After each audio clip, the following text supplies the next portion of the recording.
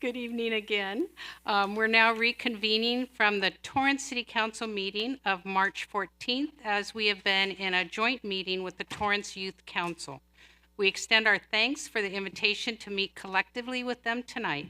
As Mayor Pro Tem, it is my honor to hear from our student representatives about all the great initiatives they are working on at each of our Torrance schools to provide a much-needed voice for our youth.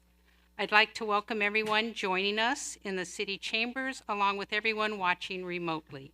We continue to encourage the public to stay civically involved by participating in the bi-monthly meetings. We ask that you treat one another with respect, despite having a difference in opinion. This is why we truly practice the principles of democracy. This week also kicks off our Social Services Commission Toiletry Drive, which runs from March 17th through March 31st. This year's drive will benefit nonprofit agencies such as Family Promise, 1736 Crisis Center, and Harbor Interfaith Services. Donation bins will be located in the City Hall lobby, City Hall West Annex, Katie Geiser Civic Center Library, and the East Annex Permit Center. Items needed include new and unopened full-size shampoo, conditioner, body wash, and bar soap, toothbrushes, toothpaste, deodorant, body wipes, bath towels, and shaving lotion and razors.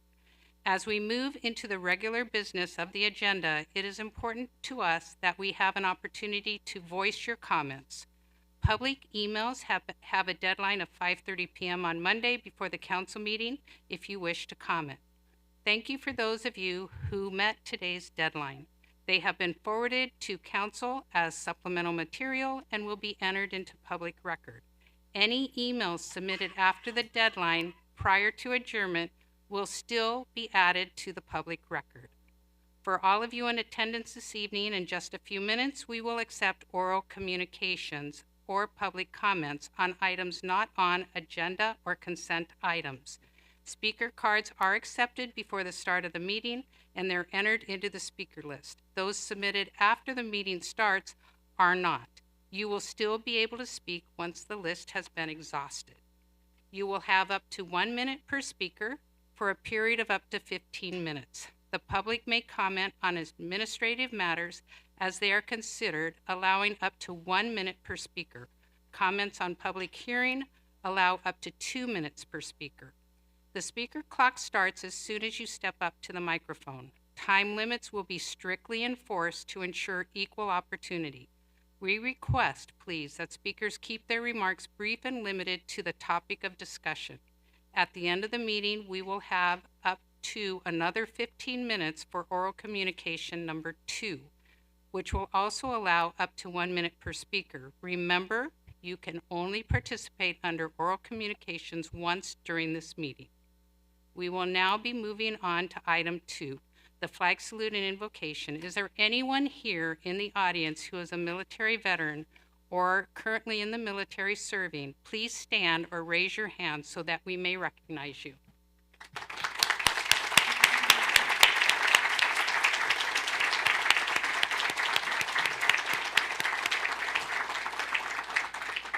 Thank you for your service. And now we'll have a flag salute by Councilmember Griffiths and an invocation by Councilmember Kaji. Please join me as we honor our flag and our country. I pledge allegiance to the flag of the United States of America and to the republic for which it stands.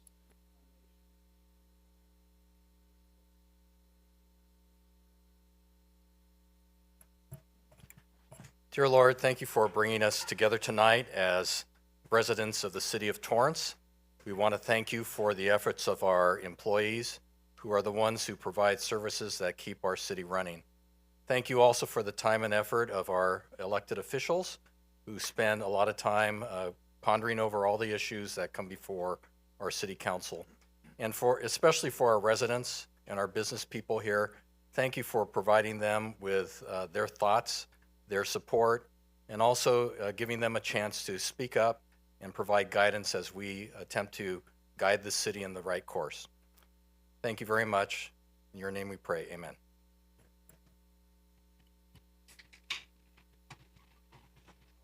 Thank you very much, Council Members Griffiths and Councilmember Kaji. We're now moving on to item 3. Can I please get a report from the city clerk on the posting of the agenda? Yes, Your Honor, this agenda was posted on Friday, March 3rd. Thank you. May I have a motion, please, to accept? Is this to waive further readings? I move to waive further readings. Second. Start voting, please.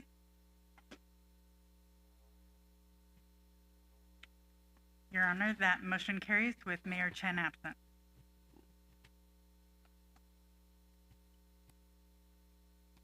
Thank you. We're now moving on to item 4, announcement of withdrawal, deferred, and/or supplemental items.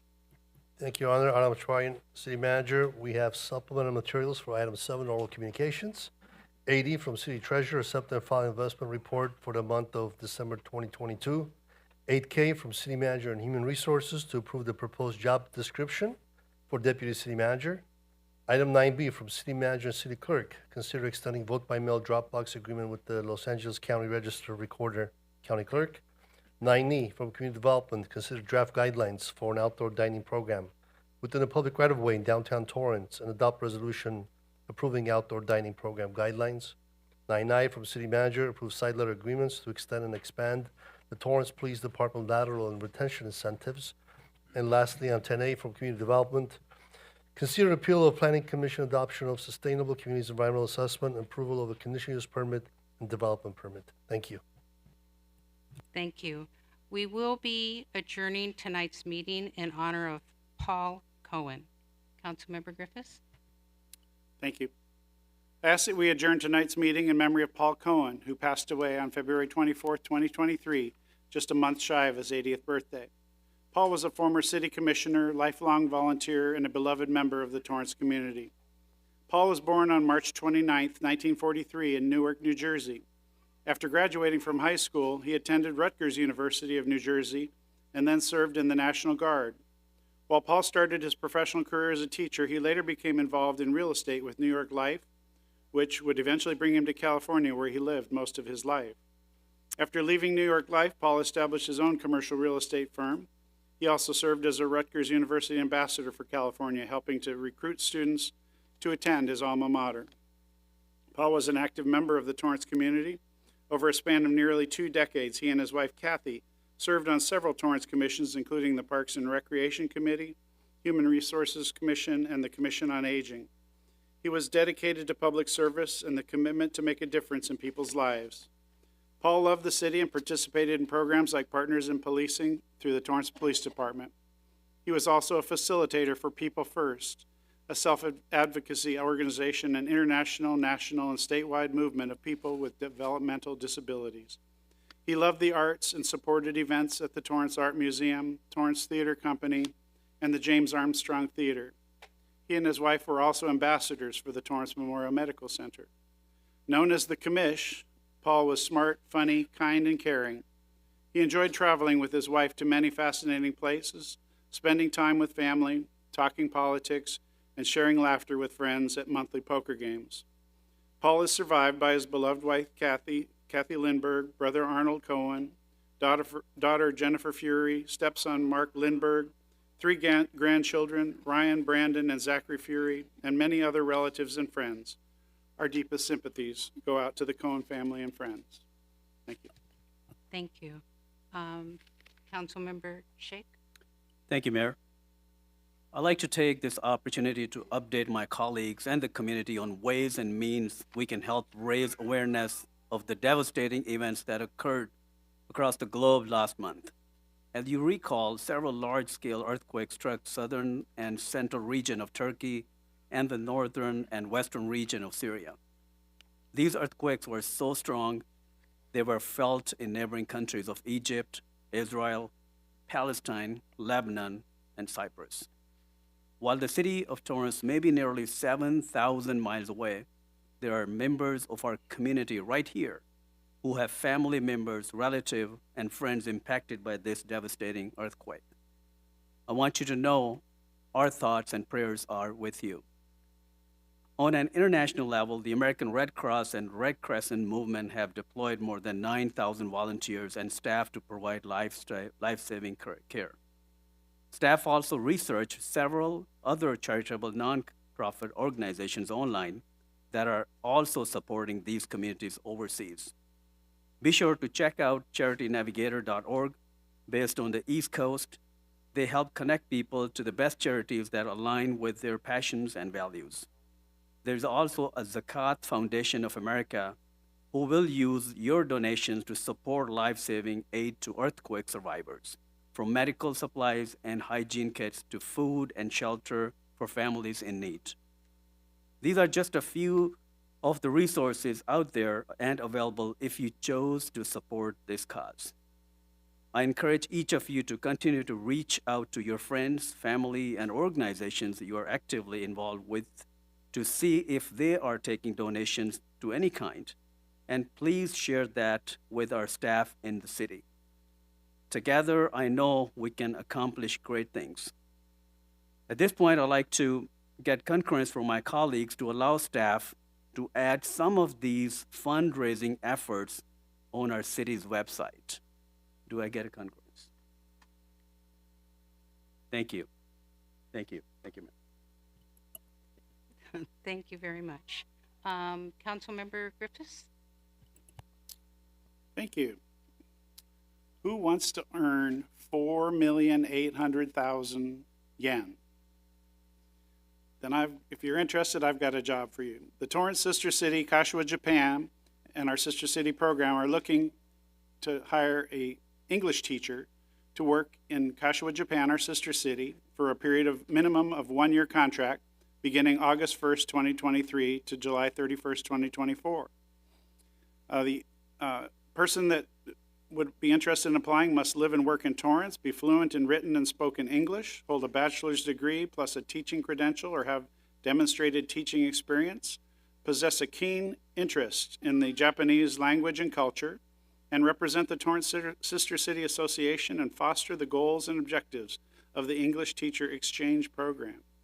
If this sounds like something of interest to you and you meet those qualifications, please go to the Sister City website at www.torrancesistercity.org for more information and to apply. Thank you very much. Thank you, Councilmember Griffiths. This Friday marks the kickoff of Governor Gavin Newsom's Clean California Community Days campaign. Clean California is a statewide initiative to remove litter, create jobs, clean highways, parks, and beautify open spaces. From March 17th through the 27th, communities across the state are invited to organize their own cleanup events and help spread the word about taking pride in keeping our state and our local communities clean. This year, the City of Torrance designated McMaster Park in District 1, Victor Park in District 2, and Columbia Park in District 3 to host a cleanup event on Saturday, March 18th from 9 a.m. until 12 p.m. Residents are invited to join our council members to those districts, Council Members Kaji, Lewis, and Sheikh. You may even want to see which district collected the most amounts of trash.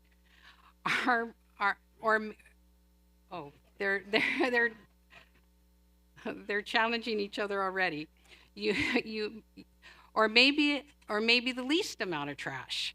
As the real winner, make it a fun contest. While Torrance promotes zero waste and encourages all participants to bring their own trash bags, gloves, and water bottles, supplies will be provided for those who are not able to bring their own. There will be a scale to see how much trash was collected at the end of the day at each park. Residents are encouraged to spread the word and bring a family member, friend, neighbor, or colleague and help us keep our city clean. To see all of the designated locations through the state, you can go to www.cleancalifornia.dot.ca.gov. Thank you. And now I'd like to ask our city clerk, Ms. Poirier, with an update on our SST application. Thank you, Your Honor. The application period for the SST Citizen Oversight Committee is this Friday, March 17th by 4 p.m. Postmarks are not accepted. Applications must be submitted to the city clerk's office, and applicants must have completed commission certification training. Seated commissioners are eligible to apply. To request online commission certification training, please email cityclerk, all one word, @torranceca.gov. Thank you, Your Honor. Thank you. And at this time, it's my honor to invite Commissioner Witt to the podium to speak about the Social Service Commission.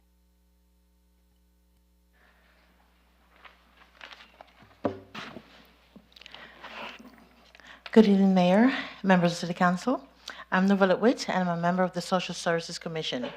I thank you, Mayor, for announcing initially our drive. Now, I'm here to officially announce that we do have our yearly toiletry drive starting March 17th through March 31st. And the drive benefits organizations that serve people experiencing homelessness. Donation boxes will be placed in the Torrance City Hall lobby and the Community Development Permit Center and the Katie Guyset Library. Subsequently, the Commission has decided to host a drive-through toiletry drive that will take place on Saturday, March 25th from 9 a.m. until noon. Collection of donated items will be accepted in the front of the West Annex building located at 3031 Torrance Boulevard, Torrance 90503. And anyone who has any questions or would like to get further information, please call 310-618-5880 or email socialservicescommission@torranceca.gov. Thank you. Thank you, Commissioner Witt. For the next few items, I will come down to the podium.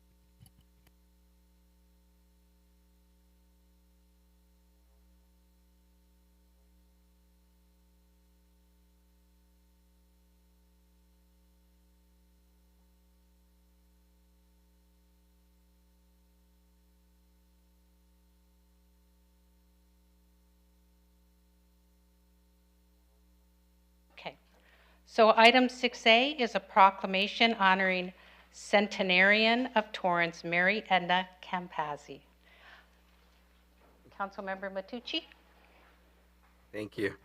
Whereas the longevity of life is a blessing for an individual and for a community that benefits from the knowledge, creativity, and experiences this individual brings to all. And whereas Torrance resident Mrs. Mary Edna Campazzi, I hope I said it right, has earned the respect and admiration from the city of Torrance and is honored as a youthful centenarian in our senior community. And whereas Mary Edna was born in Buffalo, Kentucky on September 15, 1920.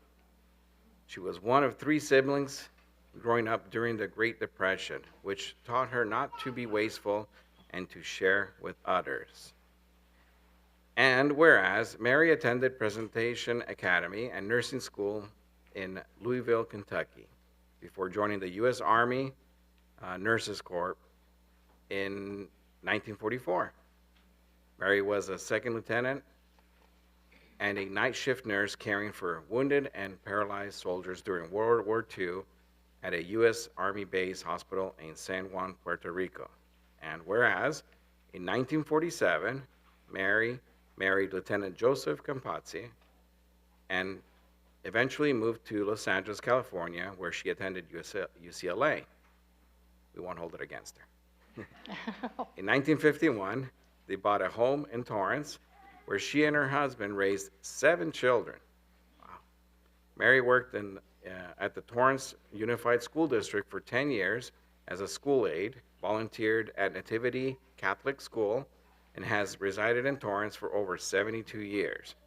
And whereas Mrs. Campazzi has always been caring and hardworking. She has seen many changes over the last century and remains vibrant and hopeful. She enjoys watching old movies, singing, listening to classical music, and visiting her 21 grand and great-grandchildren. Over the years, Mary has participated in city events honoring veterans, such as the Armed Forces Day Parade and our Hometown Heroes Military Banner Recognition Program. She has been featured in news articles as well as on local television, most recently highlighted on KABC 7 News on December 30th, 2022. Now therefore, George K. Chen, Mayor of the City of Torrance, does hereby proclaim Mary Edna Campazzi at the blessed age of 102 as centenarian of the City of Torrance, and wish her a continued lifelong prosperity and the esteem of the entire community with a distinguished and incredible life. Signed this 14th day of March, 2023.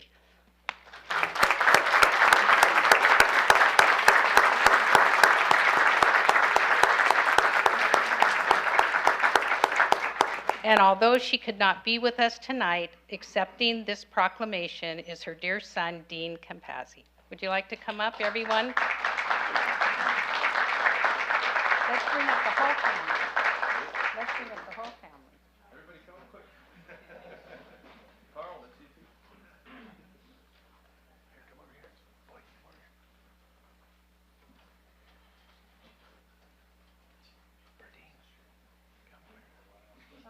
We need everybody. Some can go up on the step behind us if you like.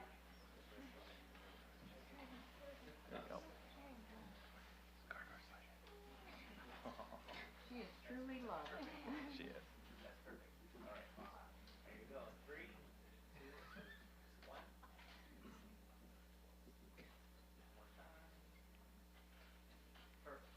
Thank you.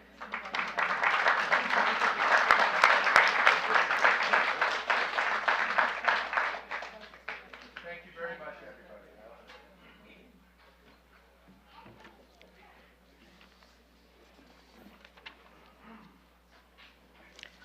Okay, moving on to our next item.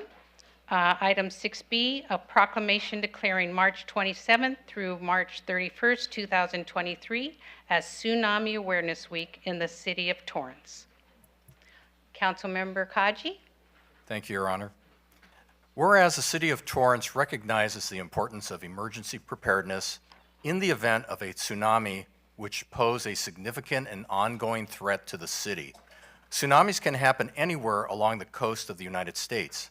As a city with a coastline bordering the Pacific Ocean, Torrance understands it is at great risk.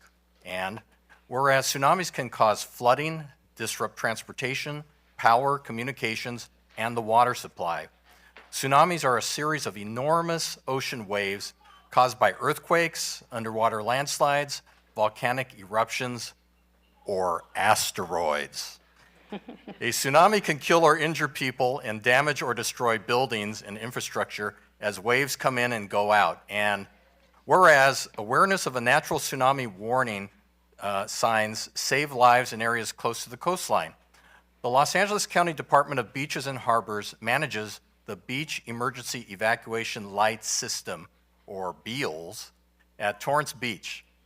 BEALS incorporates a siren, evacuation announcements in English and Spanish specific to the type of event, and flashing white LED lights mounted on permanent structures and lifeguard towers which flash slowly for water-only evacuation and quickly for full water and beach evacuation. And whereas if you see warning signs, the National Oceanic and Atmospheric Administration and Department of Beaches and Harbors advise the following in the event of a tsunami. 1, keep calm. 2, move to higher ground that is at least 100 feet in elevation, a mile inland, or to the highest floor of a sturdy building, and stay there if there are no evacuation routes defined.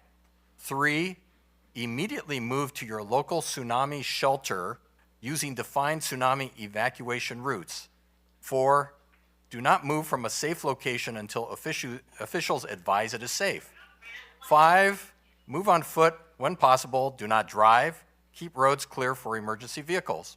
6, stay tuned to NOAA weather radio, news broadcasts, or social media for changes in tsunami alerts. 7, stay away from the coast and low-lying areas until local officials say it's safe to return. And whereas National Tsunami Awareness Week will be the week of March 27th through March 31st, 2023.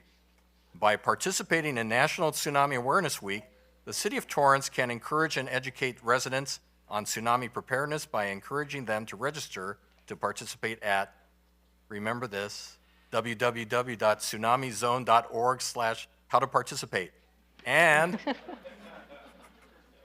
there'll be a test. Whereas, by supporting the National Tsunami Awareness Week, the City of Torrance can encourage city employees, as well as the rest of the community, to participate and learn how to be prepared in the case of a tsunami.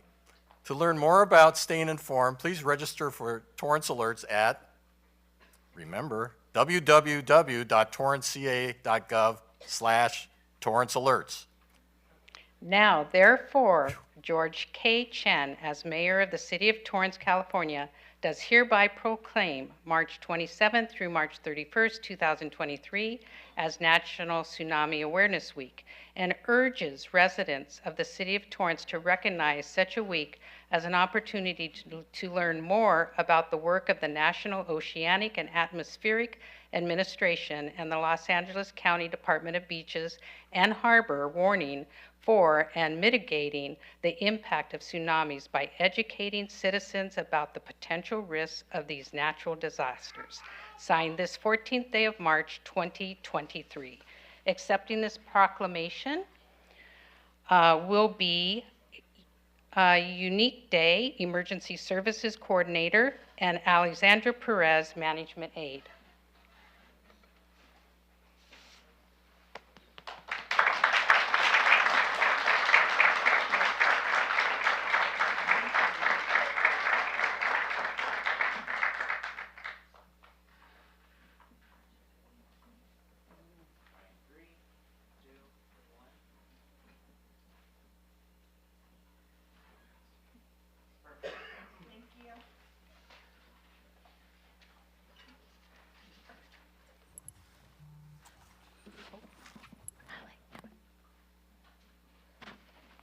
Good evening, Council. I just wanted to introduce Alexandra Perez. She is our Management Aide with the Office of Emergency Services. She's been helping a lot with our community preparedness and outreach, especially for our local hazard mitigation plan update.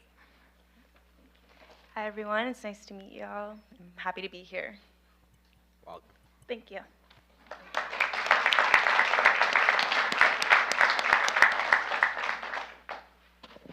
The next item, very important to me, is a proclamation declaring March 2023 as Women's History Month in the city of Torrance, and I would be honored if Councilmember Lewis would read this proclamation. Thank you, Mayor Kalani. This is an honor to do it during this meeting. Whereas in the month of March, the City of Torrance will celebrate accomplishments and the countless ways women of every race, class, and ethnic background have contributed to the strength of this nation through their leadership and dedications in fields including education, medicine, government, business, law, military service, and every other field. And whereas Women's History Month grew out of a week-long celebration of women's contributions organized by the Sonoma School District in California in 1978 and became a national celebration in 1981 when Congress authorized and requested the President to proclaim the week of March 7th, 1982 as Women's History Week. And where in 1987, after being petitioned by the National Women's History Project, Congress designated the month of March 1987 as Women's History Month. Presidents every year since have issued annual proclamations celebrating the contributions and achievements women have made over the course of American history. And whereas the National Women's History Alliance theme for the 2023 Women's History Month is Celebrating Women Who Tell Our Stories, in recognition of women, past and present, who have been active in all forms of media and storytelling, including print, radio, TV, stage, screens, blogs, podcast, city cable, and more. The theme honors women in every community who have donated their lives and talents to producing art, pursuing the truth, and reflecting the human condition decade after decade. And whereas, while much has been accomplished in the United States with respect to gender parity, women in other countries still face cultural, legal, economic, and social challenges. Many of these women have loved ones here in this room today. These women should not be forgotten, nor should their achievements to bring about social changes. And whereas the City of Torrance has been fortunate to have many women who have served or currently served in key leadership positions in various industries. This includes former mayors Katie Geisert and Dee Hardison, as well as many other women who have or currently serve on this council, as well as on city commissions and committees. And Now therefore, George K. Chen, as mayor of the city of Torrance, California, does hereby proclaim March 2023 as Women's History Month and encourage residents of the city of Torrance to celebrate and honor the women who make a difference in their lives and continue to support and recognize women in leadership roles. Signed this 14th day of March 2023. And in acceptance of this proclamation, our dear Lynn Robinson, president of the Torrance Women's Club, will be coming up to the podium. Thank you.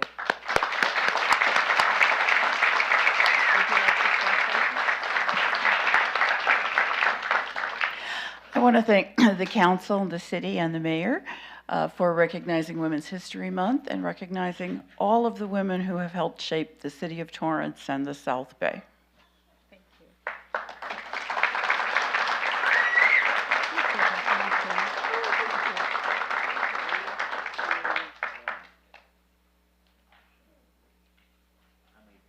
Thank you. Thank you. Thank you again.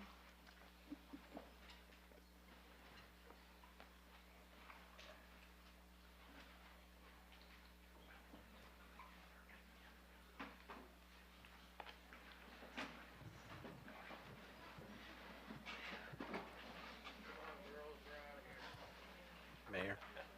Mayor Pro Tem. May I say something? Thank you, Mayor. No, I just wanted to remind the public that, a lot of people see us taking photos. I always thought like those photos that we take go into the abyss, but there's actually a link on the website where people can go and see all the photos. And some of them, I guess, even dating back a few years. So it's really a nice way to archive the memories that we make here at the podium. So just wanted to remind everybody. I don't know what that address is, but torranceca.gov is the. It's under the city council meetings. We have it logged. And Under city council we can meetings, push or- that out as well on social media. Yeah, I think it's a great link that people need to see. Again, there's a lot of historical data in there. Thank you. Thank you, sir.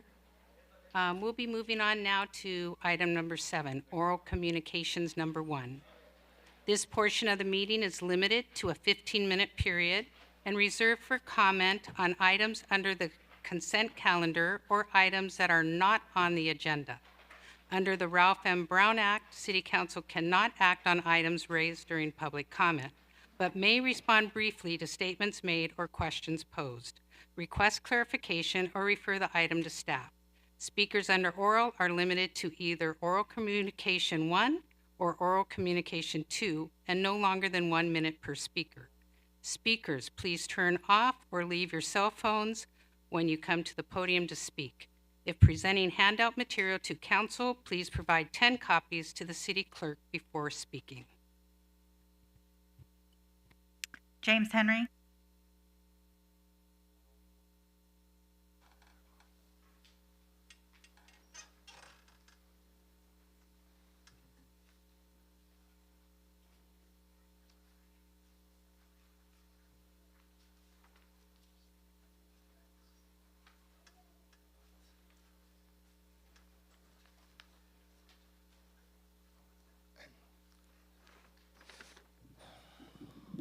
I have a handout.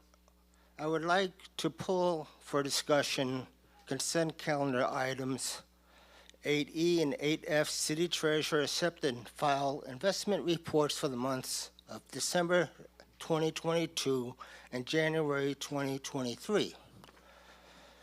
As per my handout on these agenda items, the up-to-date gain of the city's ending bank balance for the 7 months of fiscal year 2022 and 2023 is $26,140,650.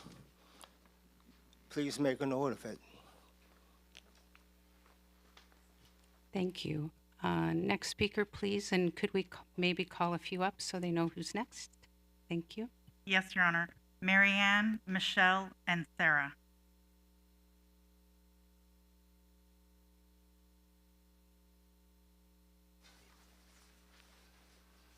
Do you want to wait? Can I go?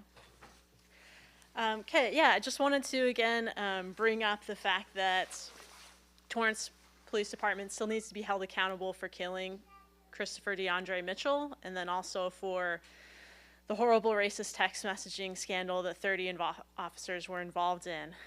They talked about killing black people and killing black children and putting them in coffins. And then this council still refuses to create an independent civilian oversight committee, has paid tens of millions of dollars in litigation costs for the police's misconduct. And then now on the agenda items such as 8B, want to give them more benefits and more money and raises to the people that are committing these violent acts against the community. And especially when so many other city employees are asking just for livable wages, you continue to instead reward the police for committing these gross violent acts. So just want to stand in solidarity with the city employee. Thank you. Next speaker, please.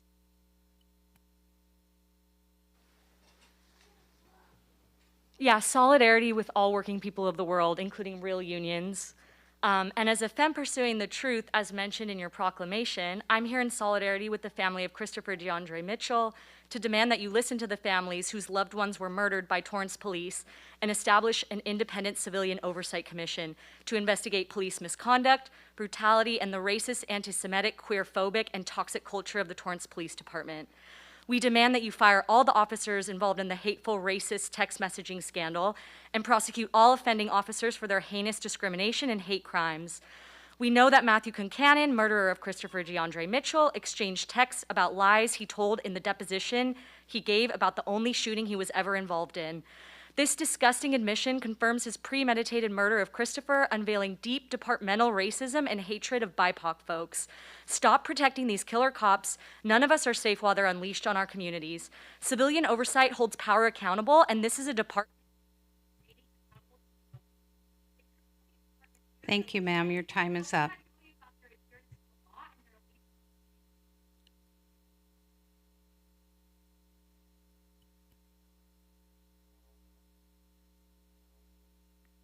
Sarah.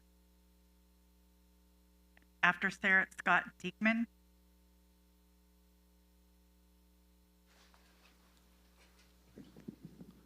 Good evening, Council.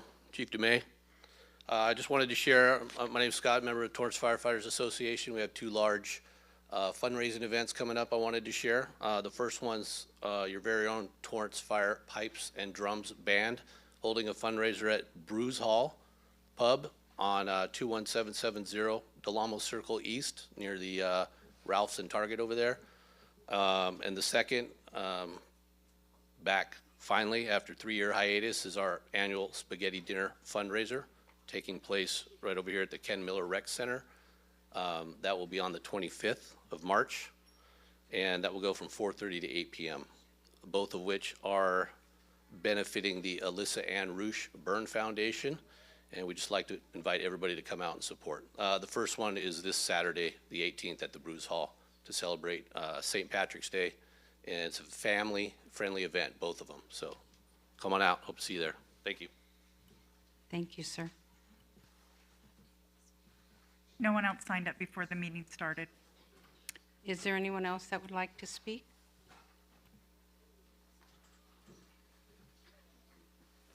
Hi, good evening. My name is Eric Fine, and I live in District 6. This is regarding leaded fuel in the gasoline from the airplanes at the Torrance Airport.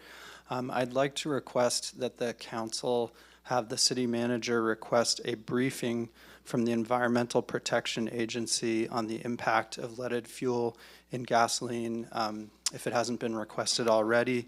It can provide you all with more information about the impact of airplanes flying, not just noise, at the Torrance Airport as you all decide on next steps. Thank you. Thank you, sir. Greetings, City Council. You are invited to an opening reception for CoLab 5, an Unburnt Witch and public domain film series on Saturday, March 25th from 6 to 9 p.m. at the Torrance Art Museum. The exhibitions will run through Saturday, May 6th. CoLab 5, Los Angeles and the World, is on display in the main gallery. CoLab is the museum's global contemporary art program where artist-run galleries from around the world are invited to partner with SoCal ones. This year's iteration features galleries from Johannesburg, Madrid, Stockholm, and Seoul, collaborating with galleries from LA. An Unburnt Witch, an immersion into the drawings of Zach Smith, transforms Gallery 2 into a space where people can relax on a couch and take in art at their leisure. In the dark room, guests can enjoy public domain film series, Films That Made the Movies. A different film is featured every week. For more information about the museum shows, visit torranceartmuseum.com or go to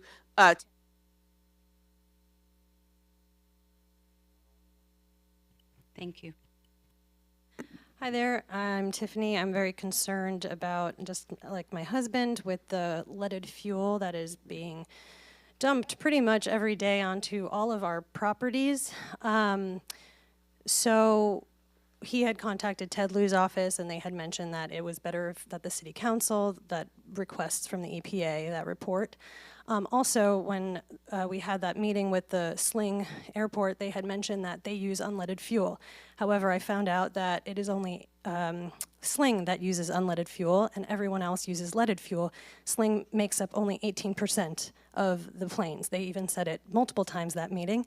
So it really, the amount of leaded fuel that is dumped on all of us, everybody lives in Torrance here, so it's not good. There's air particle, it goes into the air. It goes onto, I don't know if we have lemons and oranges in our backyard. I don't know if you do too. So it's hand to mouth and kids touch it, so it's very dangerous. And Thank you. Good evening, council members. Julie Dojiri, New Horizon resident, and I'm here to thank Public Works. We have a mailbox on the corner of 229th and Nadine Circle, and that mailbox was moved by the post office about 7 times. They never filled in all the little holes that the legs made, and it became a very, very difficult safety issue for our residents who frequent there to cross the street, to mail something, because with canes, their canes got stuck in the hole, or it was very difficult for people in walkers to walk there. So one of our residents sent a work request to Public Works. The very next day, Public Works was out there.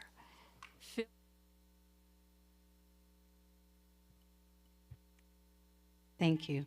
Thank you. Hello, everyone. This is Andy Porchop. I almost couldn't make it today, but, I took everything to get here. I would like to congratulate you to running the city, especially Mr. Shaparian, because without him, permission, and the various department, what's the name of them? Sling couldn't operate here in Torrance. We had a very unfortunate day. They told the people 100 free flights. After they knew that the rain is coming, they upped it up for 200 flights. Anyway, instead of paying RM Shaparian 400,000 plus a year and giving him raises, we should hire this guy, what's his name? Wayne Tatum, and he would run this show like crazy. He is on YouTube, he is on the TV channels, he's promising everything. Thank you, sir.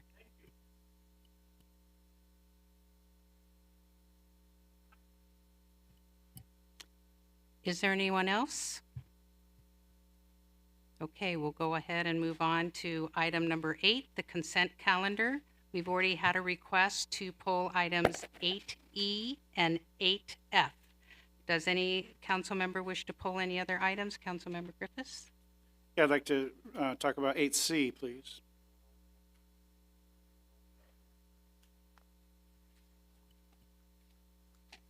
Okay, so right now we're pulling item 8C, 8E, and 8F. Do we have a motion to accept the balance of the items, please? I make a motion to accept the balance of the items for the exception of 8C, 8E, 8F. Second. Start voting, please.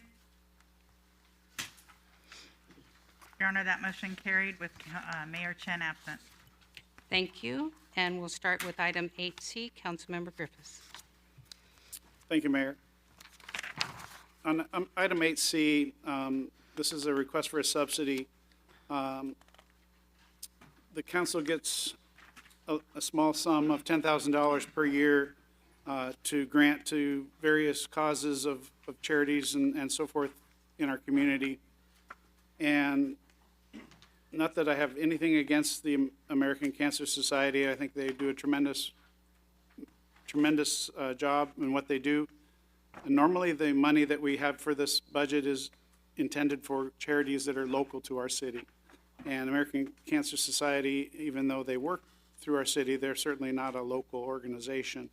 And I don't want to say no to them completely, but they're asking for almost 20% of our annual subsidy money that we have for the whole year. And I would like to request, and I would make this motion, that we limit them to a maximum of $1,000 per year instead of the $2,000 that they're asking for.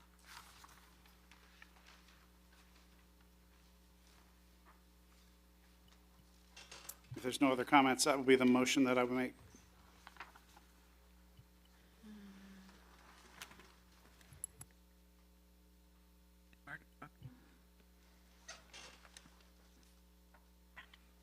Okay, Councilmember Clark. I second.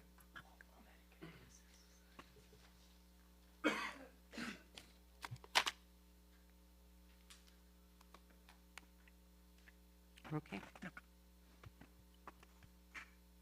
Okay, we have a motion and a second.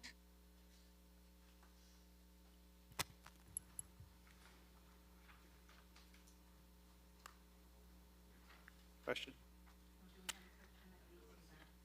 I just wanted to see if we could restate the motion with the correct amount on it. Yeah, the motion would be to a maximum of $1,000 per year instead of the $2,000 that was requested. No, that's just for this particular request from American Cancer Society. They're asking for $2,000 a year, and I'm suggesting, because they're not a local charity organization, which is where this money usually is intended to go, that we restrict them to $1,000 and save the rest of that money for our local charities. Thank you. Question, Mayor. Do we have anyone from Cancer Society to make their case, or anybody to just have any comments? Adam Chaparian, City Manager, I do not believe we have representatives. You do have the option for the group to come back in the future and request additional funding above and beyond the amount that you're authorizing this evening. But I will yield to our Economic Development Manager, Fran Fulton, if she has any insight.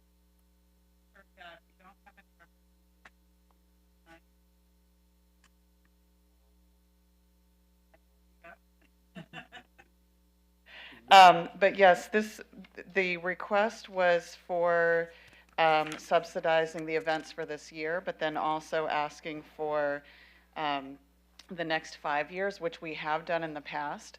But we could certainly come back next year to ask for funding for that year and so on, or limiting the amounts or what the subsidy would cover. So it's up to the council. And the group understands that it's being taken to council for approval. So, Ms. Fulton, do you know how much we gave them last year? I think it was a little bit less. 16? Mayor Pro Tem Danny 1600? Santana, Assistant City Manager. In prior years, at least since 2018, we provided $1,600 on an annual basis for the Relay for Life and Bark for Life events. Thank you. If I may just make a comment, it is true that although they aren't local, cancer affects a lot of people, and it affects a lot of our residents in the city of Torrance. So I'm going to keep that in mind when I vote on the motion and the second to approve their subsidy, but at only $1,000. Yeah, I just want to further explain the reason for my motion is that we have an extremely limited budget to support our local charities historically, and that's why I'm making this motion, is I've been on this council for 9 years, and historically, we try to keep that $10,000 reserved for local charities. I have absolutely nothing against the American Cancer Society. I think they do tremendous work, but they're also extremely well-financed, unlike many of the charities here locally who really, really need that money. And since we have such a limited amount, that's the only reason that I'm requesting that we reserve that money for our local charities who really need that assistance. And it has absolutely nothing to do with anything against any particular charity. We could also, if you will, we could also come back to, and depending on how much is left in the budget, if that was available, we could come back to ask for it for the Cancer Society. Thank you. Councilmember Matucci. Yeah, thank you, Sharon. I really do think that they do a lot of work, and I think the real issue is that we only have $10,000. It's not. I don't think it's $1,000 or $2,000. I mean, I don't know what the process is to, possibly increase that $10,000. I'd say at least 5,000 or 10,000, maybe double it. Because there are a lot of organizations that do a lot of great work in within the city, and I think if they service the city, I think they're equally beneficial for the residents, and especially cancer. Cancer is not something that you choose to have. I think Cancer Society has done a great job at pulling people together and giving people hope, and yes, they are well financed, but it's a huge undertaking what they have. So I'd like to keep it at $2,000 and also raise our budget. I know that's. Councilman, the budget we can consider it when we come back to you, part of the budget process. I believe we have a first and a second on the floor for voting with all due respect to the commentary, unless the council members want to withdraw their motion and restate, but we can follow up on a second piece. Yeah. I had one other comment to make too. I think this is allowing for 2,000, but they may not use that much either. I know for one of the events that they're planning for this year, they did find another location that's not a city facility. So there's that to consider as well. I got you. I know, but I think it's such a small amount that we're, arguing over, but everything adds up. I understand that point, and I do want to obviously support local nonprofits, but I think if we can reconsider the motion to keep it at $2,000, I'd go for that. Just to clear, this is for the rental facility. It's not the the cash that we're giving it to them, right? Right. It's the cost, Just the because rental. we can't waive it. It needs to be paid somewhere, so we're covering the cost through this fund. Right. There's no liquid donation from the Right. city to them. It's just having them use this facility. Right. All right, thank you. Any other comments? Okay, the motion on the floor is to approve the item at the amount of $1,000. Yeah, I just want to reiterate again, they're asking for 20% of our very small annual budget for subsidies for our local charities. And I would modify my motion to say if we have money left over that we don't spend of that $10,000, I have no problem having the American Cancer Society receive any overage applied towards any of their rentals, if that will make my motion more amenable. Yep. I agree to the modification of the motion. Start voting, please. Your Honor, that motion carries with Mayor Chen absent. Okay, thank you. Moving on to items 8E and 8F. Thank you, Mayor. Treasurer Goodrich. Thank you, Mayor. Tim Goodrich, City Treasurer. I would just like to request approval from the council that at a future council meeting, we bring forward an item to present a general update on the Treasurer's office to the community at large. Any comments from council? I didn't catch the last part. I've been working on an update for the community to allow people to see the progress that we're making in the city treasurer's office and the plans for the future as well. And would just like to request approval to bring that forward, tentatively right now scheduled for April. Thank you. Okay, we have concurrence, 6-0. Honorable President, City Manager, does council have any questions on item 80? Even though a member of the audience, a member of the public requested the item be pulled, the public comments are for items on orals and for consent calendar are limited to oral communications portion. So unless council has any questions to the treasurer, you can make a motion to approve. Thank you. Okay, any comments? If not, can I have a motion to approve item? Let me ask a question. Sure. So are you going to talk about this item in detail? That's what we're doing next time when we bring it up? No, not Okay. this specific consent calendar item. This would be a separate detailed item update to provide details to the community about what's transpired in the treasurer's office and also what we have scheduled for the future as well. All right. Thank you, sir. A bigger picture. Right. Thank you. Thank you, Mayor. Of course, any other comments from council? Okay, motion to approve items 8E and 8F. So moved, 8E, 8F. Second.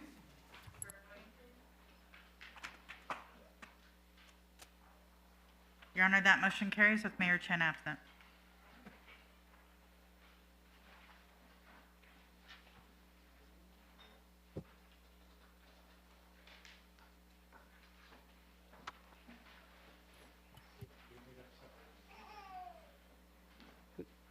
Thank you. Okay, now we're moving on to item 9A, administrative matters. Good evening, Mayor Pro Tem, members of the City Council, Danny Santana with the City Manager's Office. Before you this evening is the second edition of the City of Torrance's Year-End Review. Next slide, please. The purpose of the annual report is to provide a high-level review of projects and divisions across all 14 city departments during the calendar year 2022. The intent is to communicate the breadth of city services provided during such time. Next slide, please. Throughout the report, information is presented in various forms. These include brief narratives, statistics, and visual imagery. Together, they help convey a complete understanding of the various services and projects and how they have a direct correlation to our residents, businesses, and visitors. Next slide, please. QR codes have been embedded to allow for easy scanning with a smartphone device or a click from a desktop or tablet when trying to learn more about a specific project or department. Next slide, please. Following Council's review and concurrence, the report will be distributed digitally through all city social media handles. The report is also easily found on the city's main webpage, torranceca.gov. A very limited print run was completed to be mindful of both costs and the report's associated environmental footprint. Next slide, please. Despite lingering pandemic challenges, first droughts, then storms, city departments through it all and their teams took pride in maintaining and improving critical infrastructure and advancing city services that Torrance residents and businesses rely on. Next slide, please. On behalf of the city manager, we would like to thank the departments for providing wonderful representations of their operations and the municipal service delivery of them. An additional special note of gratitude to graphic designer Alan Tang, who helped with the design and layout, and the city manager's office, Jill Reed, who helped with coordinating with the departments to gather the content, editing, and image sourcing, many of which she took on her own and personal camera. Finally, staff also thanks the council for their continued guidance and support of city staff and your consideration of the material you have before you this evening. We're available for any questions. Thank you. Councilmember Griffiths. Thank you, Mayor. No question, just a compliment. I think it's a tremendously well put together document that really kind of gives a great visual snapshot of what's happened in our past year. And you already said it, thanking the staff that put this together. I'm sure it was a tremendous amount of work, and it shows. And I wanted to just compliment everybody for putting it together. Any other comments from the council? Councilmember Lewis. I know what it takes to put together a document like this, and I'd like to thank staff and especially our in-house Martha Stewart, who is Jill Reed. Jill, can you stand up and take your applause? She does a lot for us, and we do appreciate that. Thank you, Mayor. I'd like to make a brief comment. I just would like to thank everyone as well for this this year's review and the pride that you can see in its presentation. It just makes me feel so appreciative of being able to live in such a great city. So thank you all very, very much. Do we have any other comments from council? If not, we'll go to the audience. Would anybody like to comment on item 9A?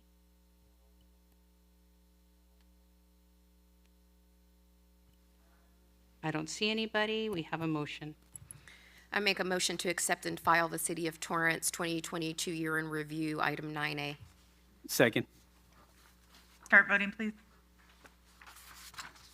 Your Honor, that motion carried with Mayor Chen absent. Thank you very much. We're now moving on to item 9B. Is there a staff presentation?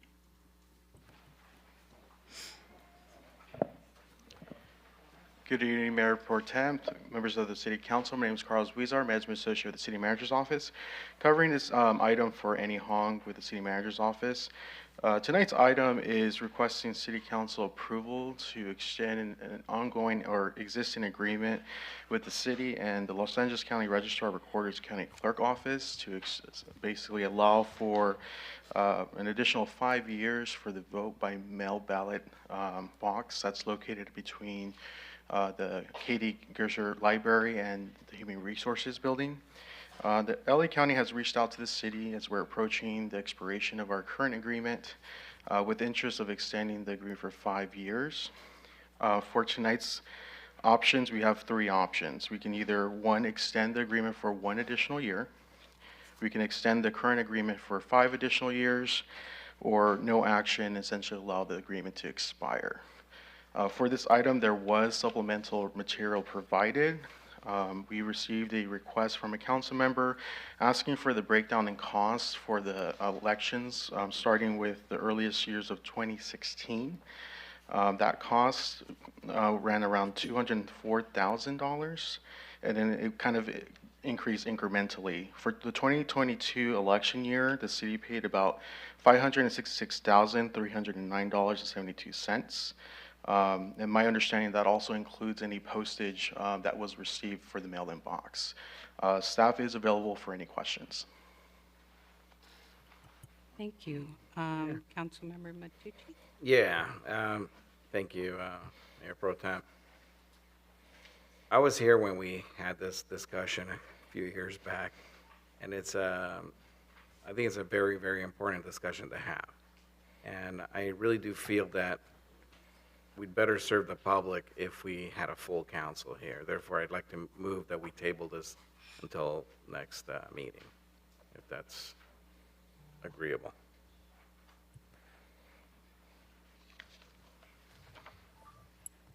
That's my motion, to table this to the next meeting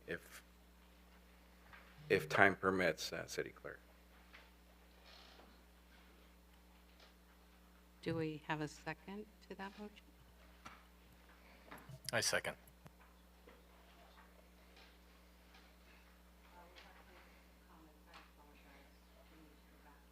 I apologize. We need to go back. You had a comment, sir? If this motion passes, then I'll reserve my comments for the next discussion.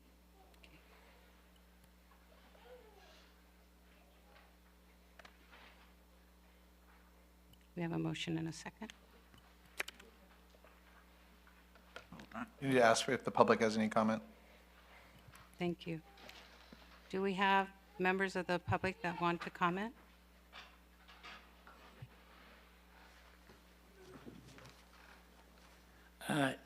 Andy Porchop again. I would just like to say that I like that we can vote, and I don't know what was wrong with the old system when we could go and vote, and stand in line and talk to our neighbors and everything, and you were there, you see the system and everything.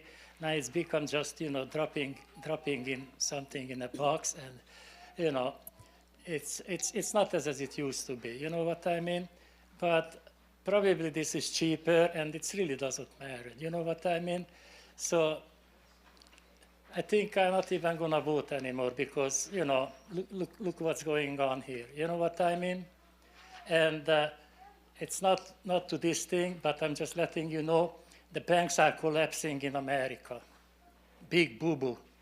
So I don't know how Timmy Goodrich gonna handle this, and he's not here to listen what I'm saying, but, tighten your belts. It's gonna be a terrible time. Thank you. Thank you, sir. Is there anyone else that would like to comment on this? Okay, we have a motion. I just and have a second. minor request. Sorry. Before we vote, I'd like to just ask that if this has come forward, if the motion passes, I'd like to request that the supplemental be included in the future meeting. Thank you. Start voting, please. Your Honor, that motion carried with Mayor Chen absent. Thank you. Moving on to item 9C from the city manager and human resources. Is there a staff presentation? Good evening. Excuse me. Good evening, Your Honor and council members. Kelsey Winders, Human Resources. Item 9C is a recommendation to approve the reclassification of Senior Administrative Assistant Cynthia Roselle to the classification of Supervising Administrative Assistant. At the February 7th, 2023 meeting, your honorable body approved a reorganization of the Community Services Department, which upgraded 1.0 Senior Administrative Assistant position to a 1.0 Supervising Administrative Assistant position. Per the policy on transfer of incumbent employees without examination, there are 6 criteria for considering a transfer of incumbent to positions that are reallocated. This incumbent has met all 6 criteria. Based on the analysis of the factors and the involvement of the position, it is recommended that the incumbent, Cynthia Roselle, be reclassified from Senior Administrative Assistant to the classification of Supervising Administrative Assistant. Staff is available for any questions. Thank you. Any questions from the council? Councilmember Sheikh? Thank you, Mayor. Thank you for the presentation. Just one question to understand. So the new chart that's shown here, that's the revised with the new title. Correct. So it doesn't. So this is a supervising admin assistant role, but do we have any personnel staff that are reporting to this supervisor?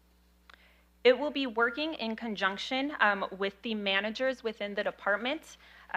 The administrative support staff will be reporting to that supervising position. Councilmember Shake, I'm sorry, John LaRock, Community Services Department. I'll just fill in some additional information from Ms. Winders. This position is directly reporting to me at the administrative level of Community Services and will supervise the administrative assistants in the cultural, in the parks, in the recreation, in the library, and secondary administration, administrative assistants. So it is a department-wide supervisory role to, in cooperation with the managers of each division, to run those admin assistants. Thank you, Mr. LaRock. So admin assistant, right next to it, that person or those individuals will report to this. That's a direct report to the supervising, the incumbent in supervising, yes. So we will revise There'll be no this. reorg after that, no. Okay. Okay. Thank you, sir. Thank you. Councilmember Lewis? Thank you, Your Honor. I've spent 6.5 years on civil service, and one of the things that we specifically requested was current org chart and proposed org chart changes, and I don't see the proposed changes because this is the existing one that we have. So if I may, this is the current org chart. What is being proposed is to reallocate the incumbent who is currently underfilling the supervising position. Okay, and then according to Mr. LaRock, she is going to supervise other people as a direct report to him? If I may, Councilwoman, we have several divisions within community services, and each one has an administrative assistant supporting the respective managers. The supervising administrative assistant will be providing the technical oversight, so they'll still continue to report to their and provide day-to-day functional support to each of the divisions they're assigned. But they'll have oversight of their training, supervision, payroll, all the clerical functionalities within those divisions. It doesn't reflect in this chart because they're in essence providing oversight to this individual will provide oversight to the various admin assistants in the various divisions that they're in. So it's, per se, they report to both their respective manager and this individual. Does that make sense, John? That So is now I correct. have two questions. And I'll just add that this also allows us to continue our cross-training purposes across divisions so that any admin can supplement the absence of any other admin in supporting direct division responsibilities. But it doesn't cause a realignment in the department. So let me go back to my original question about the org charts proposed. Are we no longer providing those to civil service when you bring positions or reorgs like this? So it's my understanding, and correct me if I'm wrong, but the reorganization has already happened through the program modifications through the budget approval on, I believe it was February 7th. So that already happened. So the position is in place. It's just currently being underfilled by this senior administrative assistant. And so with the reallocation, reclassification, this person incumbent would be placed to the supervising position. So the chart that I'm looking at now is the result of the reorg? Correct. Okay, so now here's my other question. Right beside it, there's another administrative assistant. Can you explain that position to me? And is the supervising administrative assistant now going to be this position's supervisor? Yes, so in the administrative division of community services, there is currently a senior administrative assistant and an administrative assistant. The admin reports to the senior and would continue to report to the supervising, following your direction tonight. So this position should be under the supervising administrative assistant, and we're not going to add a head count later for Correct. this person to supervise, correct? That's correct. Okay, maybe in the future when we have these reorgs, we can do a propose to make it more clear that that's what we're doing. We can. Thank you, Councilman. Any other comments from the council? Okay, we'll take it to the public then. Would anybody like to comment on this item?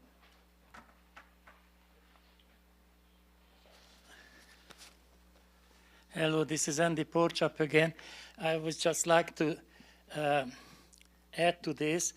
We should create one more position for the supervisor, supervising the supervisors, because that's very important to supervise. We have more supervisors than actual workers who are doing the work. You know, we have one supervisor and 3 people to supervise. You know what I mean? So what is Mr. Leroc does? He cannot supervise how many people working for him. I mean, this is a joke. You know what I mean? This is like I hire 3 cleaning crew to clean up my beautiful yard, and they come up with a supervisor. And the supervisor come and check on the supervisor. I mean, bus is not going anymore because no bus drivers. But we need more supervisors. I mean, give me a break. You know what I mean? Thank you, sir. Would anyone else like to comment on this item? Okay, I'll bring it back to the council. Do we have a motion to concur?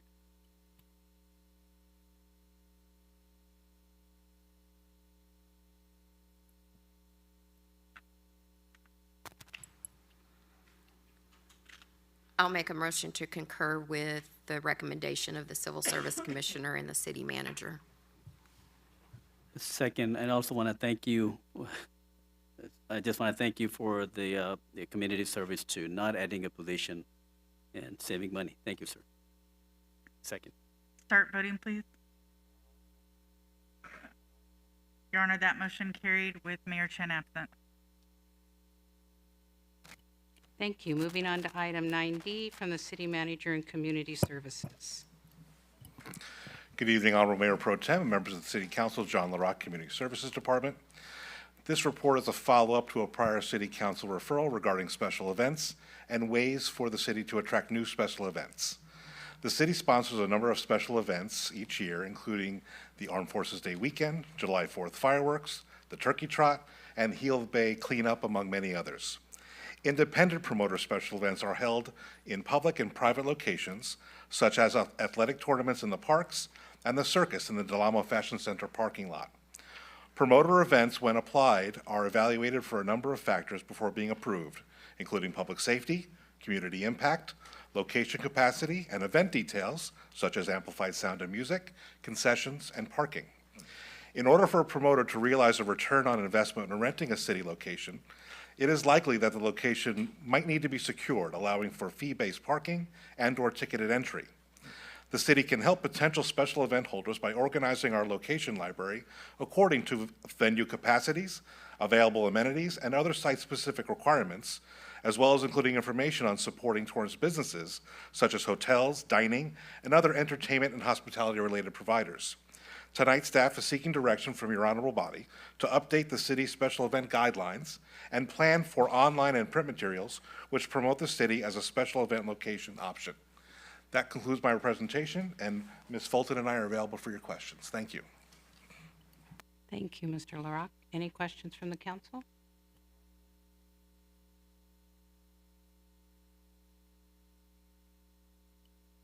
Moving on to the public. Any comments? Hello. I'm gonna cut this short because you guys cut it short. So I maybe gonna use only 57 seconds. Anyway, so as I see, it's an easy $20,000 increase. I mean, what is that for you? I mean, the city is going great, you know. The money is just coming in, Sling Pilot Academy bringing in the dough, you know, like crazy. And our airport funds, general funds, and everything. And I don't know who wants to come here and have an event, by the way. I don't know, because I just don't know. Because if I want to have an event, you know, I go to a beach city or something, you know, at the beach, the sun, the fun, the sand, the babes in the bikinis, you know. So that's where I want to have an event. You know what I mean? What I going to have an event in Old Town Torrance? You know, the old biddies come out of from the Historical Society. You know what I mean? So I don't. Thank you, sir. Any other comments from the council? If not, how would the council like to proceed?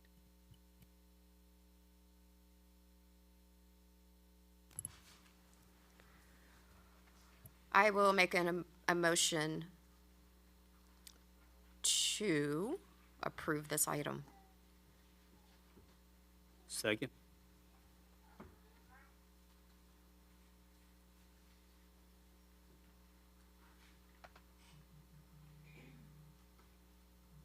Start voting, please.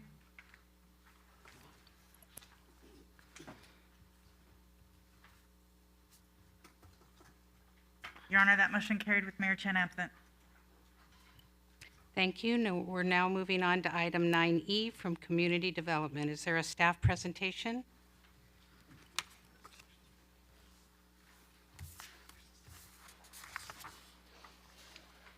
Good evening. I'm Greg Loden with Community Development Department. At the council meeting of December 20th, 2022, the City Council directed staff to develop guidelines for outdoor dining in the public right-of-way in the downtown area.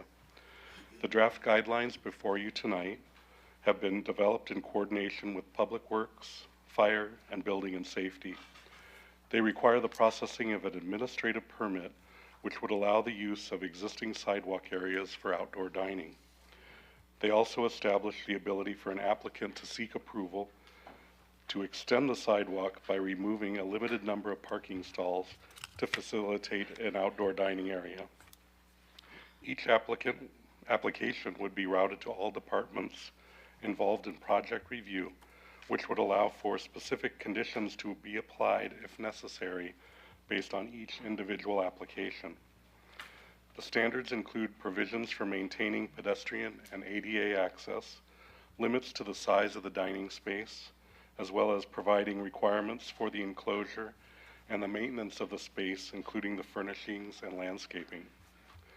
Proposed fees for an installation would include the ADM permit fee, which is currently $1,239, and an encroachment permit fee, which is currently $435. These fees adjust annually. Plan check fees and construction deposits will vary based on the valuation of an individual project. The draft guidelines also propose a licensing fee for projects that will remove parking spaces. The licensing fees for those areas is proposed at $2.25 per square foot. This would result in a maximum cost of $1,200 per year, assuming the maximum 600 square feet of right-of-way area to be utilized. A supplemental was prepared which notes that staff is proposing to modify the language of standard number 10 to allow the Public Works and Community Development Department to determine the appropriate setback of the railing from any adjacent parking stall.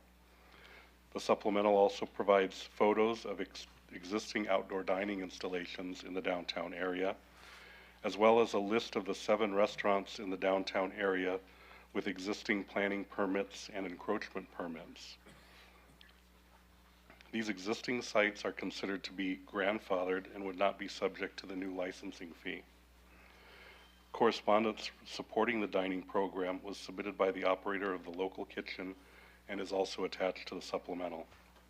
At this time, staff recommends approval of the draft guidelines as amended, and we are available for questions. Thank you. Thank you very much. We've got some questions from the council. Councilmember Griffiths. Yes, thank you, Mayor. Thank you, Mr. Loden. I just want to be clear on attachment A on the in the supplemental, the outdoor dining restaurants previously approved. So you're saying that those that do have some sort of outdoor dining that's currently approved would not fall under this new program? Correct. They are considered grandfathered as they have existing permits. Okay, because I had some questions from businesses that were unclear if this new program would affect them even though they were had long-term agreements to do sidewalk service. If I may, Your Honorable Mayor and council members, it would not affect them as far as an encroachment permit, but if they did want to start using the public right-of-way of the actual parking spaces, then they would fall for that $2.25. So I just want to make sure that that part is clear. I understand, and that's clear. And then the other comment that I had, otherwise I think it's a really great program, and you know, I don't think it's too onerous on our businesses because they're having a hard enough time as it is. But I think it gives a business that really thinks it will help their business a reasonable opportunity to do this. And personally, I like outdoor dining in the right weather. But one of the comments that I had on the Exhibit 1, the list of conditions and so forth, the item number 22, that outdoor music shall not be allowed in the outdoor dining area. Would it be possible to consider that as only if they were to receive an additional permit for outdoor music, as opposed to eliminate it completely? Is that an option that we could consider? Meaning exempt the existing restaurants? Well, instead of saying that they can't have music, if they wanted to have music, they'd have to apply for a special permit for music separately from this. Your Honorable Mayor, council members, if that is the wish of the council, we can make that. I would caution though, because what happens is we won't be able to control the level of the music. And so we might have, you know, issues with that, or we might have issues with competing if we have restaurants that are close together, competing with music that's being played in the outdoors. So there may be some issues that happen as a result of it. But in the end, what the council wishes, we can easily remove that if that's the way the council would But like to haven't we go. provided permits for people to put on music in the downtown area specifically? I believe we do special events Yes. for specific events that are taking place, but it's not on an ongoing. That's correct. Okay. We do allow for. I heard we do- whispering, I wasn't We do sure. allow for, Adam Sprang, City Manager, we do allow for noise permits, and those do get approved at our license review board. Thank you. I'd be interested to hear what my colleagues have to say about that, but that would be my only other potential option, is to allow for the possibility with a extra permit and fee, of course, to go with that. That's it. Thank you. Councilmember Matucci. Thank you, Mayor Pro Tem. Item 24, it says use of propane or electrical heaters will be subject to review and approval by the fire department and building safety department. I didn't see anything on natural gas permanent fixture, like the built-in heaters that you sometimes see cemented into the ground, into the patio. Are we allowing those? Because they're a lot cheaper to run than the propane or electric. Public Works has not currently evaluated extending private gas pipelines into the public right-of-way to do that. I don't see how we would support that, but I would also defer to the fire department on any fire code restrictions that may exist.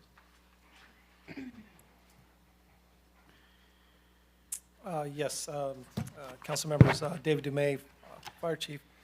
We have to be careful of having those types of heaters under tents. Those are strictly goes against the fire code. So that'd be another challenge we'd have to deal with.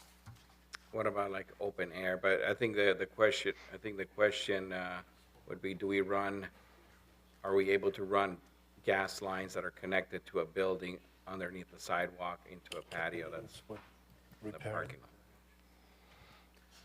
So, Mayor Pro Tem, members of the council, Danny Santana, City Manager's Office. Is it physically possible? Yes, it's possible. It's a question as to whether the city is supportive of having that kind of private infrastructure extending through a traversable public right-of-way to another privately leveraged quadrant of the public space. So that's really what's at question, and thus far, we've heard comments from staff that they currently are not supportive of that concept.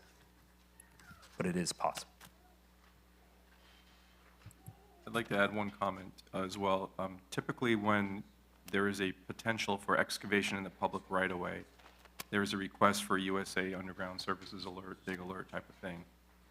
And a lot of times, certain things are not marked. And so if a gas main or a gas lateral is extended from something downstream from a meter back under the sidewalk, it's possible that it would not be marked and it could be hit. And that could be a potential risk. Thank you. All right, thank you. Councilmember Sheikh. Thank you, Mayor. On condition number 15, the quality furnishings and fixtures shall be selected. Who will decide if they're quality or not? That would be reviewed by the planning staff. Okay, so they will approve to be consistent as well as the quality. Correct. Okay. Another question. If I'm reading it correctly, they can also encroach on the city parking spaces. Correct. This program would allow operators to submit an application that would request up to 3 parking spaces to be usurped by this outdoor dining space. That concerns me.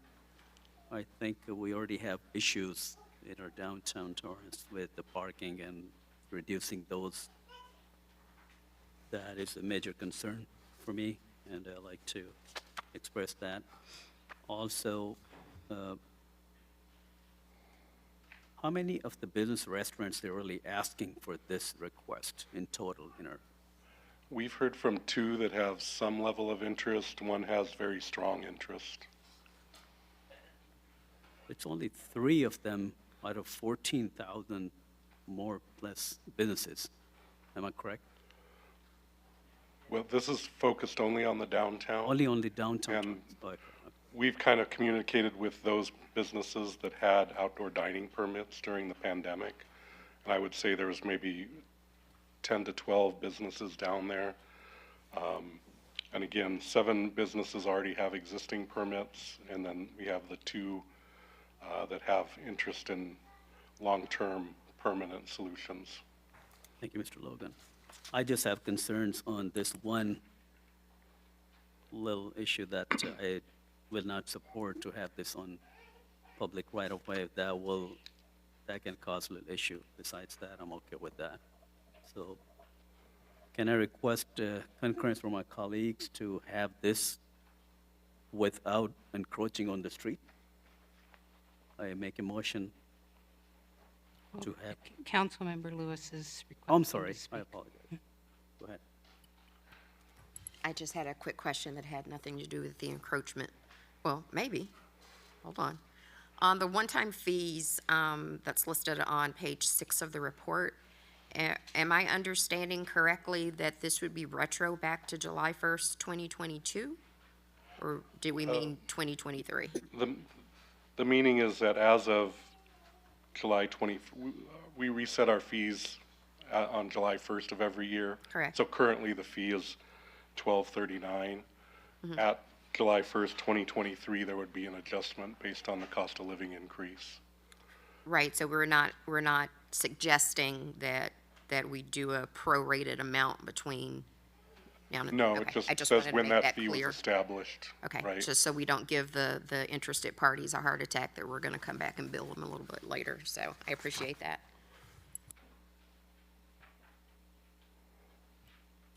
Councilmember Matucci. I believe we have to hear from the public before we can do a motion, right?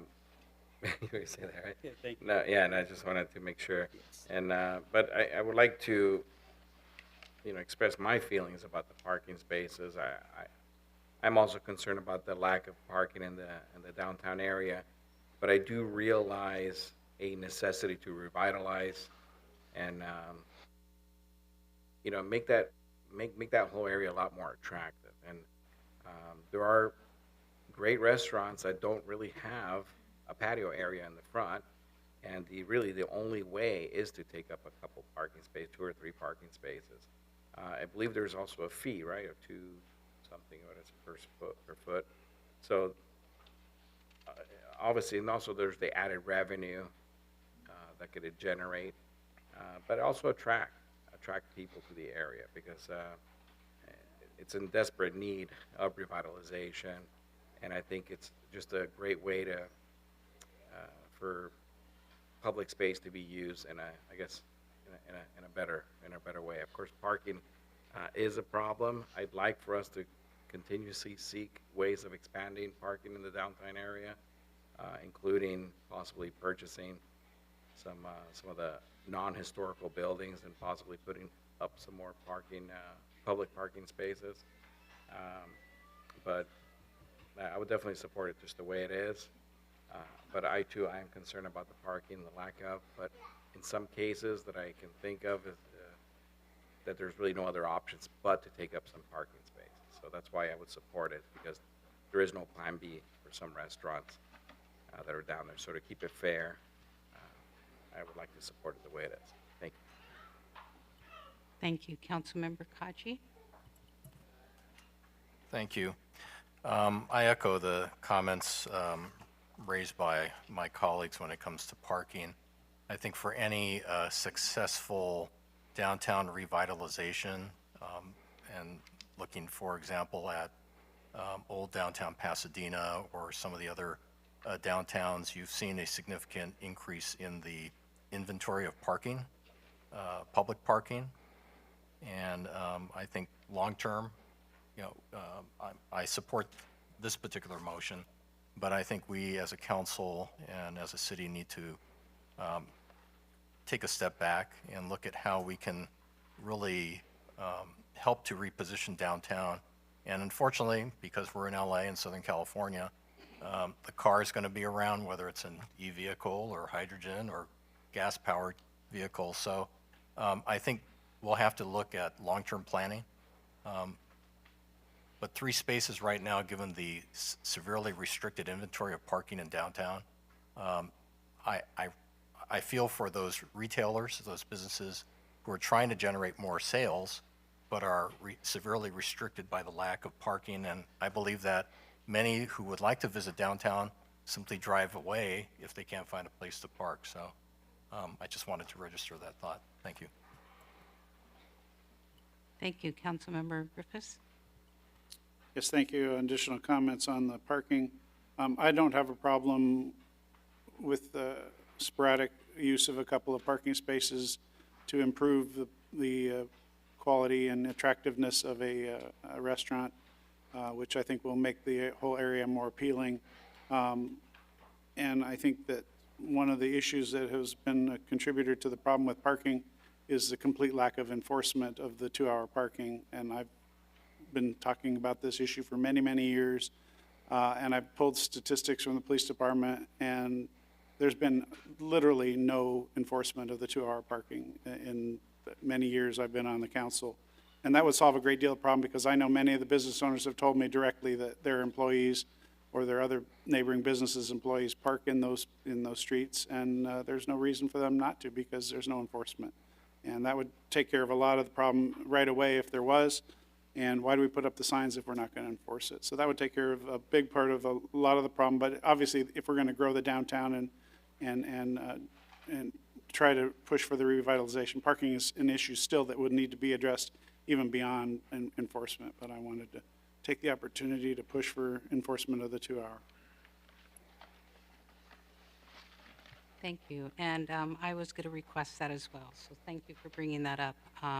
I would be in support of this, but we do need to adjust the parking. And I know, thank you to Ms. Ramirez and her group. We've been doing a lot of talking about some alternative ways to make the parking more usable in the downtown Torrance area. So right now, if there's no one else from the council, we'll go ahead to the public and see if there's any comments from the public.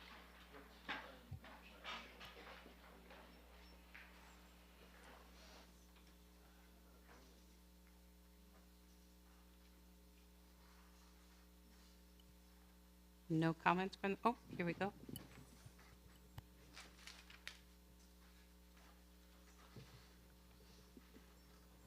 James Henry. This question is related to this agenda item. When is the next update on the progress of the revitalization of downtown Torrance going to take place? Can anyone answer that question? It's important. Mayor Pro Tem, members of the council, Danny Santana, City Manager's Office. The revitalization plan is a large document, and when the council adopted it, they adopted a multitude of implementing measures. In essence, this is part of the update to the revitalization plan because it's advancing one of the measures that council asked staff to explore.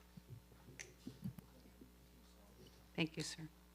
And may I ask a question, please? I believe that some things have already been started as well. Is it correct? Your Honorable Mayor, council members, Michelle Ramirez, Community Development Director, that is correct. And we have ongoing things that continue on, such as string lights that will be, and new string lights that will be installed, some planters that we're revitalizing right now. So there's things that we continue are doing and continue to have completed by the end of the fiscal year. Thank you very much. Is there anyone else that wants to speak on this item? Hi, this is Andy Porchop again. This is ridiculous and redundant, and it just, I don't want to talk dirty, but you guys poured into this thing millions of dollars already. If those restaurants cannot make up a living, then they should just move in a location where people go. Then you set up rules here only for the downtown area residents, and that was a nice thing in the pandemic when they couldn't go inside. But we can go inside. When I come to America, I love to go inside the restaurant because it was air conditioning and heating. Depends where I was. So in Italy, they have restaurants outdoor, but you know why? Because it's freaking hot. It's freaking hot. Here in America, we have air conditioning. And we don't have parking space. You want to spend $10 million on parking, and you're taking away parking. You're taking away parking. I'm going to walk. Thank you, sir.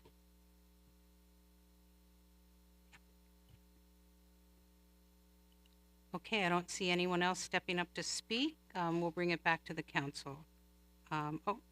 Bring it back to the council. How would the council wish to proceed? Mayor Pro Tem, from staff, prior to council proceeding, staff would like to make a suggestion on under fees, under ongoing fees, for your consideration, because we know that time can pass and inflation can impact current rates. We would suggest that the council consider adding an annual CPI adjustment. As an example, from land management leases, at times council has imposed a 3% annual CPI. At other instances, council has leveraged a 2% floor or a 5% cap. So those are two options that you could apply, similar to other city council land management conversations. Councilmember Matucci. Thank you, Mayor Pro Tem. I'd like to ask if Councilman Sheikh would reconsider his motion to include the parking, just because I think it would be very beneficial, and also include the CPI adjustments as stated by Danny Santana.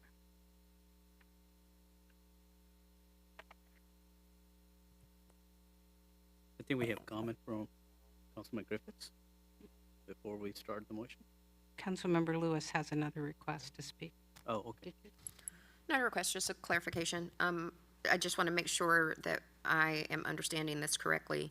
So under one-time, this is a one-time fee, the 3% CPI on each one of these fees, or Councilwoman, explain it to me, please. Good question, Councilwoman. It would be an annual CPI adjustment effective March 2023. Should council approve this concept, the fee would be $2.25 per square foot per month right now, and then it would be every July 1 or January 1, staff would recommend having it adjusted to an annual CPI adjustment.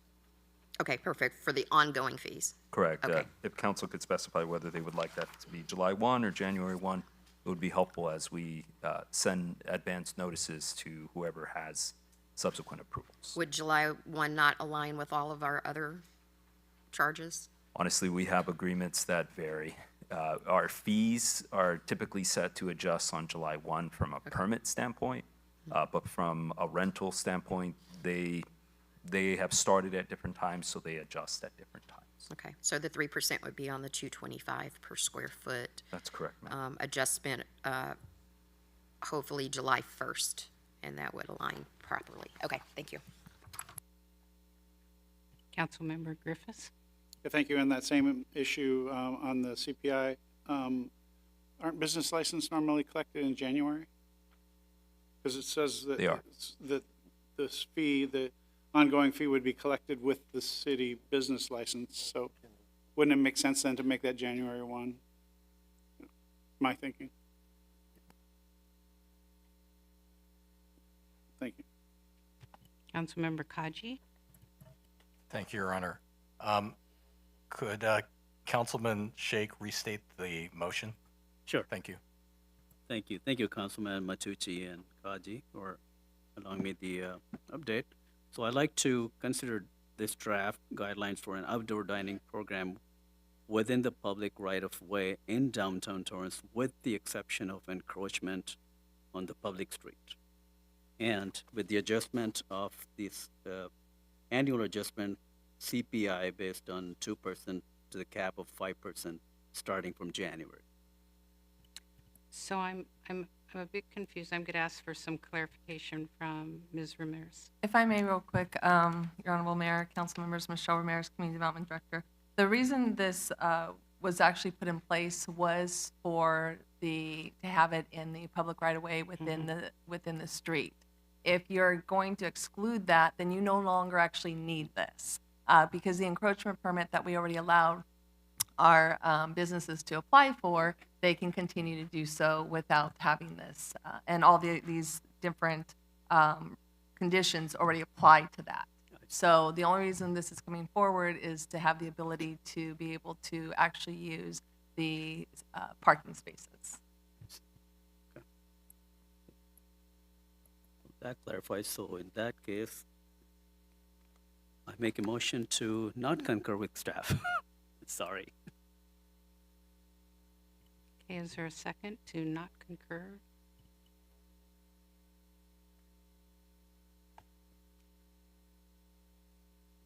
That motion dies due to a lack of second. Okay, do we have another motion on how the council wishes to proceed? Yes, I move that we adopt the resolution as stated with the CPI increases stating what, January 1st, we said? January 1st. And also taking into consideration the shortage of parking and always seek to, expand that troubling issue that exists. I'm sorry? Go ahead.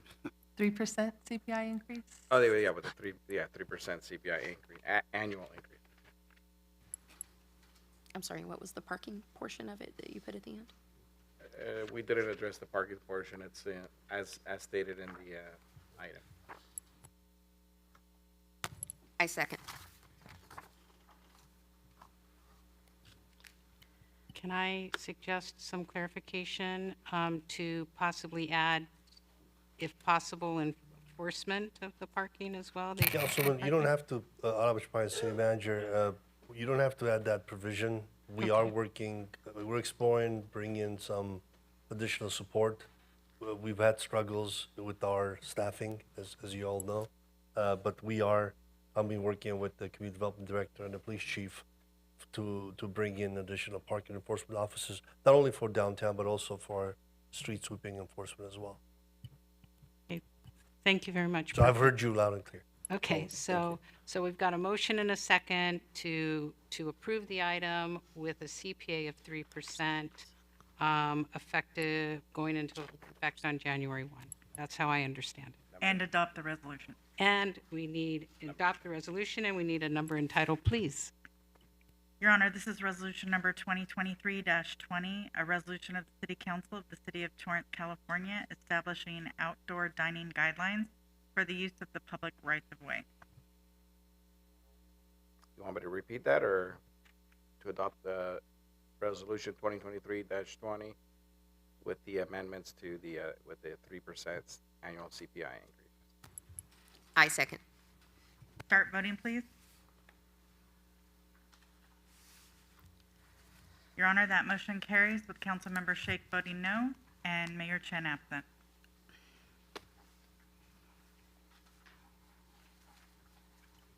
Okay, we're now moving on to item 9F from Community Development. Is there a staff presentation, please?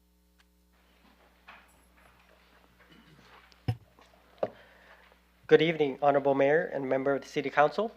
My name is Yu-Kyung Keo, also known as Keo, Plan Examiner for Community Development Department. In addition to city staff, I have with me tonight our consultant, Daniel Cepeda from Dinkin Cope Engineers. Daniel is a principal for Dinkin Cope. He assists many jurisdictions with their local seismic retrofit ordinance. Item 9F, recommendation of the Community Development Director that the City Council adopt an ordinance adopting a seismic retrofit program and approve an ordinance summary for publication. The probability of a major earthquake in the city of Torrance is high due to the proximity to earthquake fault within the regions.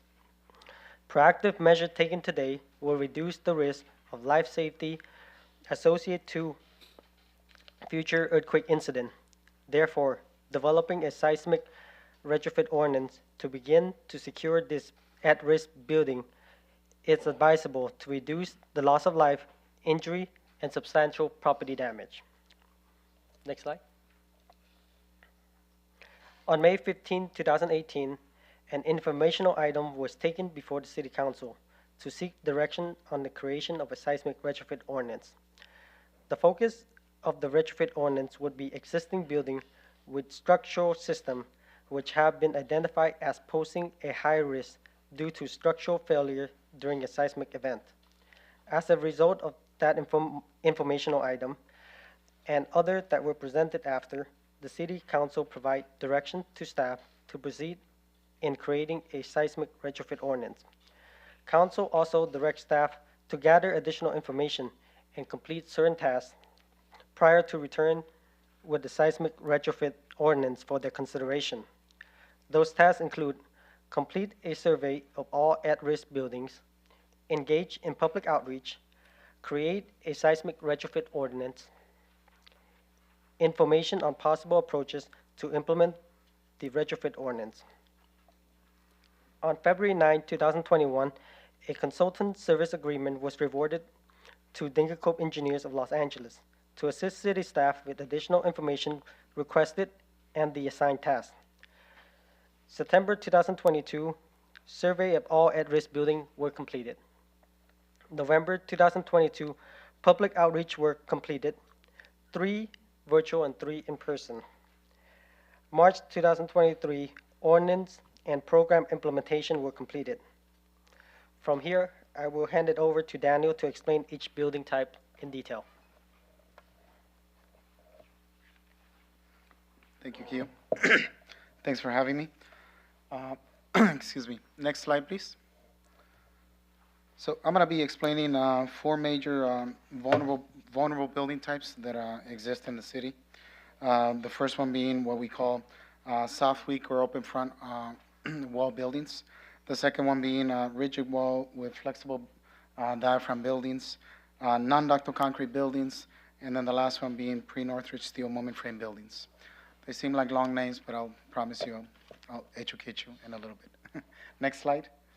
The first one is soft story buildings. Soft story buildings happen when you have a building. The ones that we're considering for this ordinance are wood soft story buildings. They're primarily multi-family buildings that are rigid at the top. They have a lot of wall at the top, but when you come down to the first floor, because of tuck under parking, they actually have a weakness at their first level.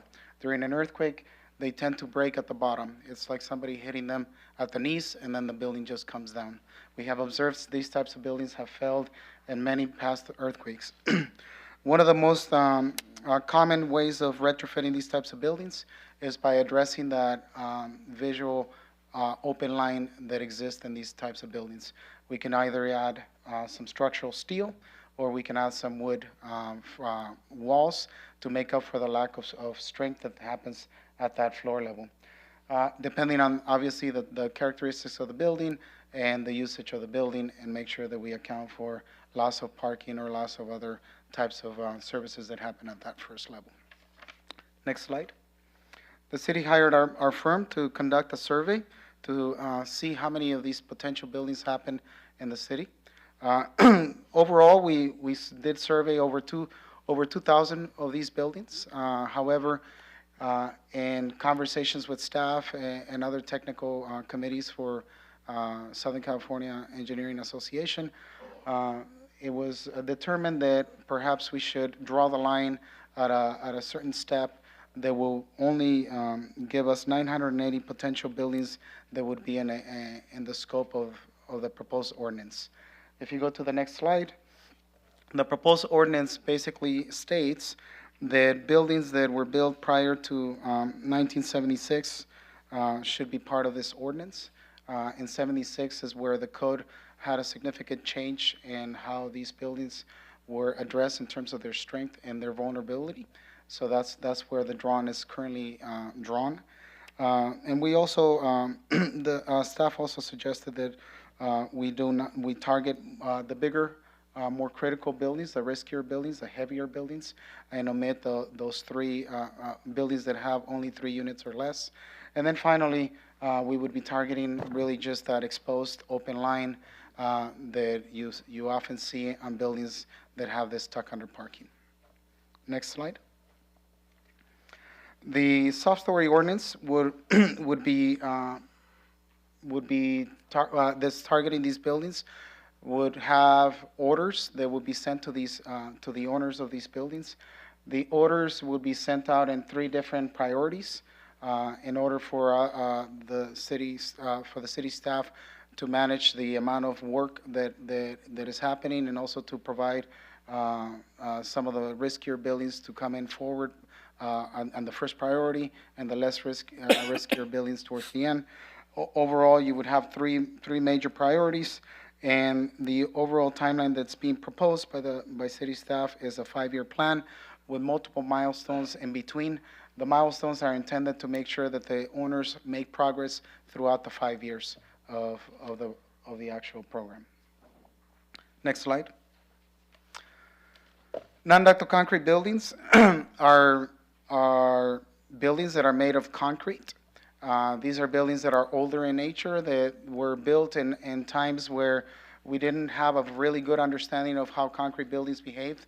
They lack reinforcement in their elements. If you see the sketches in the middle of the presentation, you will see that the columns the column on the left shows not as much reinforcement as the column on the right. Really what happens is that during an earthquake, when the building wants to move, those concrete elements break apart and they want to escape from this cage that is being formed by the reinforcement.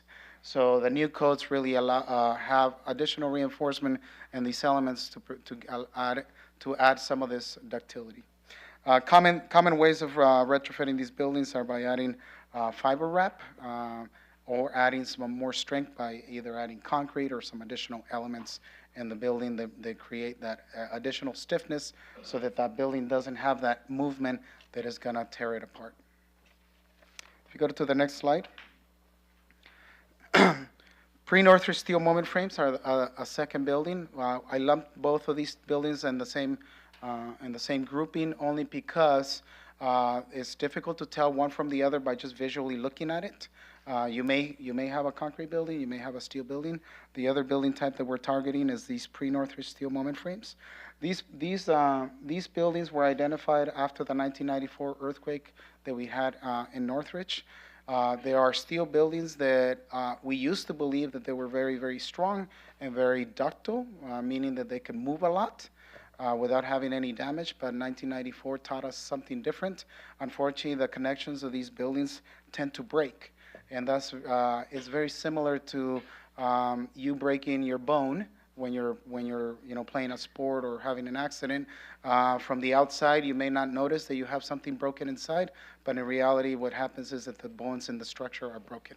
And that's one of the problems with these buildings. In order to fix these buildings, we can target the actual deficiency, which means we can go in and surgically look at these connections and fix them, or we can add additional stiffness, very similar to the concrete buildings, meaning that we add additional braces, walls, or something of the sort to really prevent that movement in the building and prevent that bone from breaking in the structure. Or another technique that's often used is what we call adding pistons, which is very similar to your cars, where you're adding shocks to the building. If you go to the next slide.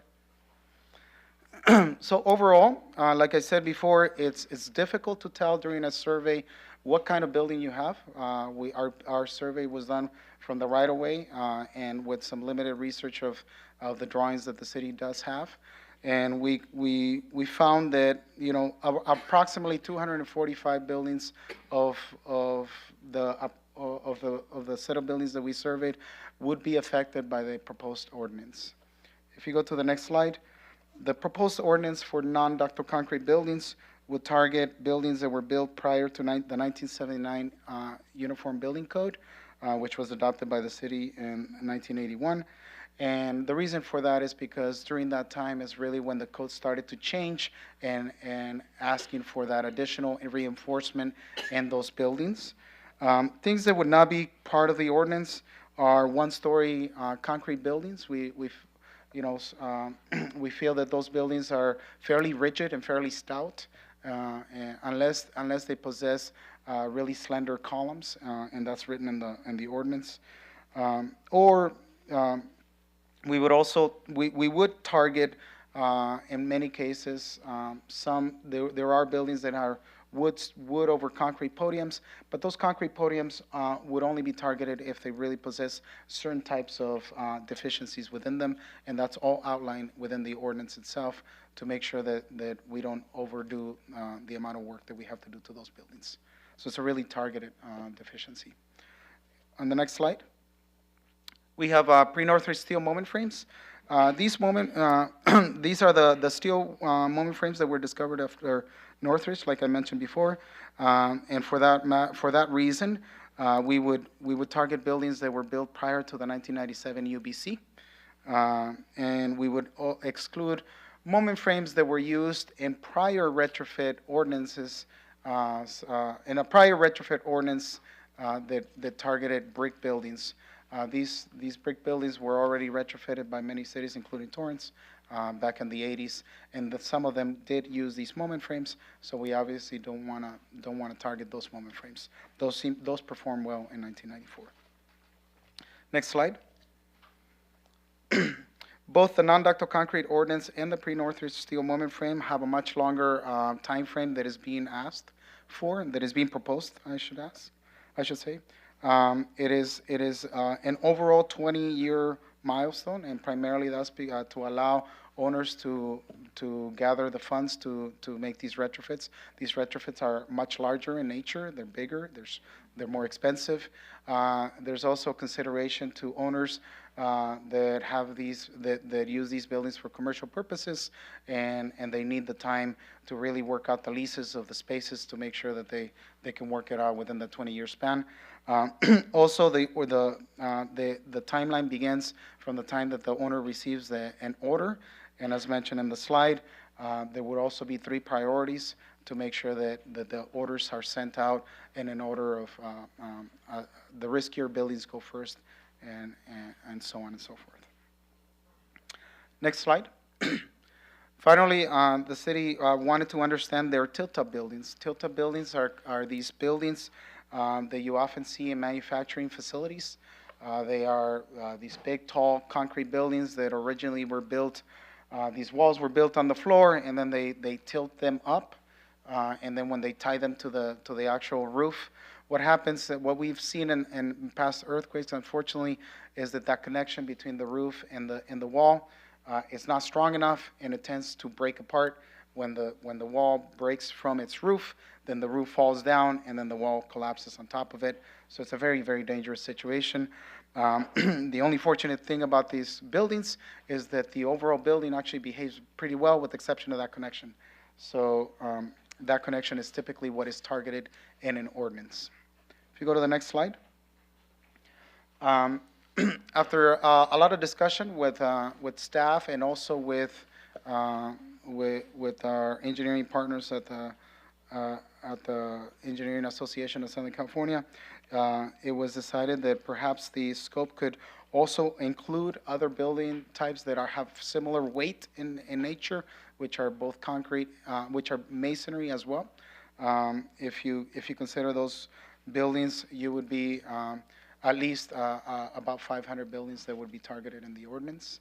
If you go to the next slide, you would see that the scope of the ordinance would be really target buildings that were built prior to 1997, and that's because after the 1994 Northridge earthquake is when the codes really changed to address that condition of the connection between the walls and the roof.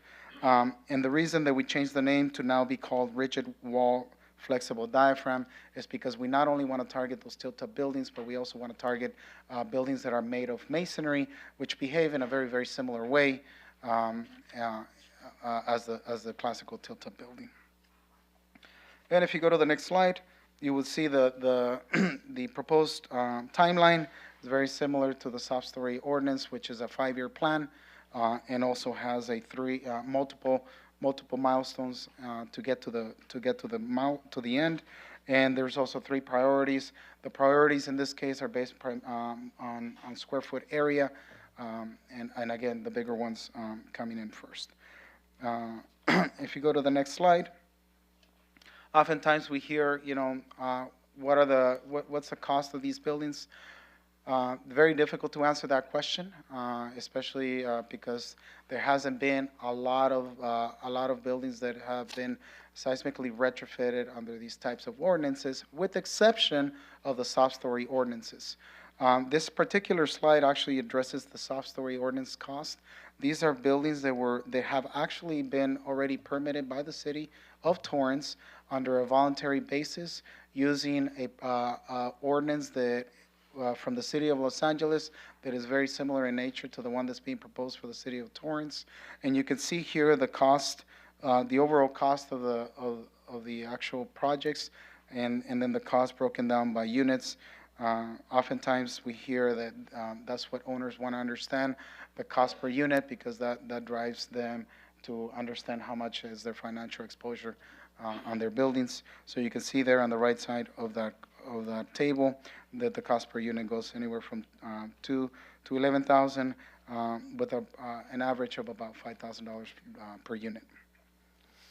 Next slide, please. And then finally, before I hand it out to Keo, we also often hear questions about, any financial support or incentives that the city can do. We broke this down into 3 primary categories. There's other things that can be considered, but these are the 3 that are most often considered by cities. One is FEMA grants. FEMA grants is often it's money that's provided to cities after a natural disaster. The way that these grants work is they typically happen once a year, and the ones that have been used to address natural disasters are primarily targeting disasters that are triggered by fire. We've had a lot of fires in our past few years, and because of those fires, the federal government provides money to the state to give to cities. Now that said, those funds could be used for any natural disaster, including seismic upgrades, but the only caveat is that the city must, if the city wanted to apply for a grant, they must have an active program that they can submit their application under. So the first step to applying to any grant is to actually have a project or a program in your case. Second is another program that's often discussed is PACE programs. PACE programs were born for energy savings. These PACE programs were initially intended to help homeowners with solar panels, changing their windows and things of that nature. It requires that the city create a financial district, and basically what happens is that the owner is able to get a loan, but the way they repay the loan, it comes in through their taxes. It's a line item on their end of the year taxes. Oftentimes this is not a very attractive solution for these types of programs. It's somewhat cumbersome, and it's unclear as to how to. It's not as very easy for homeowners to apply for these when it comes to seismic programs, because they were initially intended for energies. And then finally, the other thing, the thing that is often asked is, can the city, consider waiving fees for the actual review and the plan check of these retrofits? That is often discussed in cities. Not many. I can't think of one that's actually doing that. It could be costly. Staff estimated that if they waived all the permit fees for all the potential buildings that are out there, it would be over $8.5 million worth of funds that the city would be funding for the program. So with that, I'm going to pass it on to Keo so he can close us off.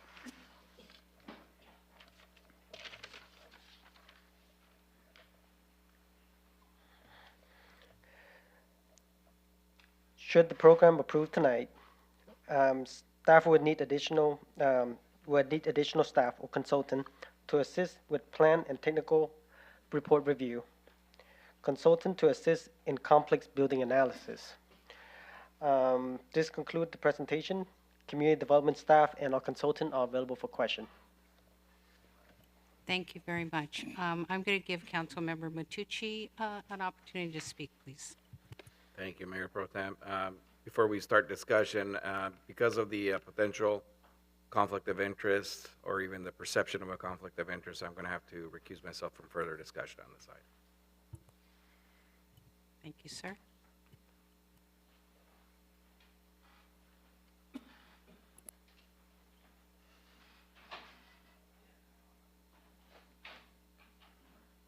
Councilmember Griffiths. Thank you, Mayor, and I appreciate all the hard work that's gone into doing this. This has been a long time coming. I remember when we discussed this back in 2018, and I think that there was enthusiastic support to move this forward, and the timing is really good considering the disaster that's happened around the world with earthquakes, and we certainly don't want to do what we can to prevent that kind of destruction in our community when an earthquake happens here. I do have several questions. One of the last things that was just mentioned was the additional staff and or consultant. Is there a request for budget on this for doing that? Because I don't see that in the recommendation. Your Honorable Mayor, council members, Michelle Ramirez, Community Development Director. No, I think that we're just making you aware that we in the next budget, we will be putting some funds in there to help continue this program. Okay. I can understand why that would be necessary for the amount of work that would be required to do all this. It's a lot of work that needs to be done. A couple of questions. One of my big concerns, anytime we talk about passing an ordinance, is how do we enforce the ordinance should people fail to follow the direction that we've given in the ordinance? Can someone elaborate for me on what our enforcement mechanisms are and how we ensure that this actually happens? Councilman, so should the owner do not comply with the required timeline, there is a violation portion built into the ordinance, and one of them would be administrative citation and also recordation in the properties. What does that mean exactly? We would record the notice in the property, so should somebody purchase the property, they will see that the property required to be retrofitted. Okay, so the fee that you propose in the ordinance is a very minor fee, and if I wanted to get out of spending $20,000 or $50,000 to improve my property, I'd just say, well, find me $1,000 and I'll move on. How do we? I think with the recordation, it's actually putting the property in notice and some sort of like a red flag. So when owner or potential owner come to buy the property, they will see that the property needs some retrofit. And also, I think it will make impact to their insurance as well. Chair, Commission, Your Honorable Mayor, Council members, Michelle Ramirez, Community Development Director. To kind of go on, to elaborate a little bit further, so if the code enforcement, they will be working closely with our code enforcement officers and going out there to do inspections to see if they are doing what they're supposed to be doing. If they're not, then we would start the process of the administrative citation. If we get to the point where the administrative citation isn't working, then we can almost record what's similar to a lien against the property. That way making it difficult for them to sell, because then in order to get that lien replaced, it's the city who's placed that lien against the property. It may not be a financial type lien, but there will be a lien that's placed on there saying that there's something that needs to be done to this property. And so in that particular case, if the property is sold, what would the requirements on the new owner be? Would they give start the clock again fresh and they get 5 years or 20 years to do it, or would there be some immediate remediation required before the purchase could be completed? As it's always staff's intent to try to work with our property owners, we would try to work with them in coming up with a reasonable timeline for them to make those repairs that are needed. Yeah, thank you. Councilman Adam Schwein, City Manager, we also have information from major property owners as they go to refinance some of their loans. The banks have been requiring them to proactively make these repairs as a protection of their investment. So we've been experiencing that as well. I do have a couple other questions. Thank you for the clarifications.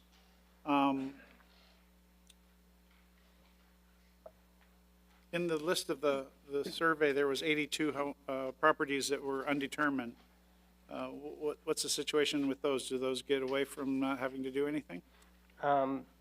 Councilman, the survey was done via previous permit records and site observation from the public right-of-way. Should the program approve tonight, the building will be looking into detail, and they are not exempt from the ordinance. Okay, so they would be included, it just needs further inspection and clarification on which category they would fall under? That's correct. Great, thank you for clarifying that. On the funding options that you gave, I was really surprised. I'm familiar with the PACE program.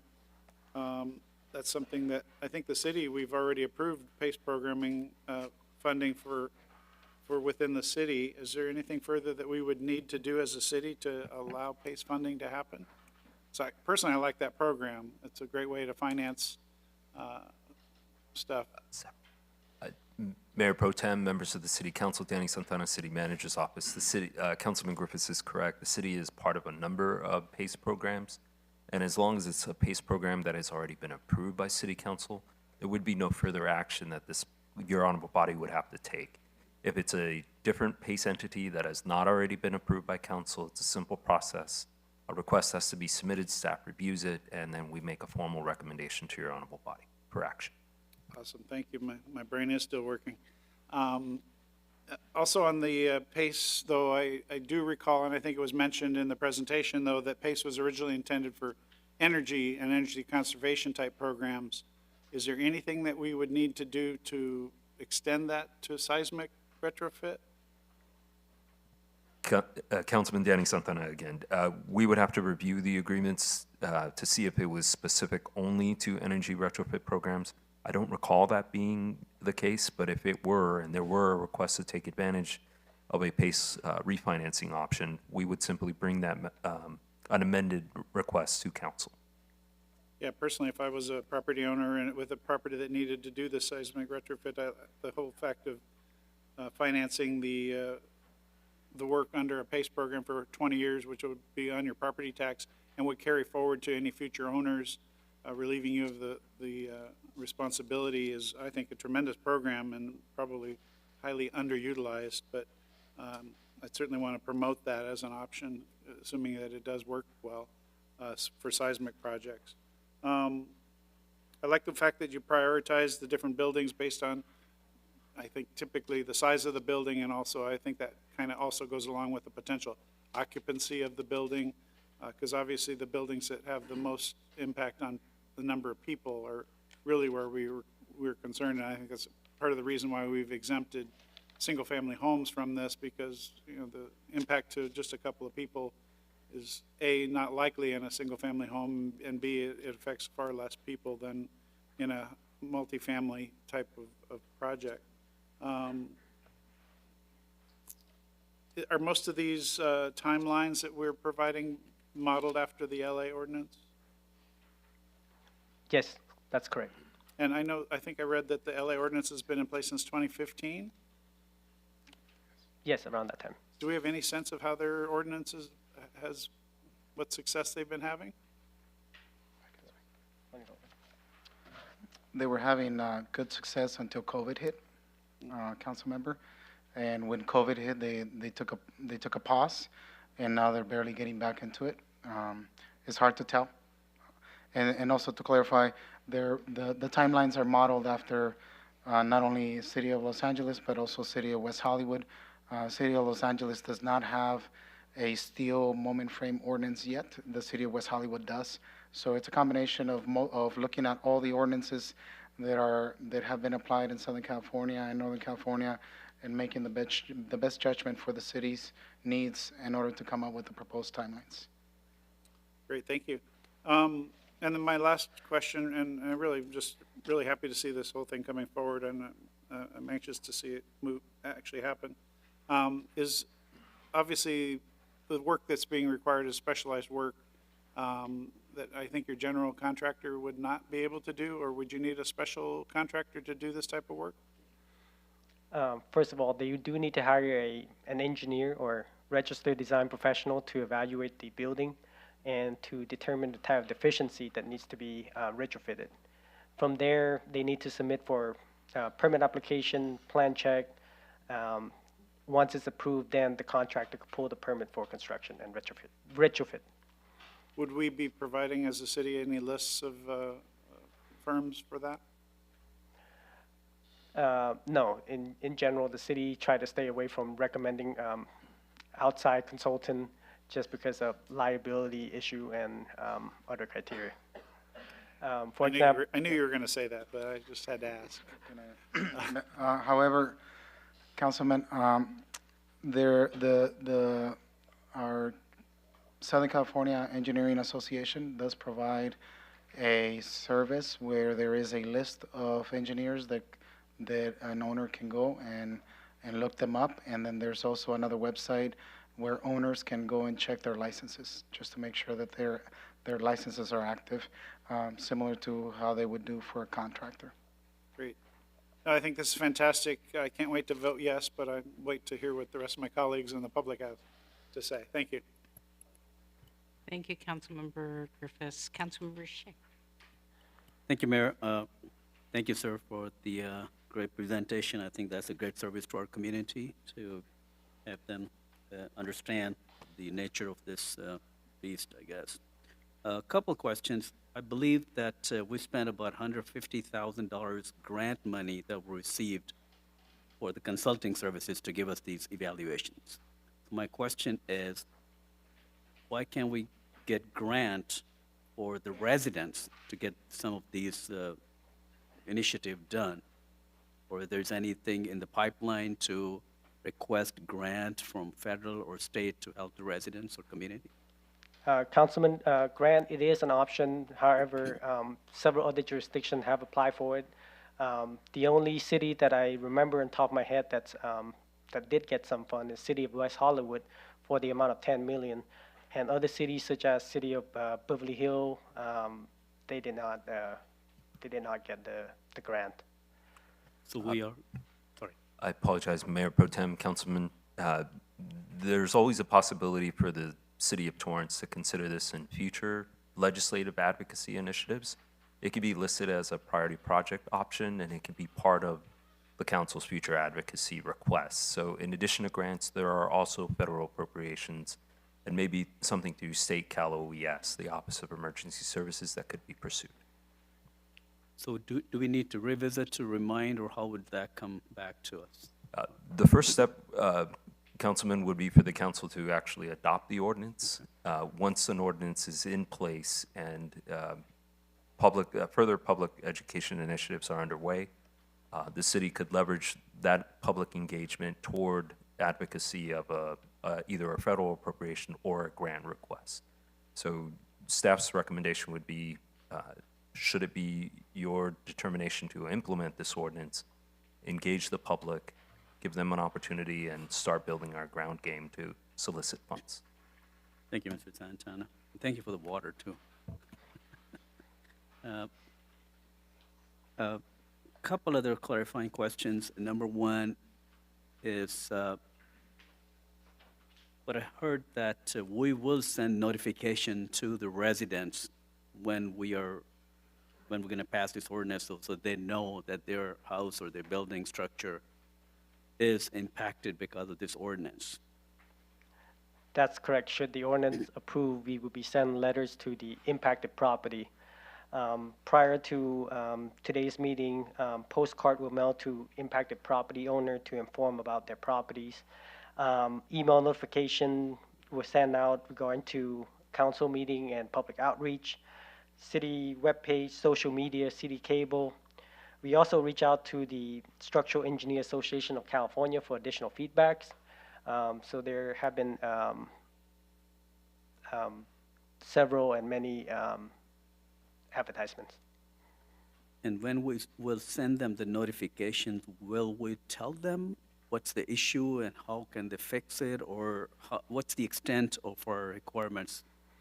So the type of letter that I envision is that there will be a letter saying your building is falling within the categories to be retrofitted, and you should be hire a registered design professional to take a look at it in detail. and to provide us with a screening report to see what kind of deficiency that's found within the existing buildings. So just our role is just to identify and then have them to fix accordingly with. That's correct, because the survey that was conducted was based on public records and also observation from the right-of-way. So it's very difficult to tell in detail what's going on, especially on building that's being concealed. I see. So, so the follow-up question is, so what kind of funding we're going to need in our budget if, or it is just to notifying them, right? Councilman, this is just notification. The funding for staff is covered by the permit filing fees as the work itself is completed. The cost, the true cost is the work that needs to be completed to retrofit those buildings, and that is on the building owner to come up with. Okay. So it's not really any expense on the city. We're just going to advocate to get funding to help the community members. Thank you. Councilman, so the letter would be sent out right away. Staff will be evaluating the type of resource that we have, and we will structure how we going to send out the notice, but not like right away. Thank you so much. Thank you for your help. Thank you, Councilmember. Councilmember Kaji. Thank you, Your Honor. Thank you for the presentation, and just a few questions. You point out the 3 different categories of buildings that were part of the survey. I think under the first category, you pointed out 983 potential buildings within the scope. The second category, the wood over concrete, 245 potential buildings, and in the last category for the tilt-ups, 500 potential buildings. Do we have any idea how many either residents or business occupants this might impact, or I should say protect? It's really, really hard to tell because the number of buildings are obviously of different sizes, different heights, different levels. So it's really difficult to tell. We do not have that information at this point. We do have the number of units. I can see if I can look back through our report and see and let you know the number of units, at least on the soft story. But in terms of the commercial or the tilt-up, we do not have that information. Okay, but I think it's safe to say it'd be a significant number of both residents and also business occupants who would be affected or protected if we go forward with this. Oh, absolutely. Yeah. Absolutely. Okay. Yeah, I mean, you would be targeting, over close to 2,000 buildings, even and with multiple residents or users in every building. So yes, significantly for sure. Okay, thank you. Also, as part of the survey, were any city buildings or Torrance Unified School District buildings included? The Torrance School Unified School District is not included in this ordinance because we do not have jurisdiction in public school. In addition, there are some buildings that city-owned fall within the ordinance. So should the ordinance pass, some of the city building will be part of the list. So if we got hit with a 9.0 earthquake in 10 seconds, I'm just looking at this building. Yeah, duck and cover, okay. Well, I did just want to see, if the survey, expanded beyond just these 3 categories, included those at which we own. Yeah. Yeah, so should the ordinance pass, the city has to follow the same rule as just the regular property owners. All right, thank you very much. Thank you, Councilmember Kaji. I just want to thank Michelle Ramirez and the community development staff and you, sir, for all the work you put into this. I do support it as well. Its goal to reduce the loss of life and injury and property loss. And once in place, I would like us to look for as much support as we can through grants and things to support the correction of these properties. Thank you. Anybody else on council will go ahead and request or offer public comment.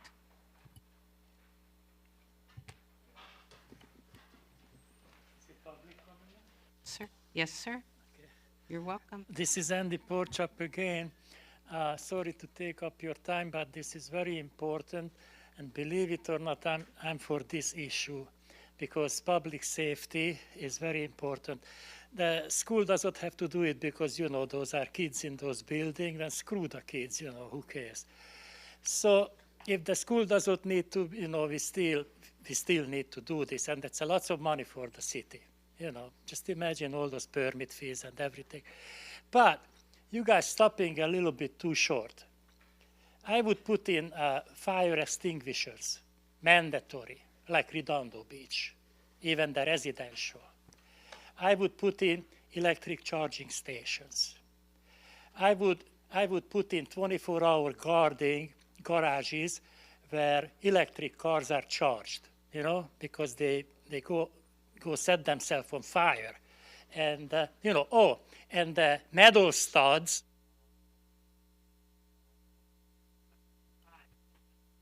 Thank you, sir.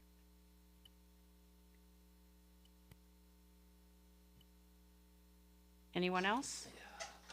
Okay, we'll bring it back up to the council. How would you like to take action? And we'll ask for a number and title, please. I move to adopt an ordinance adopting a mandatory seismic retrofit program and approve an ordinance summary for publication. With an ordinance number, I'll second that. Your Honor, this is ordinance number 3916, an ordinance of the City Council of the City of Torrance, California, adding Chapter 15 entitled Mandatory Seismic Retrofit in Existing Buildings to Division 8 of the Torrance Municipal Code entitled Building and Safety.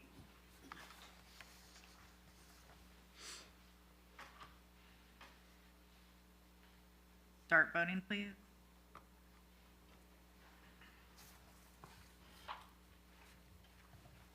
Councilmember Matucci? He recused himself. He recused Oh, he himself. recused, sorry. That's what I get for not turning around. Your Honor, that motion carried with Councilmember Matucci recused and Mayor Chen absent. Thank you. We're going to take a break. We'll be back at 9:20.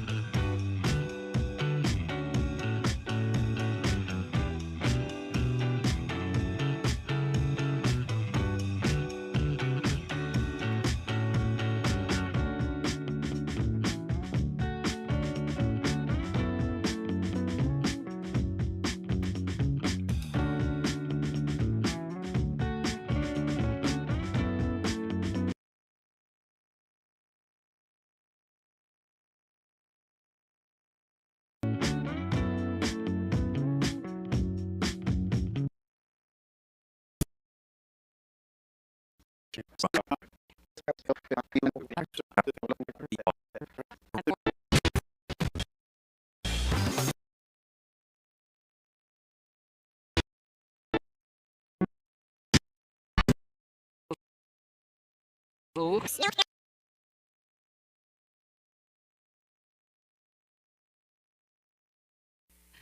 Good evening again.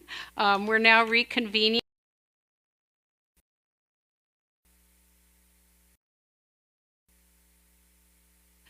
Good evening again. We're now reconvening.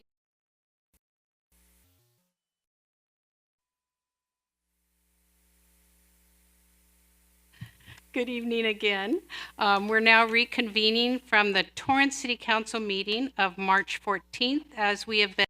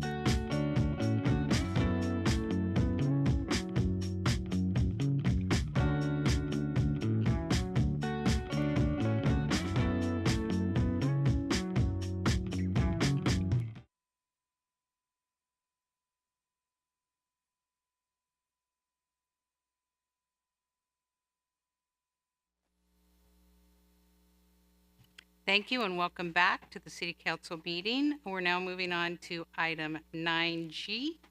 9G is to accept and file an update from the Economic Development Department.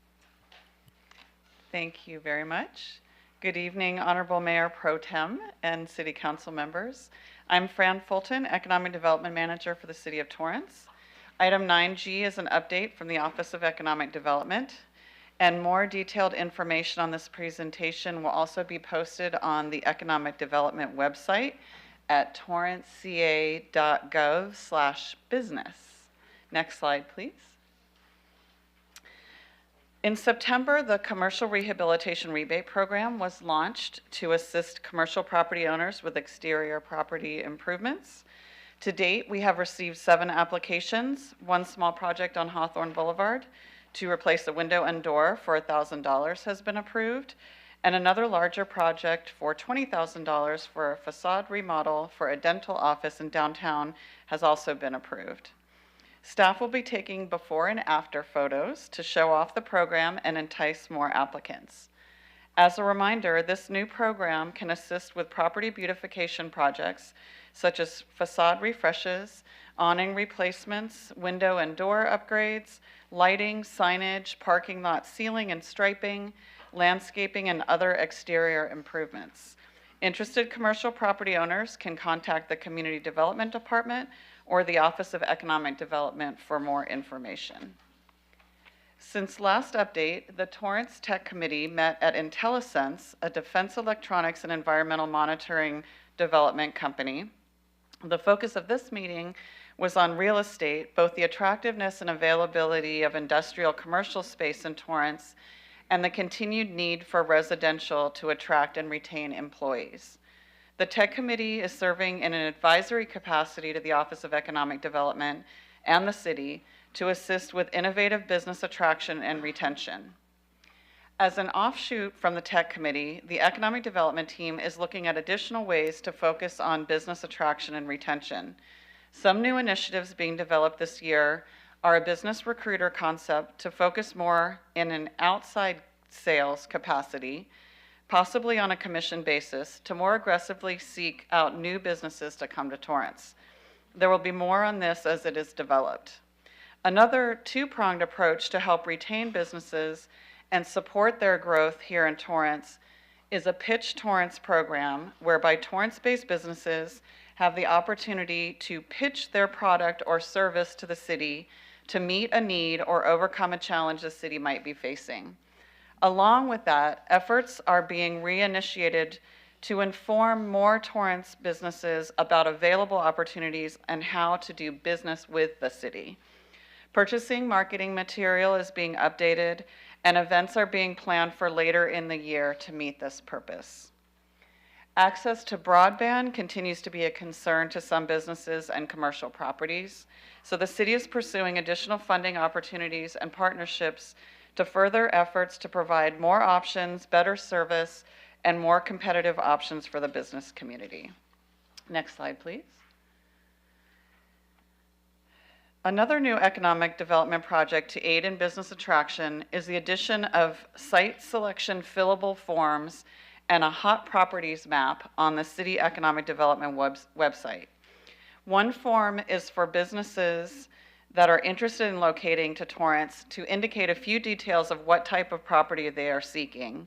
The other form is for real estate brokers or commercial or industrial property owners to provide information to the Office of Economic Development that can then be featured on the hot properties map so that they can show, so that we can show what's available in Torrance and will help us populate our map. So this screenshot here shows what that map looks like, which is currently up on the Economic Development website.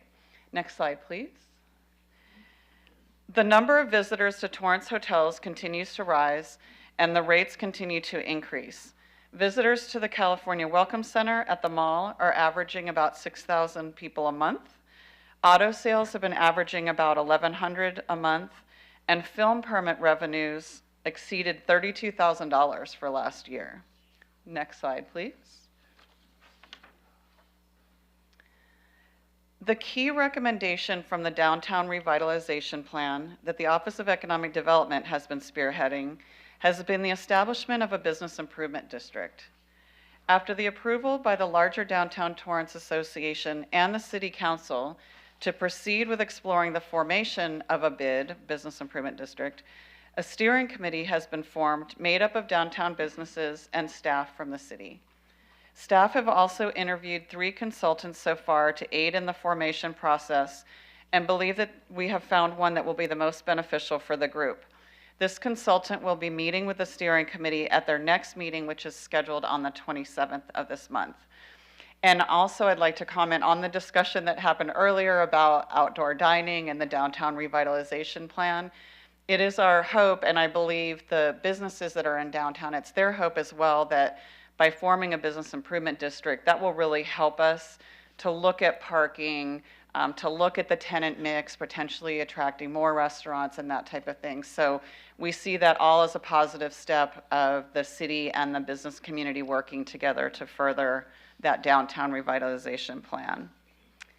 Wayfinding and signage. Thanks to the Public Works Department, the new city signs are starting to be seen around town. Signs at the Civic Center and on Hawthorne Boulevard are installed, and gateway signs will be next, and they are dramatically different from what we have currently. And city staff are also working on replacing some of the existing signage in the downtown area and are starting to examine what will be required for new gateway signs specifically for entries into the downtown.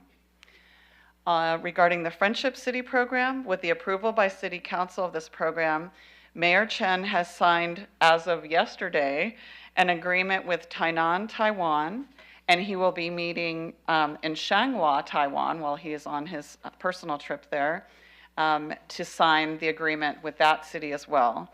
And then at some point, we will be signing with Hwasong, South Korea also, to formally establish these Friendship City relationships that will focus on business investment and economic development.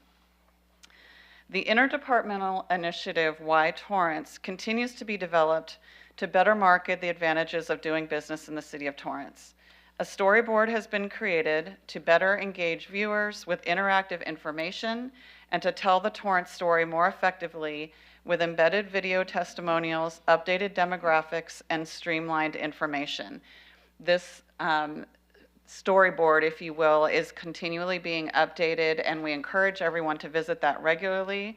And you can go to www.torranceca.gov/whytorrance to find that. And please do check it out and let us know what you think. Next slide, please. Just to wrap it up, more information, details, and links to reports and companies mentioned and highlighted here can be found on the Economic Development website. And earlier update reports to council are also archived there, so you can continue to access those and view those as well. With that, I thank you very much, and I stand by for any questions you may have. Thank you, Ms. Bolton, and thank you to you and your team for everything you're doing. We have some comments and questions from the council. Councilmember Matucci. Thank you. Thank you, Fran. Great information. I'm glad that we're moving forward with some of the items, especially the pitch Torrance. I think is a brilliant way to get entrepreneurs to pitch something that we may not even know we need, right? I know Long Beach has a, I don't know what they call it, but well, no, they have a pitch Long Beach. Okay. So very creative here in Torrance. Yeah. Something. How about Torrance pitch? I said pitch. Yeah. What I'd like to see us do is not limit ourselves to Torrance-based businesses, and the reason I say that is because there might be a company that has a service that's not available here in Torrance, and who knows, they might even move to Torrance if they get a contract here in Torrance. So I think keeping our, always consider Torrance-based businesses first. I agree with that, but I think keeping those horizons a little bit open, I think it's better. I do, however, have a concern about in that program just getting inundated with just people wanting to sell everything: paper, toner, soda machines.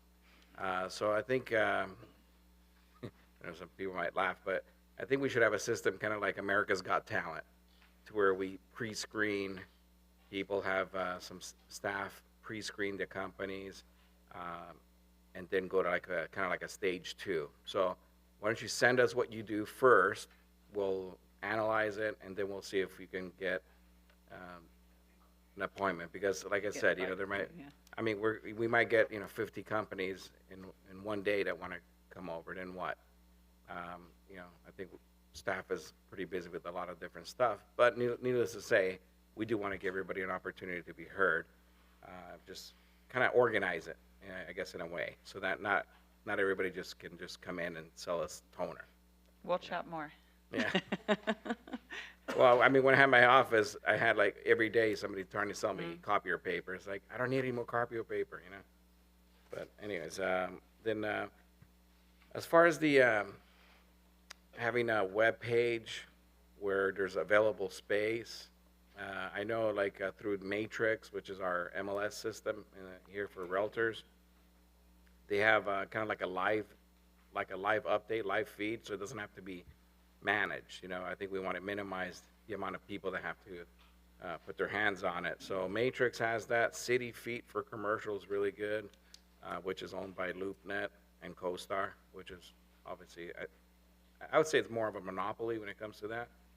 But they do also have live updates. So if you wanted to set up a page, you can have those that data update automatically. So if a place gets leased out, it automatically disappears off the page. Oh, that's great. You know, so I think that would be wise to do, so that we don't have to sit there and try to get people to sign up, try to get people to take it off once it's not available anymore. Because out of sight, out of mind, I might put that there's a 100,000 square foot place that was leased 6 months ago, and I forgot to take it off the site. So we want that information to be accurate and have people actually use it. I think it should be live update. And I think that's it. Good job. Thank you. Thank you, sir. Councilmember Griffiths. Thank you, Mayor. Thank you, Ms. Fulton. As always, I got a few questions for you. On the commercial rehab rebate program, I'm a little disappointed to see that we haven't had a whole lot of activity on that, considering we got almost $250,000 to have businesses do some improvement. How are we promoting that to the businesses? We currently have it on the website. We've been letting businesses know as we're in contact with them. I think also if we have code issues, we're letting businesses know that this is an opportunity for them where we can incentivize them to bring their properties up to speed. But I agree, I think we can do more. We can work with City Cable and our communication officers as well. The idea, I think, of doing a before and after photo shoot, we may, proactively promote that out across the city too, so others can see what's being done. But yeah, I think we could more actively promote. Yeah, and I think we might have missed opportunity too with maybe putting an insert in business license mailings or something like that. But Councilman Autumn Torrance, City We Manager, did. we also have the email listing of all businesses through our business license. Yeah, I And mean, we I can do some wouldn't- direct outreach I as wouldn't well. advocate for spending more money just to do it, but if we're sending or communicating with people, We agree. and if you have emails, it I doesn't cost believe anything. we had included information in this We last did. mailing. We did. We did include it. Okay, We did. all right. Yeah. I'm a little surprised that there's not more interest in that. It seems like if we're gonna give away some money, I would think We'll- people would we'll- jump at that. Work on it. The other one that's a biggie for me is the Downtown Revitalization Business Improvement District. Feels like we've been talking about this for forever. And to see in your report that it's likely going to be another year before we get something approved is just, I don't know, how can we improve on how this is moving? The snail is moving too slowly. Yeah, I think when we get the consultant on board to advise us in going through the steps, it will start happening. And I think the group is leaning more towards business-based, which should be a quicker process than property-based. So I think our hope is, and with the group, the steering committee that's meeting, that we'll have everything in place by the end of this calendar year to be able to go through the legal process to have it established first quarter of next calendar year. And that was what I wanted to ask you to elaborate on, is what is the council's involvement in forming that business improvement district? It's similar to the process we went through when Discover Torrance, the Tourism Business Improvement District, was established, where there are a series of 3 meetings. So the group, the business group, comes forward with a resolution of intention to the city council, and then there are a certain number of days and a public meeting is set and a public hearing so that anybody in the community can speak on it. And once that's approved, then the follow-up is the resolution of formation. So it's a series of 3 council meetings over, I think, about a 2 or 3 month period. Hopefully I get to see that before I'm gone. The business recruiter,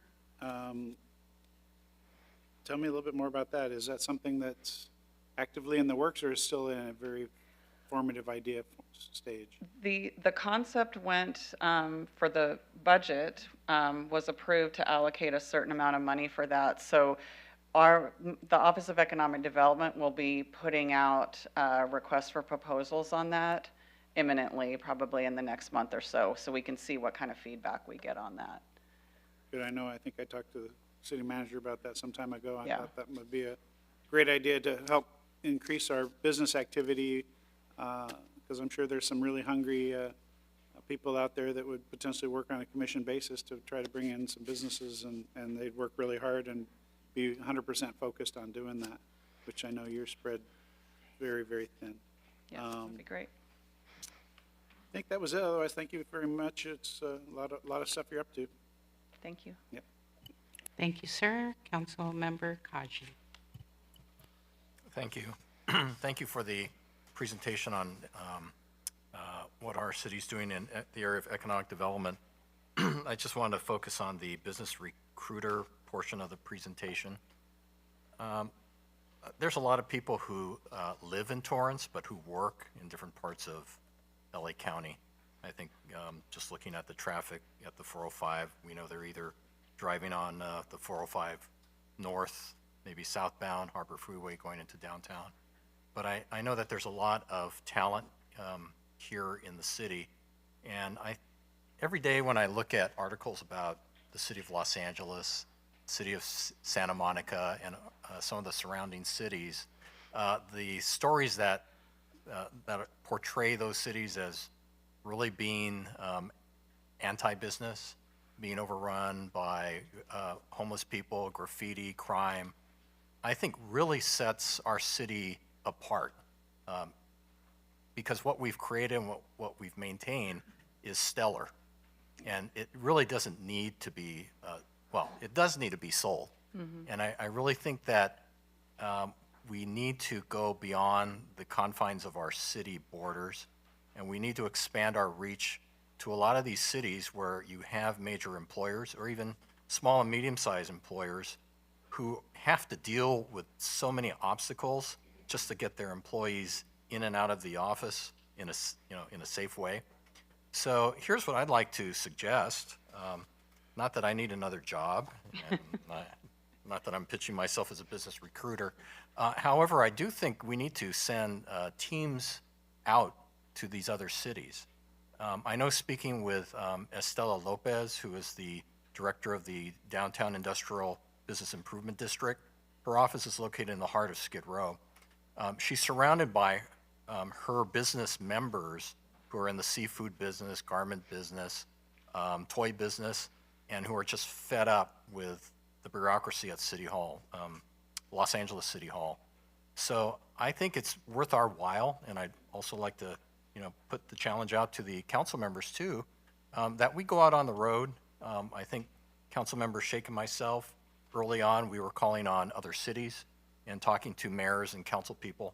I think we can do the same too, and put our message out there with those who are in leadership in some of these cities. Not that they want to see us take their business away, but I think what we can offer is a quality location, safe, secure, and to me, I think that's just right down the middle for us. So, so I'd like to, I appreciate this, but I think this year I'd like to see us all step up our game. Thank you. Thank you. Yeah, I agree. The council, mayor and council could be great ambassadors for the city of Torrance. Thank you, sir. Councilmember Sheck. Thank you, Mayor. Thank you, Ms. Fulton. I think we meet periodically, and thank you for all your efforts. I appreciate your giving us a lot of information, and your efforts and department is really proactive. Really appreciate that. On page 2, you provided us some numbers about the individuals visiting the California Welcome Center at Del Amo Fashion Center to collect information about the local area. Is this the traffic they're going into the Del Amo? That's what we're talking about here, right? It's they count the staff that works at the Welcome Center, that round desk. They count everyone who they interact with who comes to the desk there. And I know it seems like from October till December, it's going up, surging, and then now it seems like it's a downward trend for this. Do we have any analysis or any information why it is dipping? Any? I would think for the most part it's holiday shoppers that were there before the holiday season, and so it's probably dropped a little bit. I would imagine we'll see more people when the summer comes. We'll have more visitors coming to the area anyway. Are they looking for any specific shop or specific thing that are really attractive? Do we get data from each? I think it kind of runs the gamut. I mean, some people are just looking for directions in the mall. Some people are looking for what's happening in Torrance, or they may be visiting from somewhere else, so they're not really familiar with the area, or they're kind of planning their trip across the state, so they want information from other welcome centers or other attractions that are throughout the state. So it kind of varies, but I can follow up too on more of the specifics of the conversations that they have. I appreciate that. I think my thought process is that just to look which area the traffic they're attracted to, where they spend more time, probably we can explore more businesses to the similar nature and have them to come in, open. Yeah, there are some features I know where they can plan an itinerary either within Torrance or beyond throughout the state. Thank you.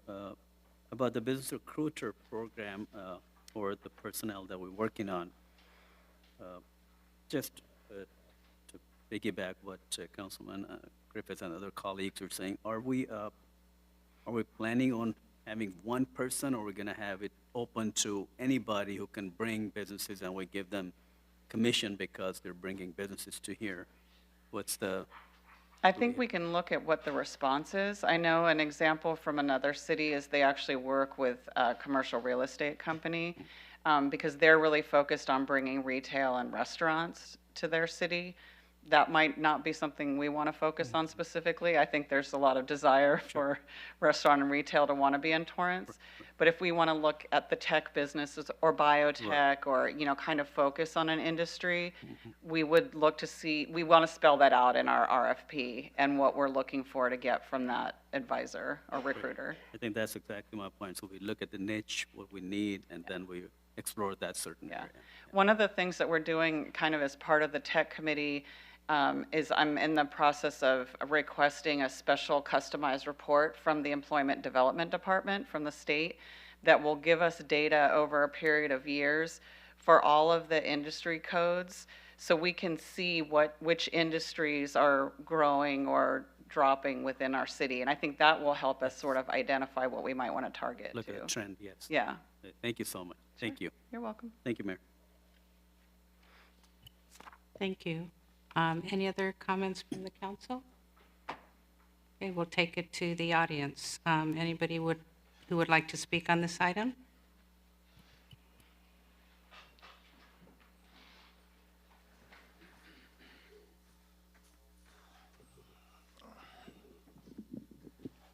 James Henry, on the revitalization of downtown Torrance, is the Downtown Torrance Association, or DTA, meeting on March 27, 2023, is that meeting open to the public? It is? Are you going to announce it? That's, I just want to know if you're going to announce it.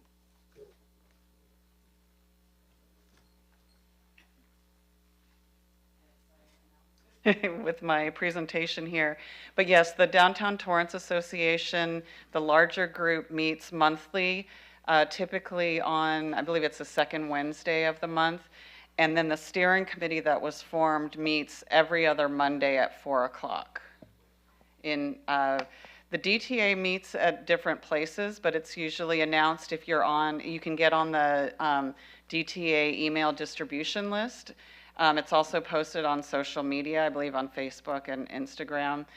And then the steering committee meetings are at 1215 El Prado, which was the police substation / community center. Thanks.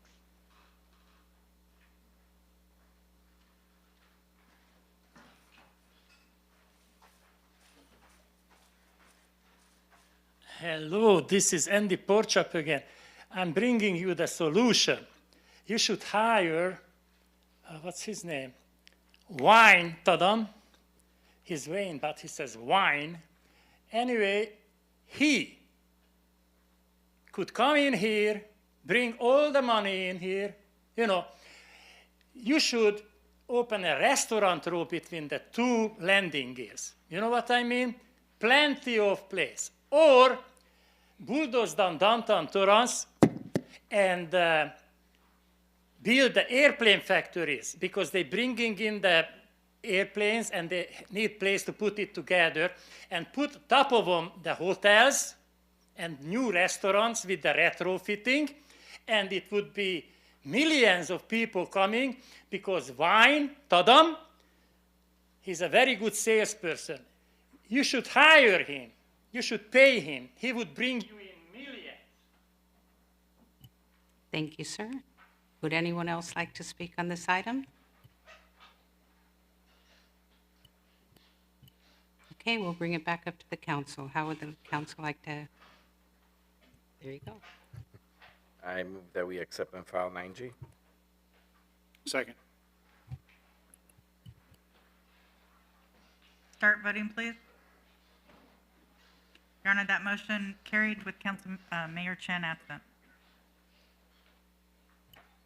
Thank you. Moving on to our next item, 9H from the Finance and Governmental Operations Committee, Councilmember Kaji. Thank you, Your Honor. Good evening. The Finance and Government Operations Committee met on February 28, 2023 to discuss the fiscal year 2022 through 2023 mid-year budget review report. The committee was presented with a report on mid-year results, year-end forecast, and program modifications from the Fire and General Services Department. The Finance and Government Operations Committee approved the Fire Department's program modification with 2 members in favor and committee member Griffiths abstaining. The General Services Program modification was unanimously approved by all members. Finally, the mid-year report and the accompanying budget amendments listed in the recommendation for this item, numbers 1 and number 3 through number 8, were also unanimously approved by all committee members. Based on these vote results, all items are recommended for consideration by the City Council. I would like to thank staff for their presentation and preparation of the report, as well as committee members for their participation and input. Committee members and staff are available for questions. Thank you. Thank you. Any comment from the council?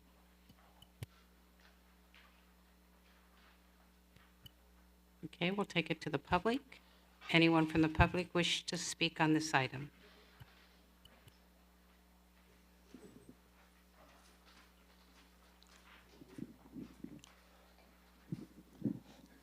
James Henry, for those elected officials before me who did not attend the Finance and Governmental Operations meeting held on Tuesday, February 28th at 3 p.m.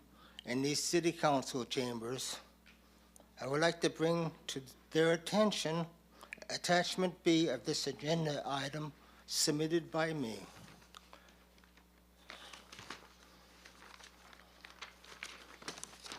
Thank you.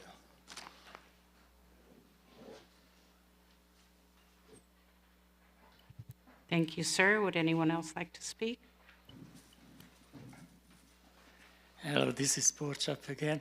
I'm not a very educated person, as you can see. I have a speech impediment and everything, but I don't understand one thing. If the fire department ambulance service was supposed to save the city, not the fire department, so after 2 years, why are we throwing money at it still? They should pay back. They should pay back the $3 million invested already. So who's lying? Who brings up this data? 1 minute, they making the dough better than Sling Academy, you know, and the other, they need $700,000. So are they making money or losing money? And it's very easy to make money. You pay me, and when I have a service for you, I charge you up to the wazoo. Good business. Thank you, sir. Would anybody else like to speak on this item? Okay, we'll bring it back to the council for action.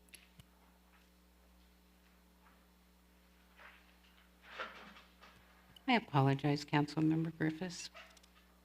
Go ahead, please. No worries, whenever you're ready. Yes, thank you. As I did in the Finance Committee, item 2 on the addition of the 6 additional full-time ambulance operators, I abstained on that item in the Finance Committee, and I will intend to do so again tonight. I'm very concerned that the significant increase in staffing, which actually represents a 60% increase in staffing for ambulance operators from what was originally proposed, seems like an awfully big increase, and I know that there's been a purported increase in transports, but I'm not sure if that's a temporary situation or a permanent condition. And I'm really looking for a more thorough breakdown of the whole EMS program, which I think we're overdue to get. And so for that reason, I would like to pull item 2 out as a separate vote so that I can vote on the other items without abstaining on the whole thing.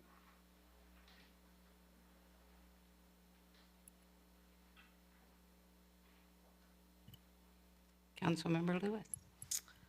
Yes, just to piggyback off of Councilmember Griffiths, the Public Safety and Emergency Committee had a very in-depth, great presentation of the current EMS program here in Torrance. And just based on the comments from Councilmember Griffiths, maybe we can have that same presentation, maybe more in an abbreviated form, just to answer any concerns. But based off of that presentation that was submitted to us in the committee meeting, I'm very comfortable with the 6 additional ambulance operators, so it can free up more of the suppression EMS staff to attend to other emergencies and also decrease what's referred to as wall times at hospitals, where we don't have to have a full engine staying at the hospital until medical care can take over that patient. We can have an ambulance operator there doing wall time instead of our suppression units. So based on that, and I understand that, and Chief Dumais, please correct me if I'm wrong, wall times in LA are starting to get more and more excessive with the number of transports, particularly from the unhoused community, and adding these operators is economically feasible because it frees up more of our suppression team. That's correct. Councilwoman. All right, thank you.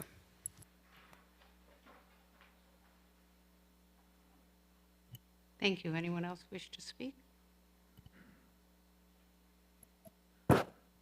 Councilmember Sheikh. Thank you, Mayor. If I can get some information, we have 8 ambulances, am I correct? The city? Chief Dumais? 8 ambulances, some are full-time, some are peaked, but due to the increase in total call load, and which correlates to an increase in EMS calls, correlates to more transports, and we have an immediate need to upstaff an additional ambulance. That's why we're requesting to buy a pre-owned ambulance. It's going to take us 2 years just to backlog, just to get a new ambulance to keep up with what we're doing today. And also to add some resiliency, in case, these things are running all the time. They tend to break and go in the shop. So we need a little bit of backup for that And as well. if I may, to Councilman Griffith's point, Autumn Ryan, City Manager, it's a high turnover position, the ambulance operator. Most of these individuals aim to become permanent firefighter paramedics. And as such, should we experience fluctuation or potentially decrease in the number of transports, we can easily adjust the numbers moving forward, because I feel confident that based on the turnover, we'll be able to downsize. And one other factor that was shared in the committee, and we'll be more than happy to bring back a much more defined ambulance update to the committee and the community, is the fact that because of the challenges in the private ambulance transport model, other cities are considering going down the path of what Torrance has done, implementing their own transport, and that's pushing the demand on the staffing. But this is a highly turnover position that we feel confident we can adjust. Thank you. Thank you. As I don't see any other names. I'd like to move that we accept items 1, 3, 4, 5, 6, 7, and 8, and we'll leave item 2 for a second motion.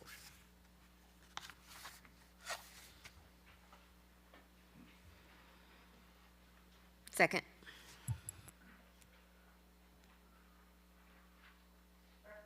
Start voting, please. Your Honor, that motion carried with Mayor Chen absent. Okay, we're looking for a second motion regarding item 2. 9H, item 2. I move that we approve item 2. Second.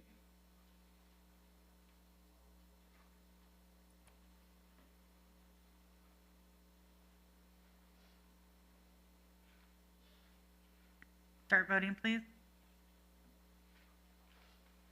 Your Honor, that motion carries with Councilmember Griffiths abstaining and Mayor Chen absent.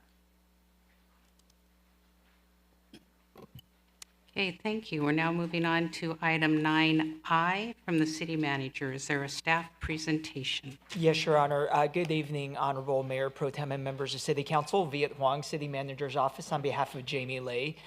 Item 9I is a recommendation of the city manager that your honorable body extend and expand the Torrance Police Department lateral and retention incentives in the amount of $1,050,000. Approval of this item will allow for lateral incentives to be distributed based on the number of police officer vacancies. It will also extend the patrol double time pilot program to December 21st, 2023, and approve side letter agreements between the Torrance Police Commanders Association and Management and Torrance Police Officers Association and Management in accordance with the programs. Subsequent to the agenda item posting, Councilmember Sheikh did request that staff provide a month-by-month analysis on actual use or projected use, which is supplemental number 1 that is attached to this item. Additionally, Councilman Sheikh had requested information about why 2022-23 expenditures versus 23-24. 23-24 were actually about 50% greater than 22-23. And as the supplemental item will note, it's due because vacations are often in July and August, which significantly increased the double time rate. And staff is available for questions. Thank you. Thank you. Do we have any comments or questions from council? Councilmember Sheikh. Thank you, Mayor. I just want to thank you for the staff for providing me all the detail. I think I asked a lot of questions. Thank you to the staff and Jane and all the staff. I really dig deep into just to understand why there's a jump about 50% from last year to this year, and thank you for providing me enough information to make my decision on that. Thank you. Thank you. Councilmember Matucci. Thank you, Mayor Pro Tem. I just want to point out the fact that laterals are very beneficial to the city because we don't have to train, pay during the training, and also pay for the training. So a lateral basically means that you go from one department into ours and literally jump in, well, not literally, but jump in a patrol unit quite faster than having to go through the whole system. But I just wanted to point that out. Thank you. Thank you, sir. Anyone else from the council? We'll take it to the public. Is there anyone that would like to speak on this matter?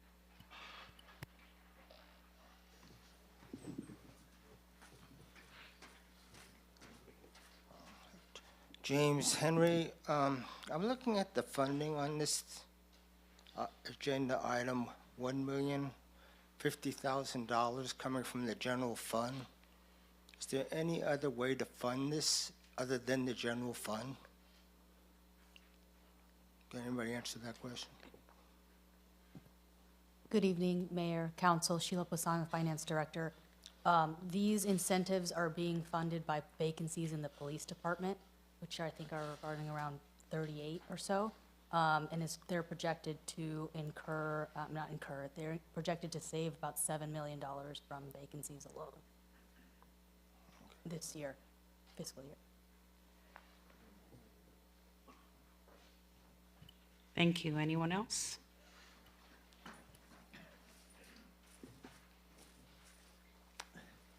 Hello, this is Andy Porchop again.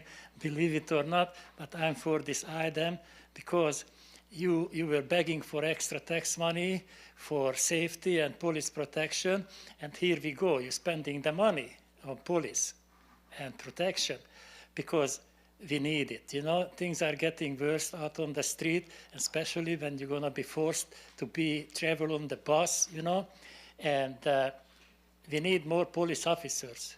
We need more police officers, and they have to be paid well because like Sergeant Steeler, traveling every shift from Corona, that's a long way in traffic. Thank God he probably has a car and he doesn't have to take public transportation. But I can tell you, he goes to the beach to relax because a long commute, you know, a long commute. So we have to pay them so they can afford to have an apartment or buy a house here in the city of Torrance. Thank you, sir. Anyone else? Okay, we'll bring it back to the council. Is there a motion to concur? Oh, I apologize again. Thank you, sir. My name's invisible. I'm not. No, he clicks in when I'm not watching. I just wanted to clarify for the record that we are not using new tax money for this incentive program. This is money that is already budgeted for police officers. Unfortunately, those police officers aren't here because we have vacancies that we're trying to fill, and that's the whole purpose for this incentive program. So we can use that already budgeted money for this purpose, and it costs the taxpayers nothing additional beyond what's already budgeted. Thank you, sir.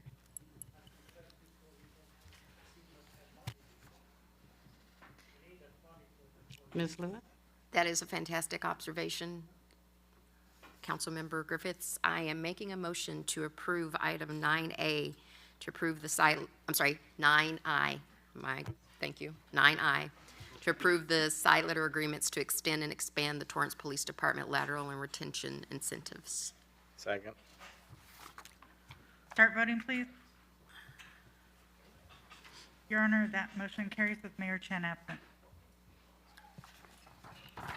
Thank you. Now we're moving on to item 9J from the city manager. Is there a staff presentation? Thank you, Your Honor. Good evening, Mayor Pro Tem and members of City Council. Viet Huang again, City Manager's Office. Item 9J is a recommendation of the City Manager that your honorable body adopt a resolution amending resolutions for fire safety management and police safety management in the amount of $58,629, which updates the salary grid for battalion chief and deputy chief and the fire safety management resolution, and the city contribution for employee health insurance and police safety management and fire safety management resolutions. And staff is available for any questions. Thank you. Any questions or comments from council? I see none, so we'll go to the public for public comment.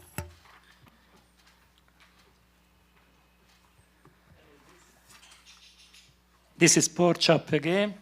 I like this one because it doesn't say from how much to how much we go to, you know, because $58,000, it's not that much of an amount, but how much is a battalion chief makes? 400? 450? So he really needs more money. He really needs more money. And not the workers.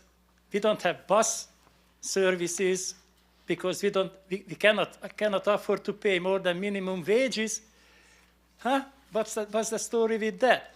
The ambulance drivers, they don't stay on the job because they figure out they're not going to be firefighters. They're just going to work for $20 an hour.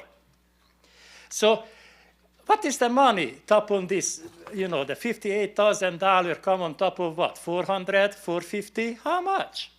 350? How much? Thank you. Thank you, sir. Is there anyone else that would like to comment on this item? Okay, we'll bring it back up to the council. I see no other click-ins. So would anybody like to take action on this item? And may we have a resolution numbers, please?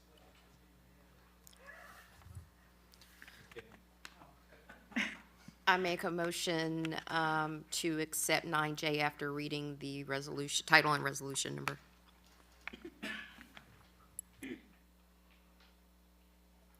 Second. Your Honor, the first is resolution number 2023-21, a resolution of the City Council of the City of Torrance, California, amending resolution number 2019-84 and resolution number 2022-18 setting forth changes regarding the hours, wages, and working conditions for fire safety management employees effective January 1st, 2023. The second is resolution number 2023-22, a resolution of the City Council of the City of Torrance, California, amending resolution number 2019-82, setting forth changes regarding the hours, wages, and working conditions for police safety management effective January 1, 2023.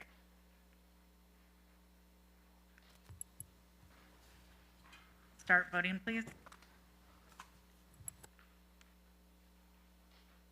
Your Honor, that motion carried with Mayor Chen absent.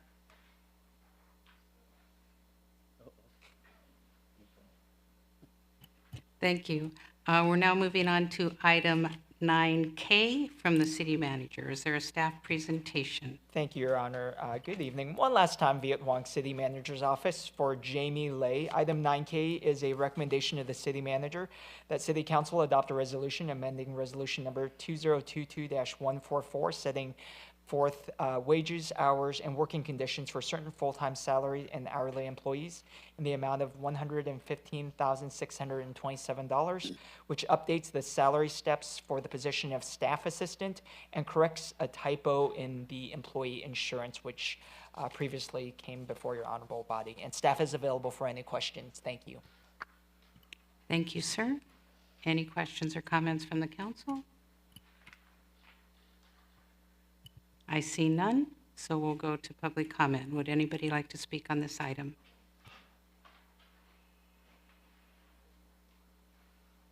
Hello, this is Andy pork chop again. I like this one because you put in here, you know, you go from $22, $23 an hour up to $25 an hour. I understand that. I understand that. The little guy needs money. You know what I mean? I like this. I like this. So, and this is understandable. You know what I mean? But, you know, I just afraid, so everybody gonna get raises again, then we have to give RM Sheparian a raise. You know, another $20,000. You know? So, I don't know, people know that, but he just got a raise again, you know? And where is the city going? To bankruptcy. You know what I mean? So at least the workers get a little raise here, and I'm for that one. Thank you. Thank you, sir. Anyone else like to comment on this item? Okay, we'll bring it back to the council. I see no other questions or comments from council. City Clerk, may we have a number and title, please, and we'll take a motion to concur. Yes, Your Honor, this is resolution number 2023-23, a resolution of the City Council of the City of Torrance, California, amending resolution number 2022-144, setting forth hours, wages, and working conditions for certain full-time and salaried employees effective January 1, 2023. I move to adopt Resolution 2023-23. I second. Start voting, please.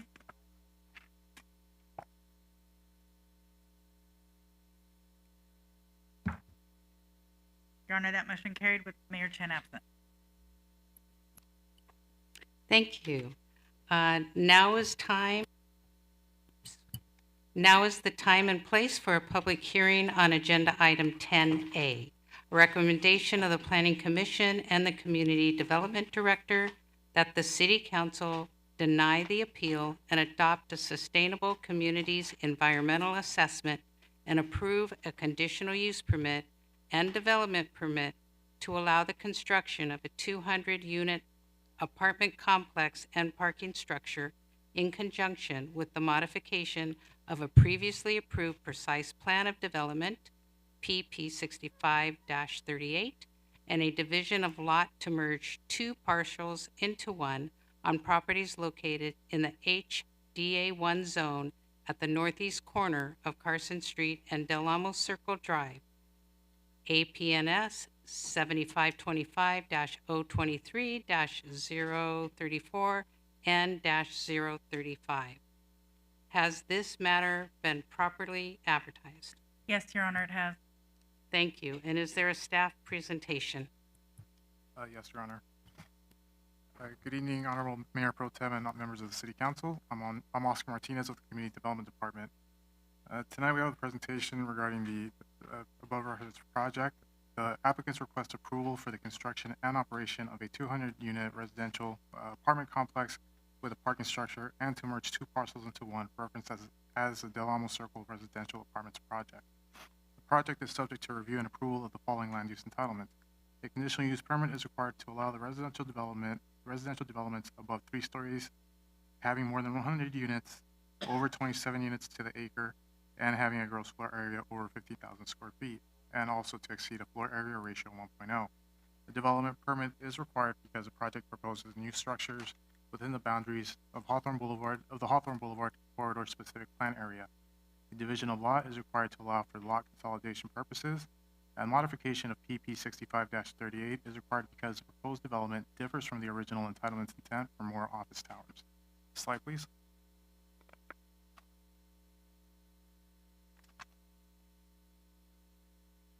This presentation will provide a summary of the proposed project that includes location and zoning, site plan, elevations, renderings, site photos, and will conclude with a recommendation to the City Council.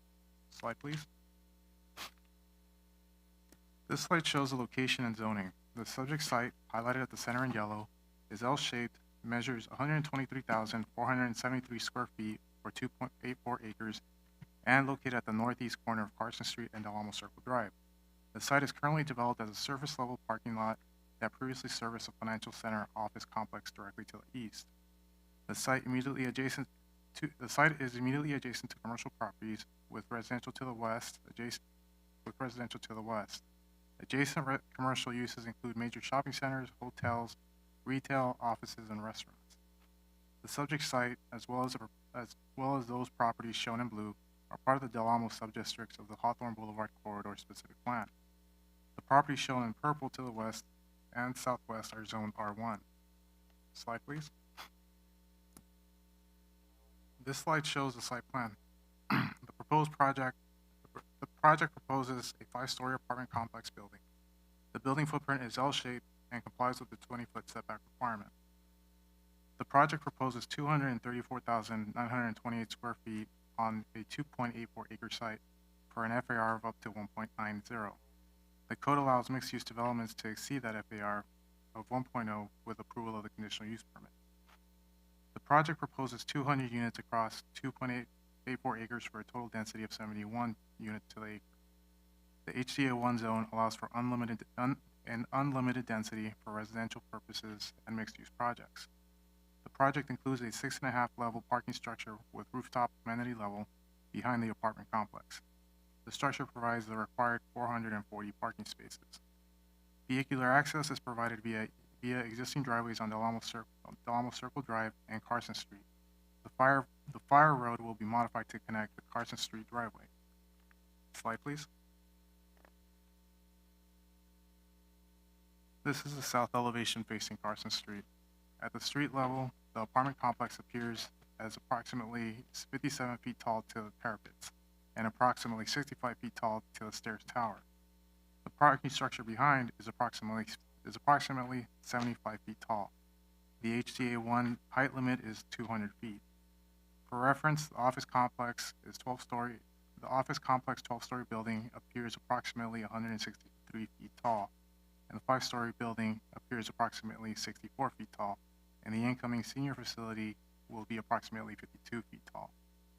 Slide, please. This is a west elevation facing Del Amo Circle Drive. The development features a modern contemporary style inspired by the neighboring office complex and features varying depths and heights with various compatible exterior materials. Slide, please. This is the north elevation of the project, also showing the parking structure. Slide, please. And this is the east elevation of the project. Slide, please. This rendering of the building is from the intersection of Carson Street and Del Amo Circle Drive, looking northeasterly towards the site from the street level looking up. Slide, please. This is another vantage point of the rendering, still looking northeasterly, but from the sky level looking down. Slide, please. This photograph was taken looking north towards the subject site across from Carson Street. Slide, please.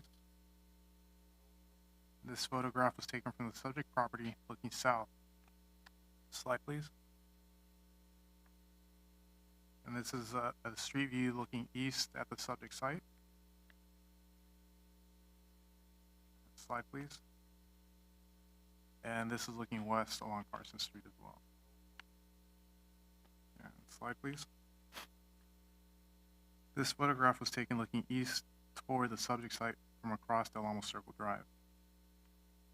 Slide, please. This was from the subject property looking west. Slide, please. And this is looking north from the project site along Del Amo Circle. And slide, please. And this is looking south along the project site. Slide, please. In closing remarks, the recommendation of the Planning Commission and the Community Development Director is that the City Council deny the appeal, adopt a sustainable communities environmental assessment, and adopt resolutions approving the project as conditioned. With that said, thank you, Honorable Mayor Pro Tem and members of the City Council for your time, and that concludes staff's presentation and is available for questions. Thank you so much for your presentation. At this time, is there anybody on the council that has any comments or questions for staff?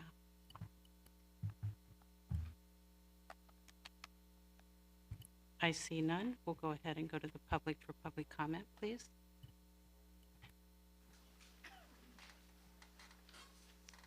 Hi, I'm Lori Craig. I'm president of the Southwood Homeowners Association, and I just wanted to speak about the Legacy Partner project.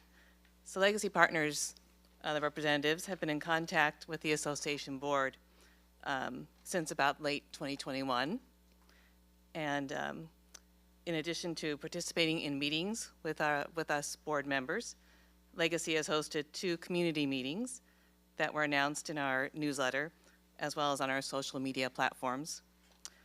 We have not received any objections to the project from Southwood residents, And we have appreciated the Legacy's outreach efforts throughout the planning process.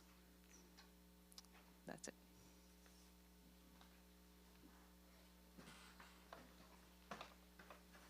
Javier Gudino. Good evening, council members. My name is Javier Godino. I'm from the Southwest Mountain States Regional Council of Carpenters. I live and work in the area. I ask you guys to consider a developer of this project to use a responsible contractor that hires people that live in the area and that use apprentices from a state-approved apprenticeship program. I graduated from an apprenticeship program, and it has benefited me tremendously. Not only to provide for my family, but it also made me a productive citizen of the society. So that's why I feel it's imperative for them to get more apprentices from the apprenticeship program to contribute to this society. And this program has given me a lot of skills and a lot of pride to be able to build buildings, to build America. I actually worked at the Del Amo Fashion Center a few years back, so every time I pass by there, it's something that I'm very proud of. Thank you for listening to me. Ray Lawson. Good evening, Torrance City Council members. My name is Ray Lawson, and I'm also a member of the Southwest Mountain State Regional Council of Carpenters. We have over 4,000 members that live and work right here in the South Bay, and hundreds of our members that live in the city of Torrance. And our brothers and sisters here that were here earlier, you see a lot of family, a lot of children. They had to leave because some of them had to go to work to take care of their families. But all we desire is that you consider hiring, that the developer hires a responsible contractor that pays a livable wage, a prevailing wage. You know, we hear all the financial turmoil that could be happening in the country. So yeah, we're concerned. A livable wage means that being able to take care of their families, being able to one day own a home, being able, like Javier just said, become an apprentice and learn a skilled trade to take advantage of some of the great things that Torrance offers. Our brothers and sisters would like to have that opportunity. So with that, we would like to just ask that you consider putting that into the plan moving forward, that they use a responsible contractor that pays a livable wage and that has health care and that uses apprenticeship so the young people can one day be able to own a home right here in the city of Torrance. So we thank you for your time, just to consider that for the future. Thank you. Thank you, sir. Your Honorable Mayor, council members, we would request that the appellant actually go first. We apologize, the script did not lay that out, but if we could call the appellant up so that they can then do their case and have their allowable time. Okay, thank you. And I'd like to just bring it back to the council just for one moment. I would like to disclose that I did speak with the developer on 2 separate occasions. I also went out and walked the site and spoke with community members about this project as well. However, I will make my decision based upon the items that have been presented. Thank you. Councilmember Griffiths? And the appellant would be Safer, just so you know. The name of the appellant is Supporters Alliance for Environmental Responsibility. Okay, thank you. Councilmember Lewis, I'm sorry. I just have one quick question before I do a disclosure. Can the gentleman who came up to speak about carpentry, you said your name so fast until I got Southwest Mountain something something. Could someone repeat that for me? Southwest Mountain States Regional Council of Carpenters. Okay, that's a lot. Thank you. Yeah, it's a mouthful. At least I'm clear. Also, I have the same disclosure as Councilmember Kaylani, almost the same exact thing. I did meet with Legacy Partners on this project a couple of times. I've walked the site several times. just so I can recollect what it's going to look like in that area. And so I just wanted that to be reflected on the record. Thank you. Councilmember Griffiths? Yeah, to disclose, I've met with the developer twice. I've walked the site, talked to some people in the community on this, but my decisions were based on the information I hear tonight. Thank you. Thank you. Councilmember Matucci? Yeah, same here. Met with the developers, met with some residents, and I have walked the sites a couple times, including to pick up some trash. But yeah, I'll make my decisions based on what we have tonight. Presentation. Thank you. Thank you. Councilmember Kaji? My comments are the same as my fellow members. I've met with a developer twice. I've toured the site on my own and have talked to some residents. My decision will also be based on what I hear tonight. Thank you. Thank you, sir. And Councilmember Schick? Thank you, Mayor. I also like to disclose that I did meet with the developer and I did speak with some of the residents. I visited the property a couple of times, but my decision will be based on the material presented and the hearing today. Thanks. Thank you. And thank you to the public for understanding that the opponent is deserving of some time to speak. Go ahead, sir, please. Hi, good evening, Council. Thank you. My name is Adam Frankel. I'm an attorney with the environmental law firm Lozo Drury LLP. I'm here, as was mentioned, on behalf of Supporters Alliance for Environmental Responsibility, or SAFER. SAFER respectfully requests that the city refrain from approving the Sustainable Community Environmental Assessment, or SCEA, because the project fails to follow CEQA, the California Environmental Quality Act's requirements for its use for the use of its streamlined environmental review procedures.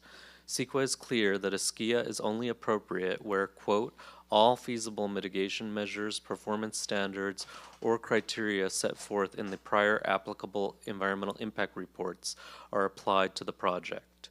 However, the SCEA before you today fails to adopt all feasible mitigation measures from the applicable EIR, in this case, the Southern California Association of Governments 2020 Connect SoCal Program EIR.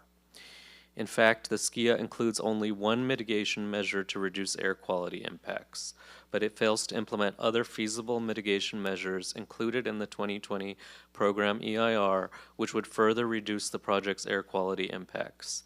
The SCEA justifies this oversight by claiming that the project will have a less than significant impact on air quality. But even if a project is shown to have a less than significant impact under CEQA, it is still required to implement all feasible mitigation measures from the applicable program EIR. For instance, the SCEA fails to mandate the use of Tier 4 construction equipment. Tier 4 is an emission standard set by the U.S. Environmental Protection Agency, which reduces the effects of harmful diesel particulate matter emissions by up to as much as 90%. The 2020 program EIR lists the use of Tier 4 final equipment as a feasible mitigation measure, meaning that the SCEA must and is required to implement it for this project. However, it fails to implement it as a mandated mitigation measure, thus providing no assurance that the use of Tier 4 equipment will be mandated for project construction. Separately, SAFER's indoor air quality expert found an excess cancer risk resulting from the use of formaldehyde in indoor building materials throughout the project. This analysis assumes compliance with the California Air Resources Board regulations and recognizes that the project will be subject to current building code ventilation standards.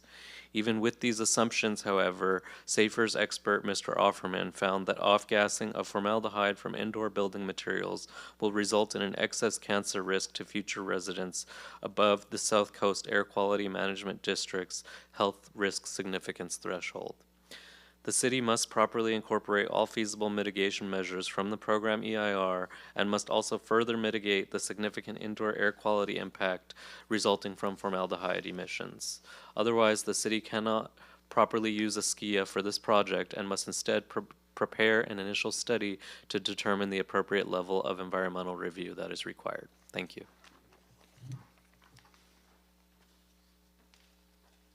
Thank you. And now would the applicant like to comment, please?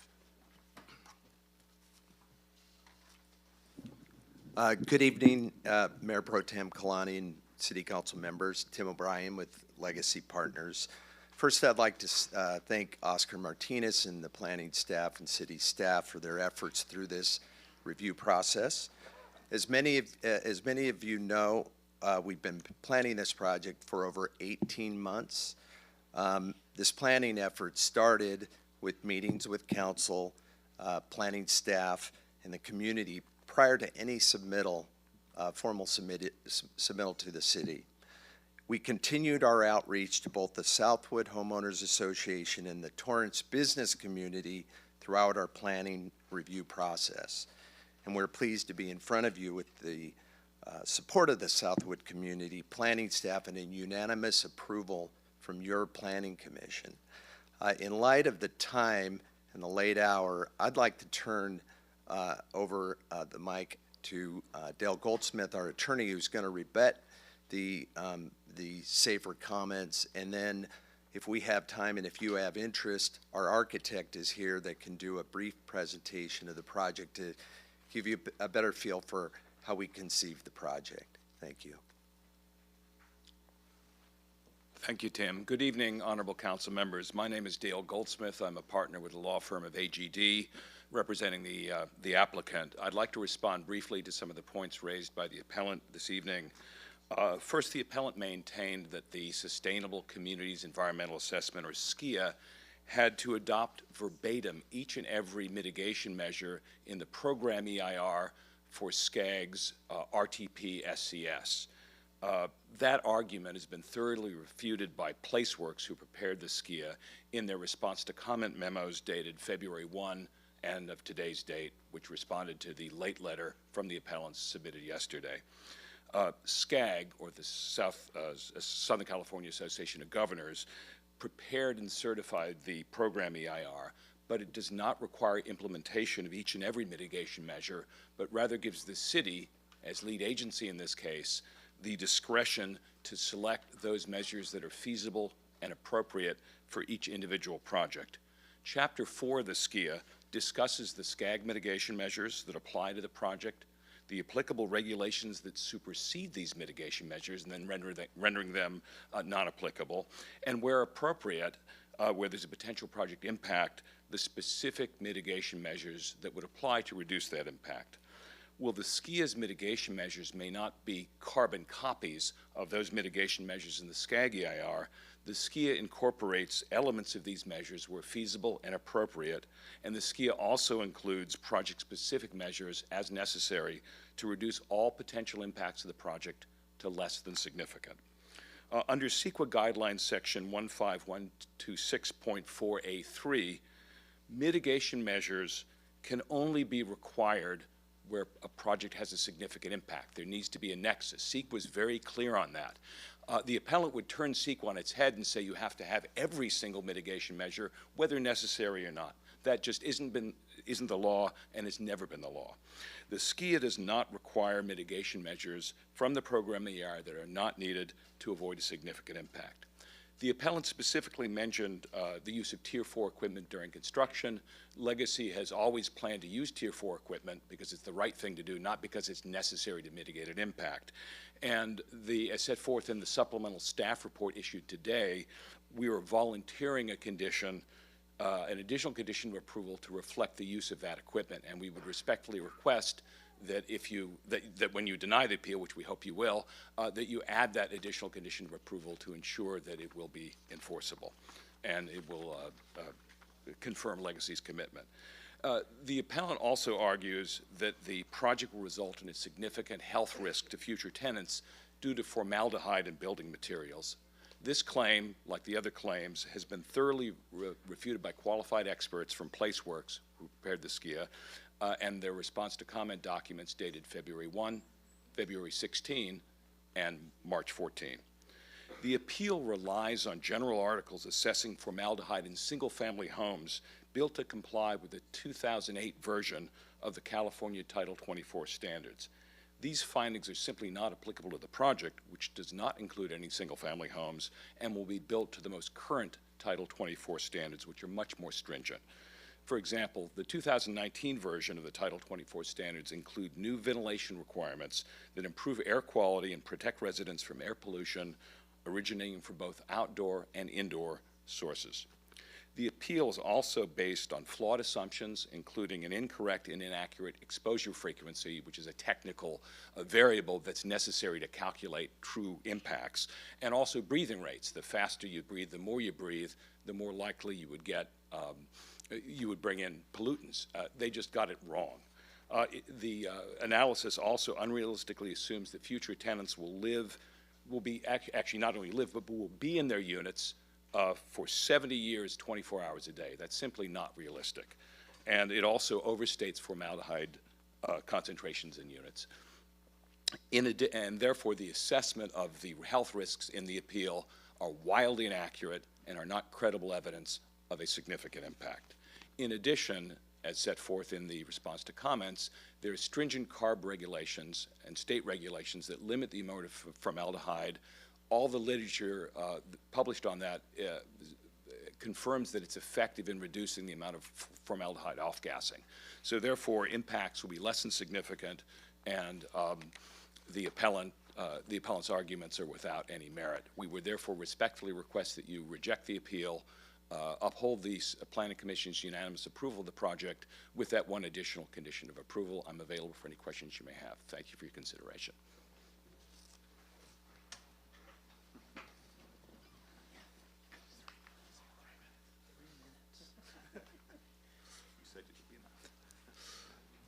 Could you put the slides back up, please?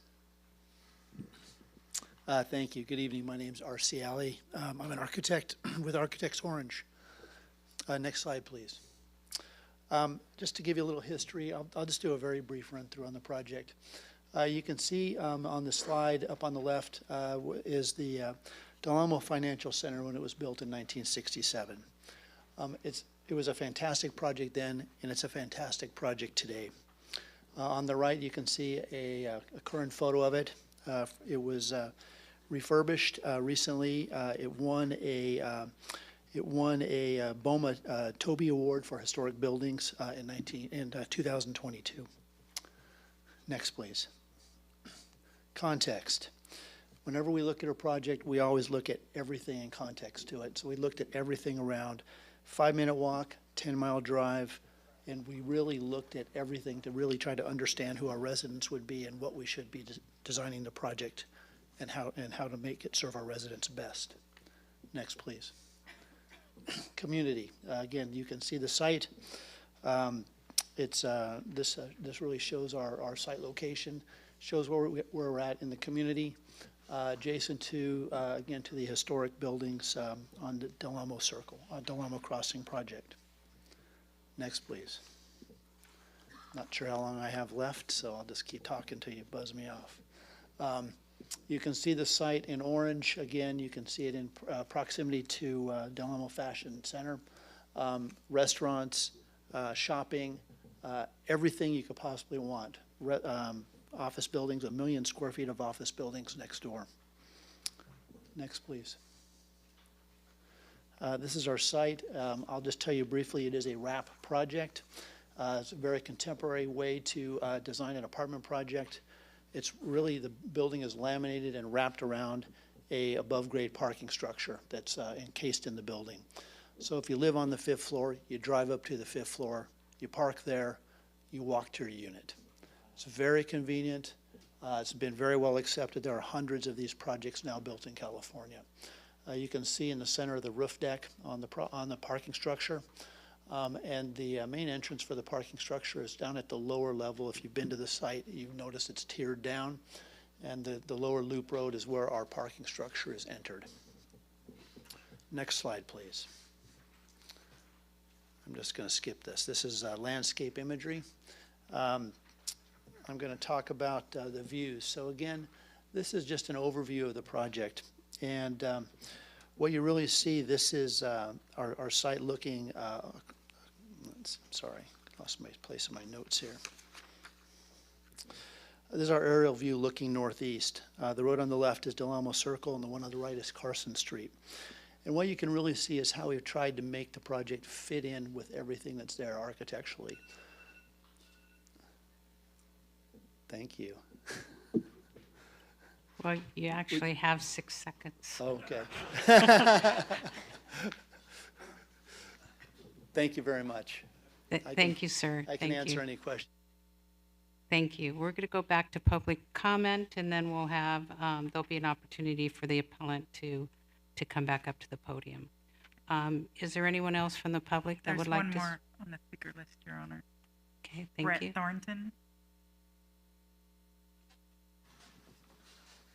Good evening, Council. My name is Brett Thornton. I'm the Senior Vice President of Development for DJM Capital Partners.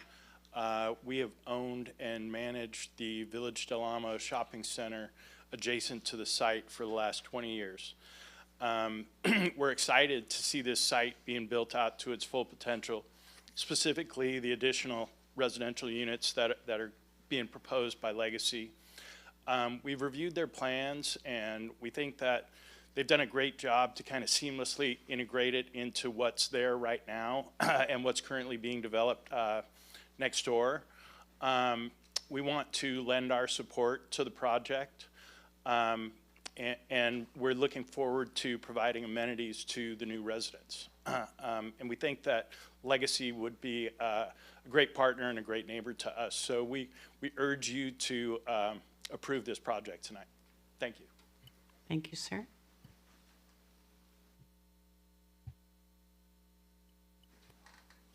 Hi, I'm Richard Fragapani. I'm with the Mueller Company. I'm in charge of development and construction, and we are here to support the project. We are actually neighbors. We are long-term property owners in Torrance. We own the property across the street on Carson, and we own the Del Amo Crossing project. We've been faithfully restoring the Del Amo Crossing project to its former glory ever since we bought it 8 years ago. It's been a labor of love. We are very protective of the property. We took a strong hand in the selection of a developer for the subject property, and we are delighted that Legacy was interested and that they chose to take on this challenge. We were even more delighted when they selected Architects Orange, and you can see from the quality of the design that that was a very good choice. We love the design. We think it fits in well with our property, and we're here to tell you that we are enthusiastic supporters of the project. Thank you. Thank you, sir.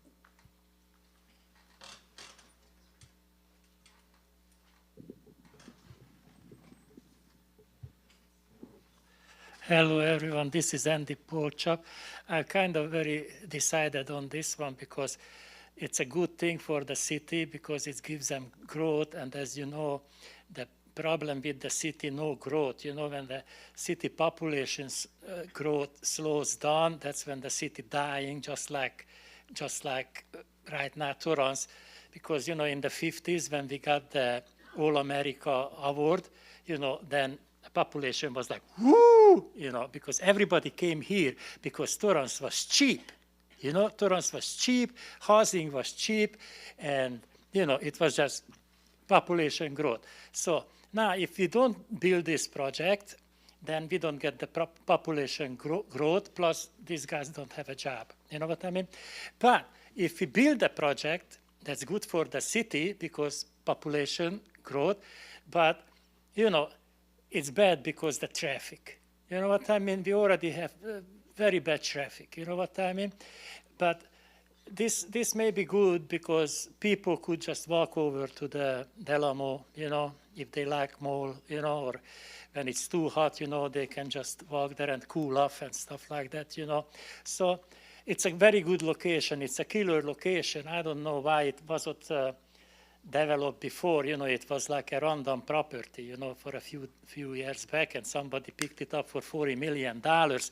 That's when you did not make the money. Instead of invest $170,000 or $170 million in stupid bank things, what is right now gonna go haywire, you could have buy this property and develop it. Think. Because these guys are gonna make a shitload of money, not you. Thank you, sir. Is there anyone else that would like to comment on this item?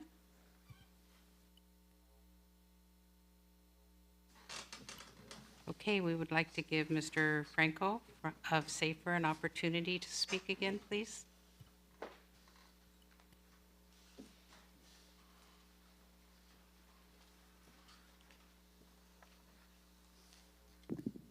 Hi, thank you very much.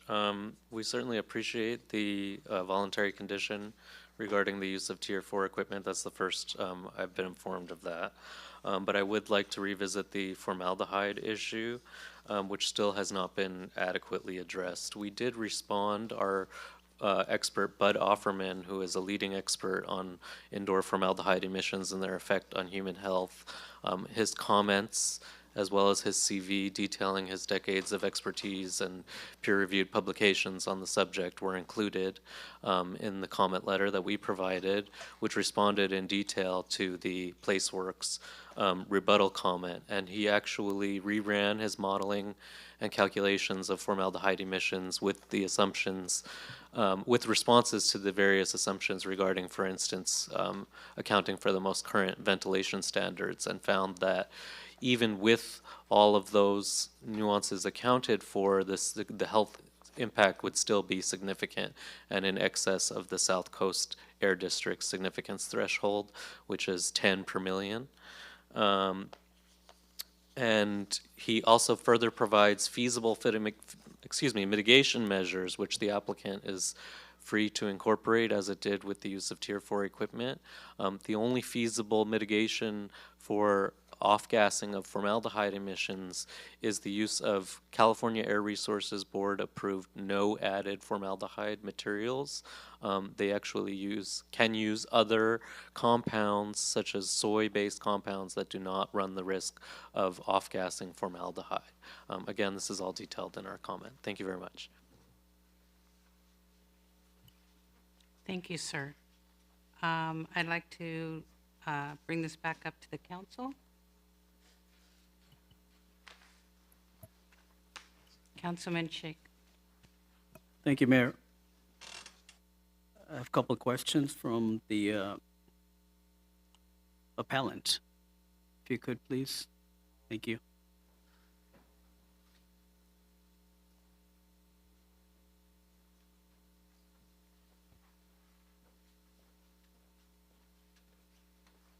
Thank you, sir, for providing the detailed reports. I just wanted to ask you, did you meet with the developer and address your concerns to them personally, or was there any interaction between you and the developer? We've not met directly, no, but we both parties participated in the Planning Commission hearing, and I think they're well aware of our concerns.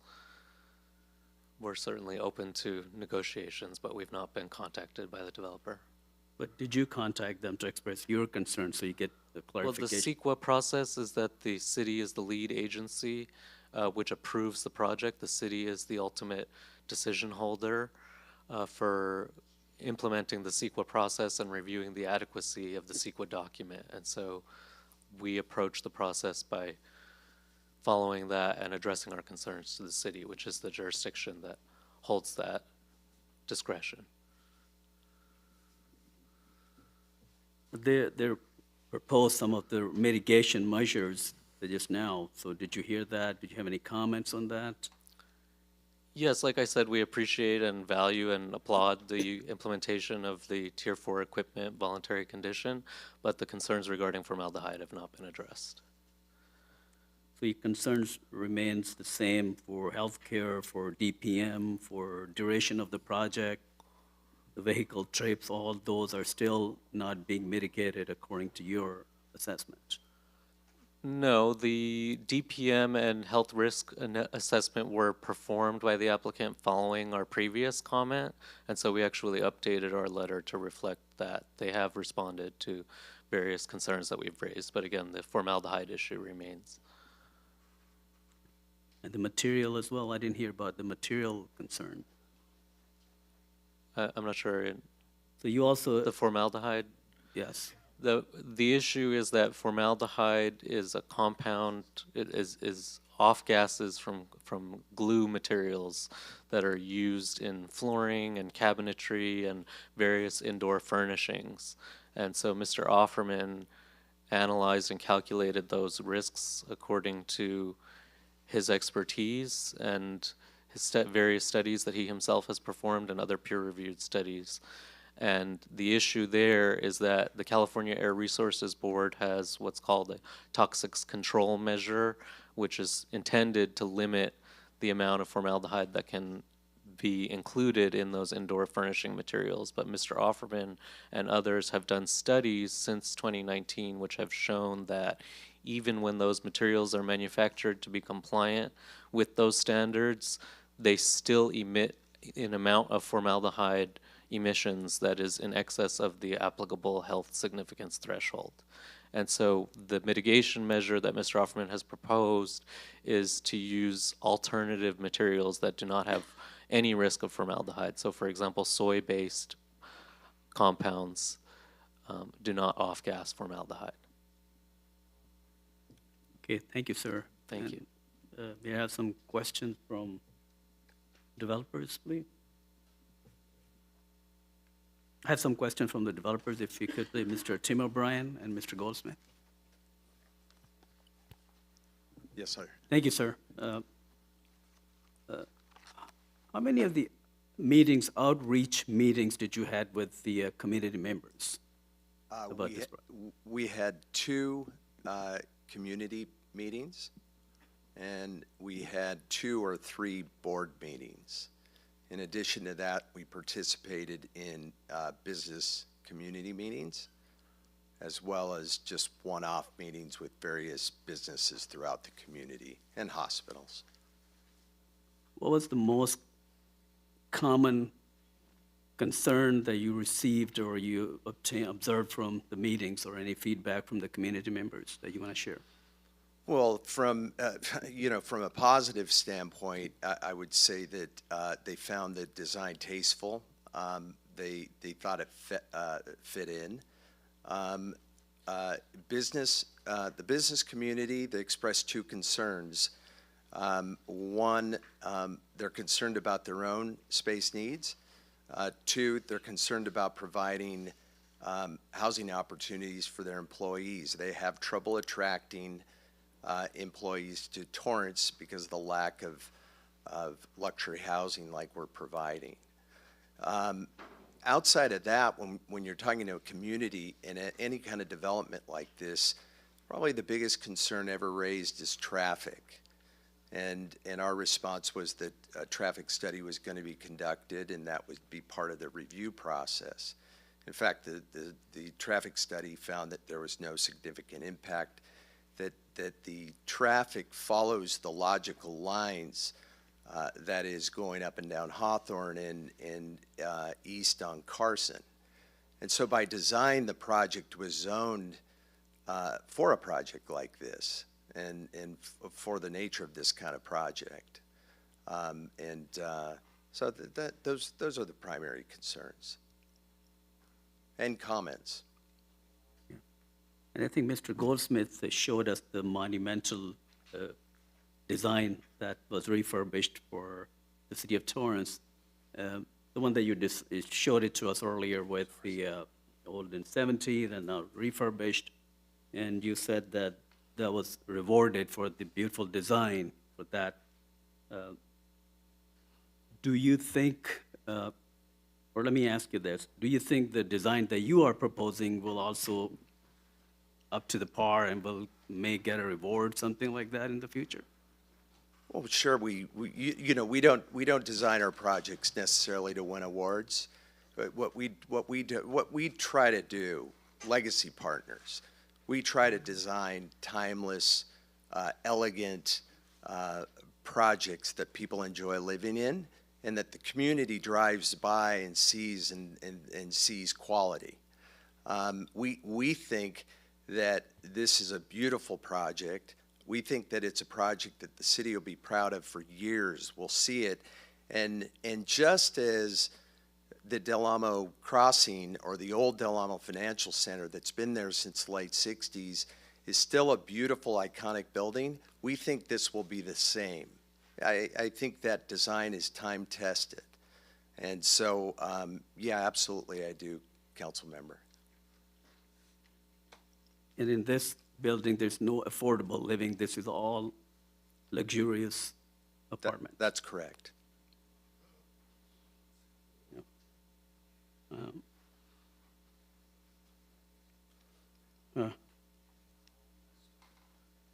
About some of the concerns that were raised by the appellant about mitigation measures for the material, for the vehicle trips. Would you like to respond on that? Yeah, I would like to respond. I would also like to clarify for the record, Safer and Mr. Frankel did not submit a comment, not a substantive comment, during the 30-day public circulation period of the CEQA. That's what, for the SKIA. CEQA sets that up to allow there to be dialogue, to allow there to be responses. They sandbagged and sent a detailed 300-page letter 2 days before the Planning Commission meeting, and another 100-page or so letter just yesterday. This isn't somebody that's interested in negotiating in good faith, but wants to get a gotcha. And nonetheless, we listened to those concerns, and we're volunteering the Tier 4 equipment. With respect to the formaldehyde, it's junk science. There's nothing in that letter that is credible or realistic. He's suggesting that the cancer risks are 10, 15 times over the threshold. If that was true, people would be dying in apartments on a daily basis. That's a huge number. That's worse than a smelting plant. It's worse than a chemical plant. It just isn't credible, and it's been debunked completely by experts who prepared the SKIA and put together a very detailed response and shows that it's not warranted.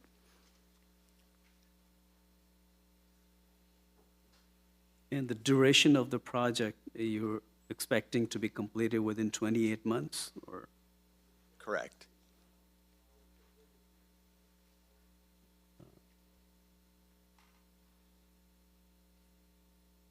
Okay, I'll come back to you. Some other questions, so I'll let my colleagues to ask. Thank you for your clarification. Councilmember Griffiths? Yeah, thank you. I do have a couple questions for the developer. On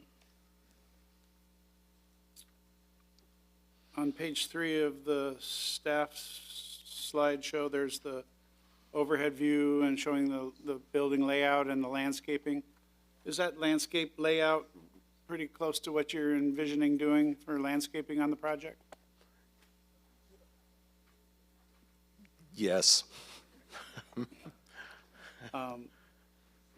Torrance is a tree city, so we love our trees, and so it's very important that we see these trees actually end up in there, and we'd like to see hopefully more than twigs put in there. Absolutely. So I wanted to verify that. The other concern I had, which I've expressed to you directly in the past, is the parking. It's always been a concern for me for any project that's put forth, whether it's a housing or commercial or what. You've parked it just to minimum code and nothing further. And that's always, to me, a red flag. But you did express to me when we met that you had a way around that you felt that there's adequate parking available from the financial center that could be used as overflow. And that sounded good when we met, but I wanted to verify, do you have any agreement to allow that to happen? No, we don't have a formal agreement. But there are available parking spaces in that parking structure. In your parking structure? In their parking structure. Now, in our parking structure, we have at 2.2 spaces per unit, we have 440 parking spaces. Which is the minimum of our code. Correct, council member, but we have 269 bedrooms. Now, historically, we would propose a 1.7 per unit parking ratio. And in our industry, and when we work with these types of projects, the last group that wants a parking problem is the owner and is the manager. And so we work to operate at a sufficient, more than sufficient level of parking. And from an industry perspective, you'll commonly see projects that are 1.5 to 1.75 spaces per unit. So we see that this will be an abundance of parking spaces. I hear that all the time, and it tends not to be the case when it actually gets built. But I am aware that the parking structure next to this is pretty empty, and I'm a little concerned the fact that you don't have a formal arrangement to potentially use that for overflow, because I do believe it is a controlled parking lot. That's and I don't know that it's available to the public without some sort of key access. So I don't know, it might be worthwhile just to see about setting that up just in case. It would certainly make me feel better that you know you have an agreement with them just in case. Understood. Those are my questions for the developer at this time. Thank you.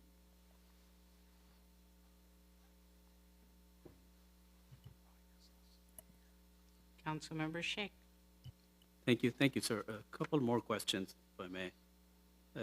After your meeting with the community, did you modify any of the design, anything that was changed, or you thought that this will serve the community in a different way? Any modification?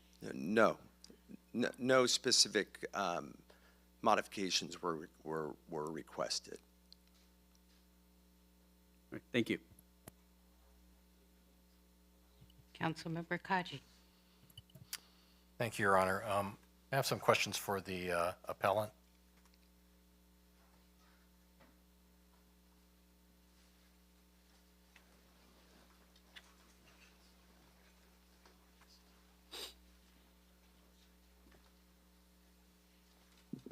Thank you for your presentation tonight. Just a few questions. How did you first learn of this project, and at what time did you first register, I guess, your opposition or point out these mitigation points? I don't have the exact dates and times in front of me. We have a staff in my office that are on various CEQA notice lists.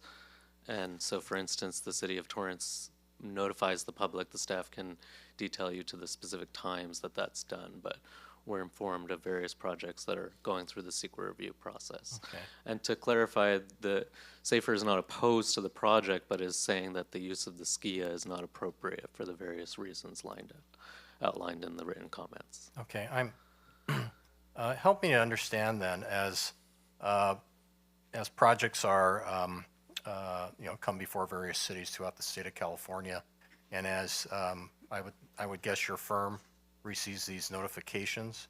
Mm-hmm. I'm trying to understand the business model of your firm, and does a CEQA notice trigger a immediate response from your firm? It would be dependent on the project and the extent of the environmental issues involved in that project, and how much time there is before a hearing, and how much time we have to retain experts to review the various environmental documents. There are many different factors that go into it. Okay, thank you. So, of course, this is at least here in Torrance, it's a large project. What would be, I guess, the threshold, for your firm to, file an opposition? Would it be 50 units, 100 units? Again, I don't think there's a numeric threshold. I think it has to do with the substantive environmental issues that are at stake. Okay, well, I'm just trying to determine if I was a private developer, I was, proposing a 25-unit development in Torrance,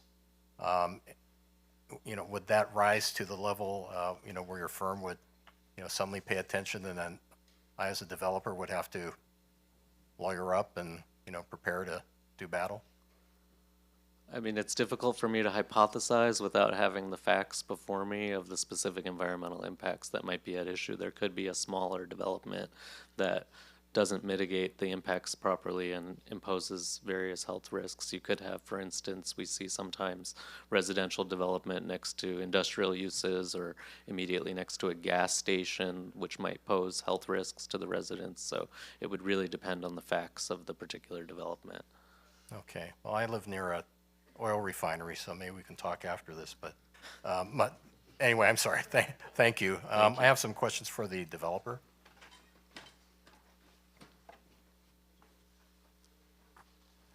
I heard some of the comments by, I think it was the Southwood Homeowners Association, and also by some of the neighbors with their projects adjacent to yours.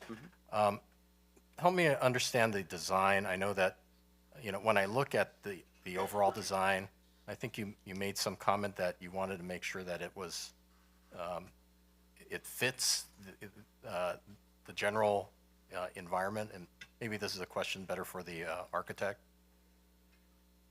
Yeah. Oh, sorry. Councilmember Kaji, I'll defer to the architect related to the design intent. Okay, thank you. Good evening, R.C. Alley with AO Architects again. Yeah, we first of all, as I mentioned before, the Del Amo Center is really a very iconic project, and we wanted to build a project that really paid homage to it. We felt it would be very inappropriate to do a project that was wholesale different. A Italian-aid project or a Mediterranean project would not do that project justice, nor do I think that the owners and operator of the office buildings would be very happy about that, because it's I don't know if you realize the treasure that you have here. You must, because it is such a fantastic project. I mean, you don't see many office buildings or office projects that were built in the 60s that are still have the presence that you have in this city. It's something special, and it's something that we felt we had to honor. Okay, thank you. I guess my last question for the developer. I know you've gone through this process in other cities where you've built various projects, and Torrance has had a somewhat dubious reputation over the years when it comes to new projects.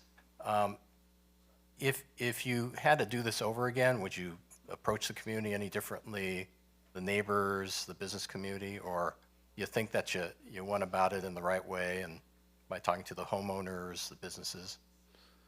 Well, yeah, absolutely. I mean, there's two ways to go. Well, one way is to not do it, is to engage only if folks come out and be at a meeting like a planning commission meeting, and you sit down and maybe go in the back and talk, or you set up another meeting. We did it well in advance, and we've done that on prior projects, and we've had a lot of success doing it. It takes a lot longer to do. I think there was a chance we would have accomplished this in 12 months, not 18 months. So certainly you invest more time and energy, but I think that if you consider us as an owner of this project, we're currently a developer of this project, but if you recall, with our financial partner DWS, we're a long-term owner, so we view that we'll be with this community for some time, and so that extra time, whether it was 6 months, 18 months versus 12 months, it's worth the investment. Right. Thank you very much. Sure. Thank you. Councilmember Lewis. Thank you, Mayor. This is my district, so this is a project that I've been very in tune with. And back to the developers, I remember us having a conversation when we met the first time about the design. Yes. And change orders. How can we be assured that as the project moves along, if there is a design change order, what would be the process that you would use to advise us of any changes? Are we talking about changes between now and the issuance of a building permit? No, changes after you're starting to build and you just get into the project and you decide you want to do a change order to move something or redesign an element of the building. There wouldn't be changes after the fact that we have a building design. I mean, historically, I assume Torrance works the same way. We have a set of plans. We have conditions of approval, and we have to meet those conditions of approval prior to the end of the job, prior to the completion of the job. The building department issues a building certificate of occupancy. Correct. And as part of that certificate of occupancy, they're going down and making sure that this building complies. And I'm not discussing the material building itself. I'm talking about the design, because I think I made it very clear it was very important for us for this design element to reflect the community that we're trying to build in that area. And I also referenced to your Costa Mesa properties, which I actually made a trip down to visit. And I remember us discussing where Delamo Crossings has done a phenomenal job in revitalizing the area where Urban Plates and 24-hour fitness is, those type of design elements into the building. I was clear about our desire to have those design elements to somehow show up on the residential sections, particularly since this is going to be a luxury apartment complex that I assume you're still going to market to professionals. Correct. So one condition that we've agreed to is that the applicant and developer shall continue to work with staff to enhance the exterior design of the project to the satisfaction of the community development director. Yeah, I've read that and I appreciate that. I don't think that was an element that was in there before. Correct. Your Honor, members of the council, Oscar Martinez, Community Development Department. If the project is approved tonight, and if there were to be any kind of facade changes or material changes, depending on the level of changes, it could require an administrative approval that's reviewed and approved by the Community Development Director, and it could also, which that decision could be appealed to the City Council. And then if it's a wholesale change, a large, complete change from the original design, it would be brought back to the Planning Commission and City Council. Yeah, it's not the wholesale change I'm worried about. It's the design element. And Michelle, I think you and I had that conversation before. Chair, Commissioners, excuse me, It's Your okay. Honorable Mayor and Council members, Michelle Ramirez, Community Development Director.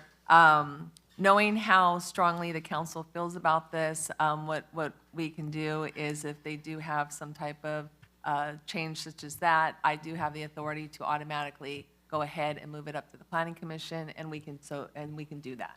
Perfect. That makes me have a little level of relief. And then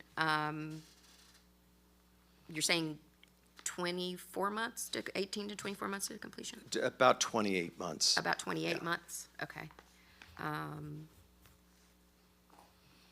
And I assume that there's been a noise study on the school that's down the street? Well, a noise study was completed. Do you do? Yeah, well, once again, Dale Goldsmith. Yeah, the SKIA was a comprehensive document. It analyzes all the various impact areas, including noise, and there was a technical noise study that concluded that there would be no significant noise impacts either during construction or operation. Okay, and that was submitted to the school system? It was actually the city planning department, community development department reviewed it, and that's part of the public document that I believe could have been circulated, provided the school district. I'm not entirely certain, though. Okay. That's all I have for right now. Thank you. Back to Councilmember Sheikh. Thank you, Mayor. Mr. O'Brien, a couple of questions from you and also Mr. Goldsmith. Sure. I think you made comments earlier that before you prepared this design, you had outreach meetings. Correct. Right? So how do you expect someone to make or give you any recommendation if you don't have any design there? And then you said that there were no recommendations were given to you. I don't expect any recommendations if you're not showing what you're going to build. No, council member, we had initial meetings with, for instance, council members and with the board of the Southwest Community Association, in which we just showed them what we had. We talked about ourselves and what we do. We came back and did a presentation to the board, and then the next step was a meeting with the community association, and at which time we had the design, and that's what they were assessing at the time. So there were a couple series of meetings. The initial meetings, there was no design. Secondary meetings with design. One question was, when is this going to be approved? And we said, well, we go through a submittal process and so on and so forth. When was it submitted? Well, we haven't submitted it yet. We wanted to have this meeting with you first. But with all due respect, you said a couple times that you didn't have that. You had an outreach meeting, and then you had those designs. And when we met, I requested that, hey, would you be open to look at design differently? Would you be open to have a little bit different design? So that was one of my requests to you, and then just now you said there was no request offered to you, or there was no recommendation given to you. Let me clarify, Council Member, from the community. You had specified that you. I represent community. I apologize for the confusion. No. That's you why don't need to. I thought you were directing the question to me relative to the community, not our meeting. Yeah. But you did mention a couple times, I recall that I made a note that you did have outreach without any renderings. And then you're expecting someone to come and give you recommendations without showing what you're going to have there. Let me clarify. Please. We had an initial meeting. In fact, prior to you joining the council, we met with council members for our initial meeting, and we just showed a location, introduced ourselves, told them about ourselves and what we plan to do, in general terms, in concept. We did the same thing with the Southwood Homeowners Association board. We followed the next meeting with the board, we followed with actual designs. And we had a chance to present those designs to them. Following that, we had a community meeting with designs. And then we had another meeting with the Homeowners Association in the fall of last year with designs. So at all times, outside of the initial meetings, which were purely introductory in nature, we had designs.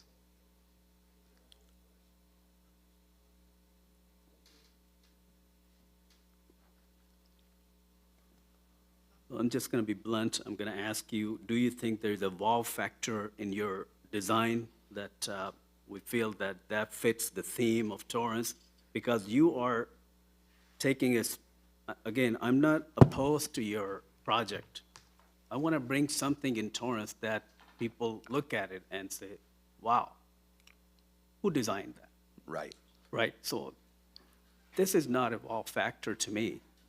And that's a little concern I shared with you when we met, and with all due respect, this is a prime location for our city. We are having a precedent for the future designs, future developers to come here with their creativity. And this is a block, and then we're gonna have multiple blocks. So I'm just expressing that what I heard from my community members. They were pretty obvious with this is not a wow factor. So would you be considering anything that gives us a little flavor of that people come to you and it's gonna be mutual benefit to you and to the city? People from other cities, they're gonna ask, who designed this? That's what we want our city. Sure. And same for that we are creating something that other cities will come and ask us, wow, I don't see that in your design. Would you be willing to make some modifications to make something that we salute you? Hey, thank you for bringing that project, that creativity in Torrance. Yes, we've agreed in condition 24 to continue to work with staff and the community development director to enhance the project. Yes. Thank you. Thank you, Mayor.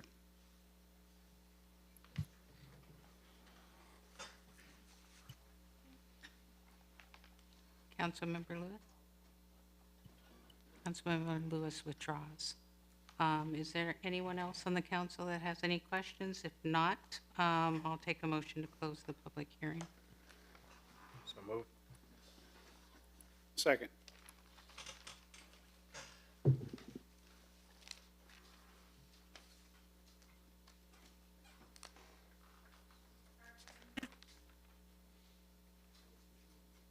Your Honor, that motion carried with Mayor Chen absent. Thank you. Does the council wish to take action on this item?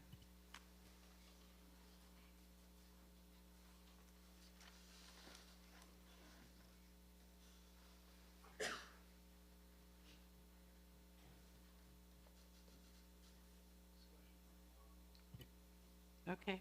Councilmember Griffith would like more discussion.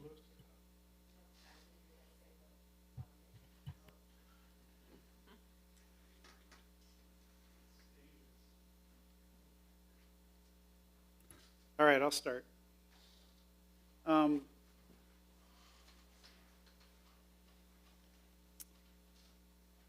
been on the council the longest of our council members, and in my time, which is almost 9 years, or over 9 years now, we've never had a housing project come before us of this size, which is kind of remarkable, actually, that nothing like this has come before us. So I'm glad that it has, and it gives us the opportunity to talk about a lot of issues, not all of which, in my case, are things I want to talk about that are directly related to this project, but to development in general.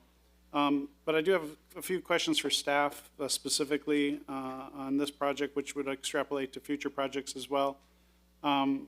We are in a state of water shortages and power shortages, and how does developing this kind of project where there's absolutely zero usage of power and water on this property today, how do we provide that sufficient water and power to new projects when we're already in a shortage situation? And how does this get approved without getting approval of ensuring that we have the power and water to provide to this development and other new developments? Thank you, Your Honor, and council members, Oscar Martinez, Community Development Department. Through the Sustainable Communities Environmental Assessment and the initial study that was prepared for the project, they reached out to Cal Water Service, who provided a will serve letter that's valid for 2 years, and essentially they do indicate that there is sufficient capacity to serve the project. And per the Sustainable Communities Environmental Assessment, the total gallons per year of the project would be 317,000 approximately. That's for the exterior. How much?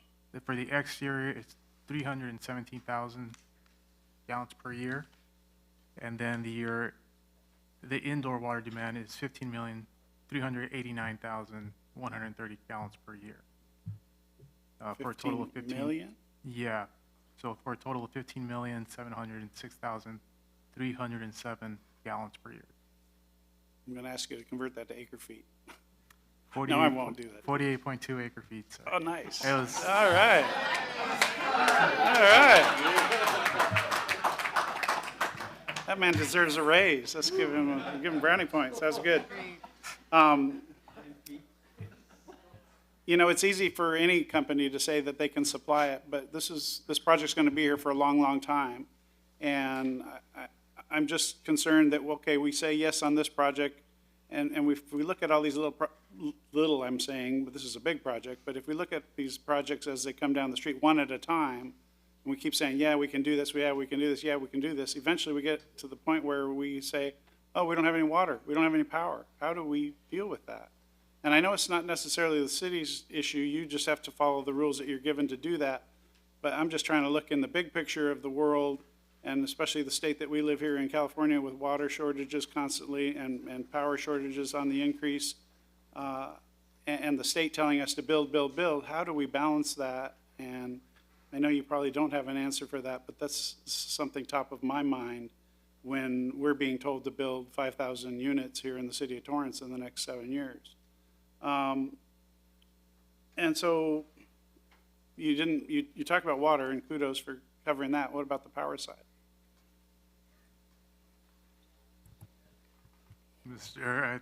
Your Honor and members of the council, I'll have to look into that one as I did not prepare for that question. My apologies, but I can definitely get some additional information for you.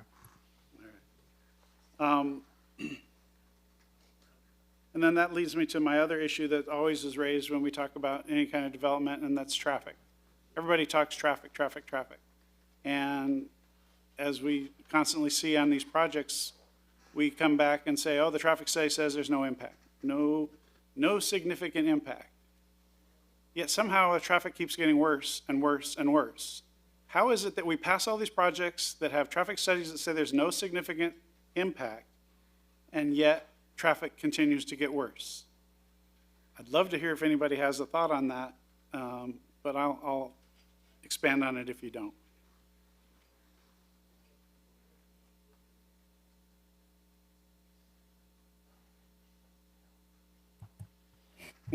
Your Honor and members of the council, again, I'm just double checking the power situation here. Okay.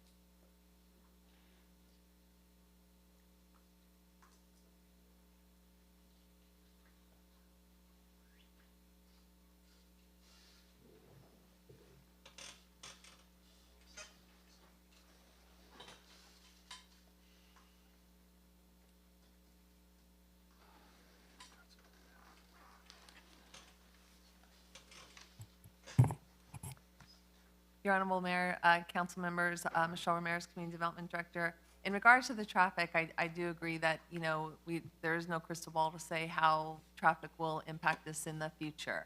We do our best, that we have our Title 24. We have, as a requirement, we do require EV charging stations in the project. I'm sure the developer himself, but we'd obviously have to reopen up the public hearing, can also speak on things they're doing to help reduce the traffic because of the development. The state is always trying to look at ways to reduce the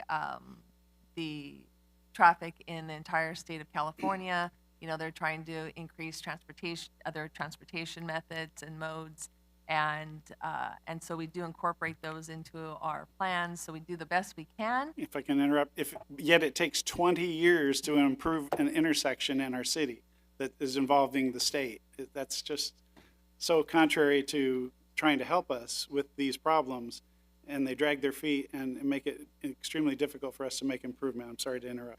Well, not when we have control of it. We do it much No, I better. understand. We do a much better job, but you were mentioning the state. Yes. Which I always like to mention as well. And the state is telling us to do all these things, Yes. but yet they're making it extremely difficult for us to try to make the improvements that are necessary to make the general improvements that would allow for what they're asking for. Yeah. And that's where I have a huge issue. I understand, and you know, the state has also, you know, passed certain legislations. I want to say AB 2097. Hope it's not SB 2097. I have too many bills in my head, but AB 2097, whereby, you know, you don't have to provide the parking that's required any longer if you have transit. To the testament of this development, they did not take advantage of that. They could have easily have taken advantage of it. They did not. They at least parked it to the minimum that we had asked them to do. But I do agree there are certain legislations, certain local requirements that we have in place to try to help the traffic. We will continue to do that. But you are correct. It is something that, you know, we do see increasing on our streets. Mr. Martinez, did you have anything else on the power? I know Yes. I saw smoke coming out of your computer there. Your Honor, members of the City Council, Oscar Martinez, Community Development Department. Through the Sustainable Communities Environmental Assessment, electrical facilities was analyzed, but it identified that no additional or new expanded electrical power facilities would be required, and that the proposed project would be less than significant in terms of electrical services. So very similar to traffic, no significant impact, yet we'll have brownouts and power outages all summer long, and let's shut down power plants and all that. So forgive me if I say this traffic studies, power studies, water studies are a bunch of hooey when it comes to these kind of projects. And when you look at the projects individually, yes, they're small, but when you add them all together, then it creates a much, much bigger impact. Your Honorable Mayor, council members, and you are correct, but as other projects come online, those other projects are now going to have to take these projects that have been approved into play. And so they're going to have to evaluate the CEQA based on these additional projects. So there could be changes in future projects as they come forth, or there could be, they might not be able to get to the less than significant impact. Those ones who get in here first are probably going to have an easier time than those ones that come in later in the game. I'm not going to hold my breath. Anyway, there's another issue. I'm going to come back to the traffic in a minute. There is literally and figuratively a cloud over our council about housing. Literally, there's raining outside. But figuratively, the cloud is that we have the state watching over us. And this is something that's never happened before, is that if we don't approve housing, the state's going to come down and punish us as a city. And those punishments are severe, and they're not something that I want to see happen to our city. And that, in my opinion, unfairly puts a burden on us as a council to potentially make decisions that we don't think are necessarily best for our city. I'm not referring necessarily to this particular project. I'm just speaking in general because I want the public to understand that our decision-making is now being affected by the folks in Sacramento who are basically, I shouldn't say the word dictate, telling us what to do on how we do our planning of our communities. And I really feel that that's wrong. We should have the freedom to be able to choose what we think is best for our community, because we know our communities better than anyone. And to have somebody, Sacramento legislators who've never even been in our city, telling us how we should and shouldn't build in our communities and penalize us if we don't meet their standards, I think is 100% wrong. And everyone who knows me knows I've been fighting this for some time. So I feel like I've learned a few things in my years on the council, and I want to do a little show and tell in regards to traffic. I think I've been wanting to do this for quite some time. And so this project has given me the opportunity to do this. And to the developer, this is not a direct impact on you. It is an opportunity for me to speak on the issue of traffic and try to put some reality, at least what I believe. This is my personal opinion. It's not fact. It's not scientific. But I have some visual aids that I brought to do a little show and tell for everybody. So this represents the city of Torrance streets. And all the little M&Ms inside this bucket are the cars that are in our city for the people who live here. Everybody who lives here has a car, sometimes two, sometimes even three. And sometimes households have 3 and 4 and 5 cars in a particular household. So we've got a pretty good load of cars already in our city. And so some people say our city is already full. And so when we talk about traffic studies, they look at traffic flow and things like that. But I think what really needs to be done is to look at traffic from a traffic loading perspective. And that's how many cars can we accommodate, because the cars don't just sit in the garage. When these people move into these projects, they have a car, and it is true, it is in their garage, but we all drive places. And that driving causes the traffic that we see every day on our roads. And so when we start doing all this stuff, we start impacting the traffic load in our community. And there's so many things that impact that traffic load, and I want to try to demonstrate that for you visually. So here we have this one project that's being talked about here today, and that's adding a little extra traffic load to our city. But when you start adding all the projects that are coming on board, you can see what it's doing to the traffic load in our city. And we have these kind of projects that are actually coming down our pipeline today. So this is not hypothetical. This is projects that we've actually had people meet with. And so we know that there's going to be this additional traffic load coming to us. In addition to that, the traffic load that we have is during the daytime, our city grows in population because of all the people that come to our city to work. So that's an additional traffic load, and it's a big load. It's over 100,000 people. Oh, geez, we're getting kind of full.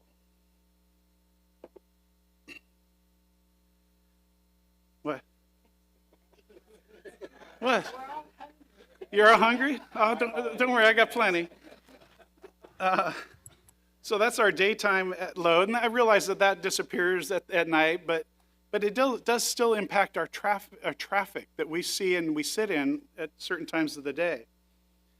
Then we talk about the building that's happening around our community that affects Torrance, because Torrance is a pass-through city. So we have building going on in Redondo Beach and on the Hill, and they're being mandated by the state to build and build and build. And we have zero control over that. But yet it adds to the traffic load. Sorry.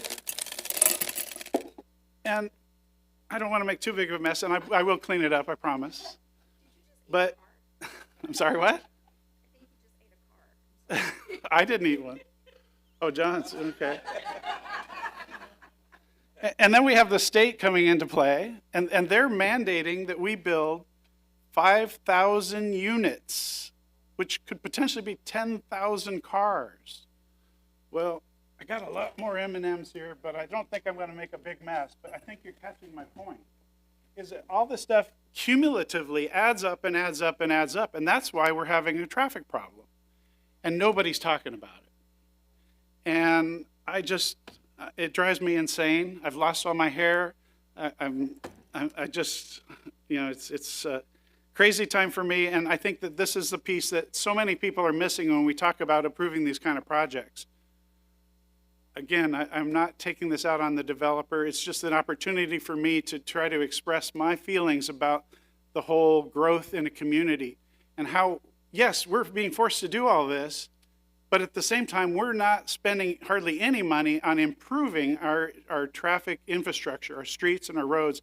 Yes, we're trying to fix the potholes, we're repaving, but we're not building more roads or expanding our roads to add for additional capacity. And certainly transit is failing miserably, at least in the South Bay. And to expect us to continue to do this, how is this going to improve our quality of life? It's absolutely not going to. And with that, I will start eating some M&Ms. Anybody want some? Come on up. I'll clean it up later. Thank you, sir. You're welcome. Councilmember Lewis. That was about the Top great. that. That was about the greatest demonstration of unfunded state mandates that I've ever seen, and I'm going to help you do some traffic calming a little bit later. You're going to eat some M&Ms, right? Oh, yeah. Okay, Yeah, I'll I'm going to pass help with them that down. traffic control problem. My quick question to community development that does not have to do with M&Ms and not for the legacy group is, in this particular project, it's 200 units of luxury apartments, and that falls within one of the 4 arena categories, which I'm assuming at market is going to put it above moderate income, which is 120% for LA County. Do we have a threshold where we have to start requiring developers to offer some type of affordable housing? And I know a new category popped up that I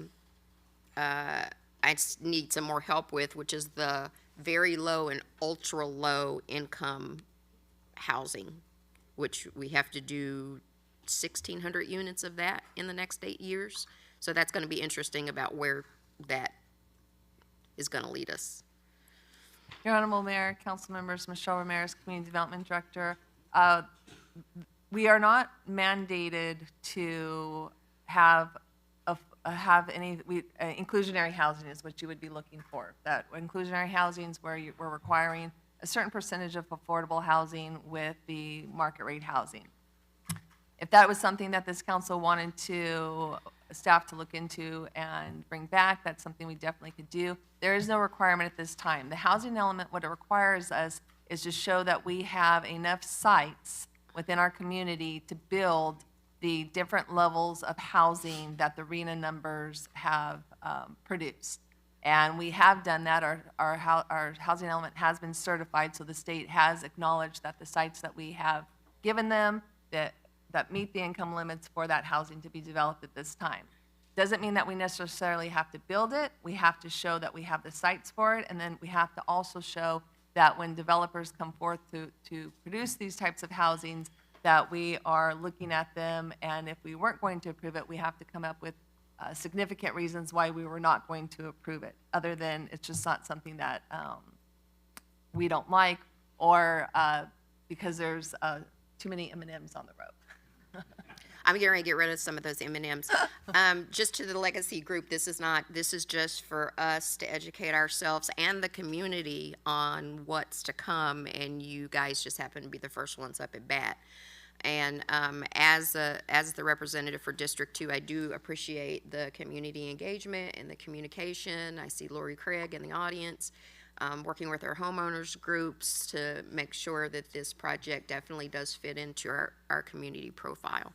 So thank you, Mr. Ramirez, for working that out, because as we're seeing, there's going to be a couple of projects that are coming up very tightly within this space off of Hawthorne Boulevard, and we just want the community to know that we're just not rubber stamping it because we want to build the community or make it more dense. It's because we have to accommodate our housing needs assessment.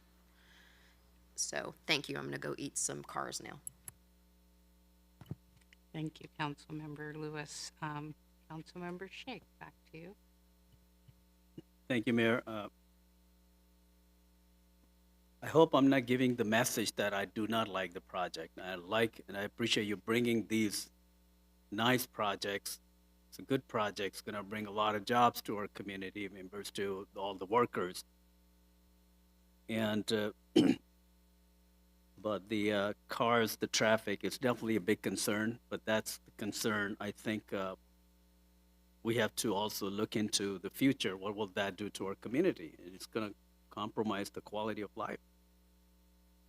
And hence, we are hoping to have Metro Line C extension that will impact in a positive way, hopefully. But I wanted to emphasize and make sure that that all you understand, I'm not against your project. I'm not against building what is required, unless we find an alternative, but it is required. We need to meet our quota or we're going to get penalized. And it's going to bring a lot of jobs. Again, I think we can do better. We can really do something that 50 years from today, people say, yeah, these developers, they brought something to this Torrance community. And as leaders, we say, hey, we gave something to the community that will have an example for the future developers to come and give us nicer, creative models. That's all I'm saying. And I'm requesting you to consider, be outside the box. You will have an opportunity to bring more designs, more buildings here, but be creative. And bad or good building, possibly it's not going to be a huge difference as far as cost is concerned. With creativity, you can bring some creative designs.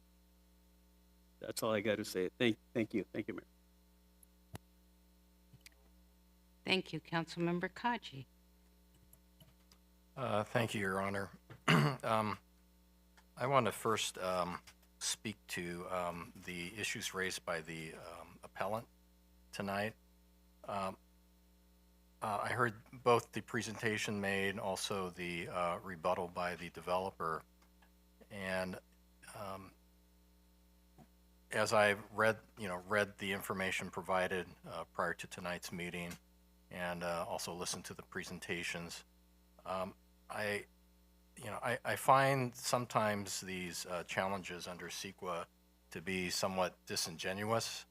While I do understand that development does come with a price, that it's important to, of course, stand up and protect the residents and the users of these new developments.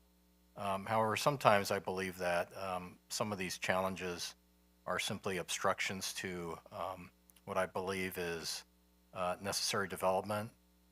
When I do listen to the business community, both that exists in Torrance and maybe new companies that may want to be here in the city, quality housing is a huge factor. As many of you know, we used to be the home of Toyota Motor Sales, which moved to Texas along with their supplier chain. The lack of quality housing, in addition to taxes, was one of the issues that forced them and other companies to leave the state. So I do believe that here in Torrance, it's time that we look at adding new housing if we want to attract those companies under economic development who are going to make significant contributions to our local economy. But going back to the case made by the appellant, I don't find it to be compelling enough for me to support the appeal. So I just want to come right out and state that. As some of the other members, Mr. Griffith raised, when it comes to energy, I didn't see any inclusion of solar energy or sustainability. So I'd like to encourage the developer, since I have seen other multifamily residential projects that do include, a solar array, to consider that, to, help to, and I don't know if staff saw that, or is that included? Did I miss it? Your Honor, and members of the council, Oscar Martinez, Community Development Department. I believe the current Title 24 requirements do require a solar component to the building plans. Okay. Sorry, I got distracted by the M&Ms. Lastly, I do appreciate the comments made by the apprenticeship program and the trades. We are an active member of the South Bay Workforce Investment Board. I know that we do support vocational arts and training. So I'd like to encourage the developer to ensure that there is a reach out to including local contractors.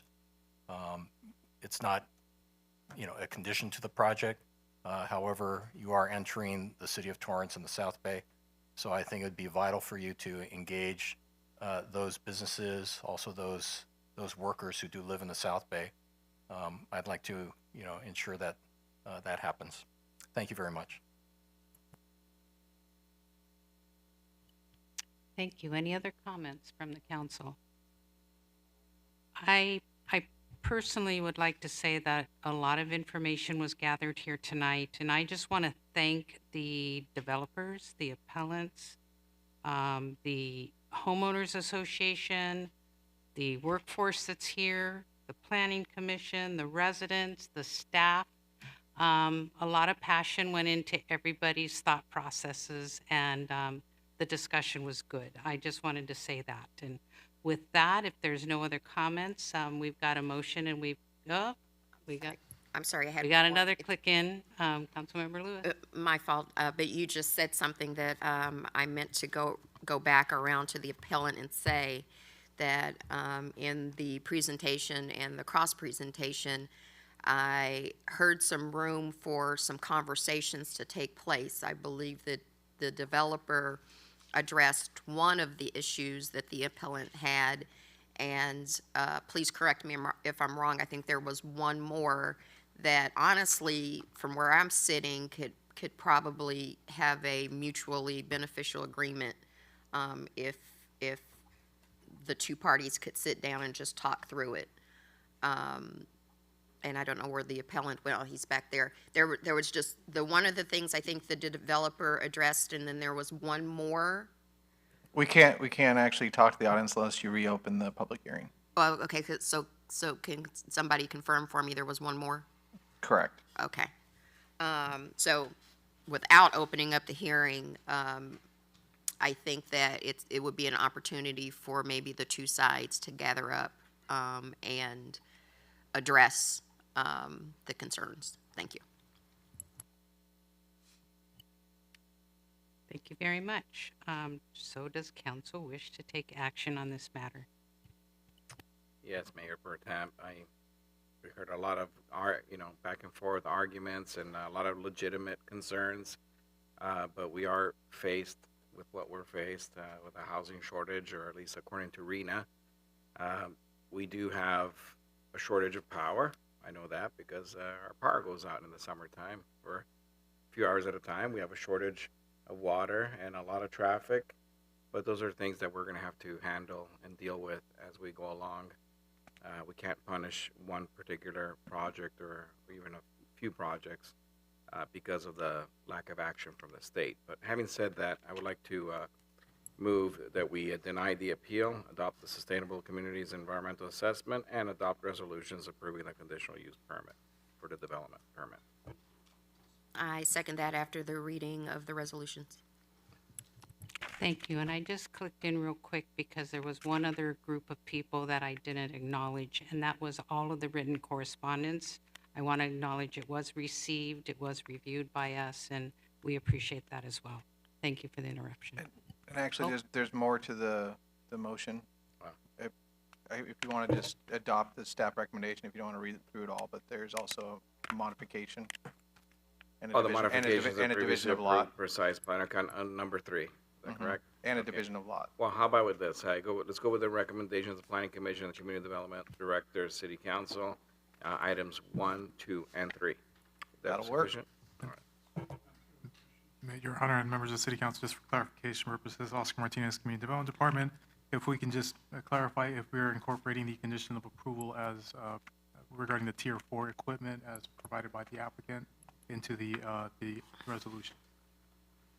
Personally, I don't think it's necessary, but I'll amend the motion to include Tier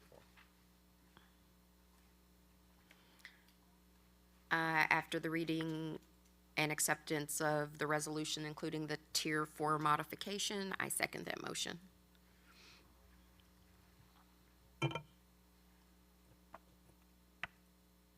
Your Honor, would you like me to start reading the resolution? Yes, please. The first is resolution number 2023-24, a resolution of the City Council of the City of Torrance, California, adopting a sustainable communities environmental assessment for the Del Amo Circle residential apartments project in accordance with the California Environmental Quality Act. The second is resolution number 2023-25, a resolution of the City Council of the City of Torrance, California, approving a conditional use permit as provided for in Division 9, Chapter 5, Article 1 of the Torrance Municipal Code to allow the construction of a 200-unit apartment complex and parking structure on properties located in the H-DA1 zone at the northeast corner of Carson Street and Del Amo Circle Drive, APN 7525-023-034 and 7525-023-035. Resolution number 2023-26, a resolution of the City Council of the City of Torrance, California, approving a development permit as provided for in Division 9, Chapter 1, Article 45 of the Torrance Municipal Code to allow the construction of a 200-unit apartment complex and parking structure on properties located in the H-DA1 zone at the northeast corner of Carson Street and Del Amo Circle Drive, APN 7525-023-034 and 7525-023-035. Resolution number 2023-27, a resolution of the City Council of the City of Torrance, California, approving a division of lot as provided for in Division 9, Chapter 2, Article 29 of the Torrance Municipal Code to merge two parcels into one on properties located in the H-DA1 zone at the northeast corner of Carson Street and Del Amo Circle Drive, APN 7525-023-034 and 7525-023-035. And lastly, resolution number 2023-28. A resolution of the City Council of the City of Torrance, California, approving a modification of a previously approved precise plan of development, parentheses PP 65-38, as provided for in Division 9, Chapter 6, Article 2 of the Torrance Municipal Code to allow the construction of a 200-unit apartment complex and parking structure on properties located in the H-DA1 zone at the northeast corner of Carson Street and Del Amo Circle Drive, APN 7525-023-034 and 7525-023-035. Motion to include the adoption of resolutions 2023-24, 2023-25, 2023-26, 2023-27, and 2023-28. And I second that. Start voting, please.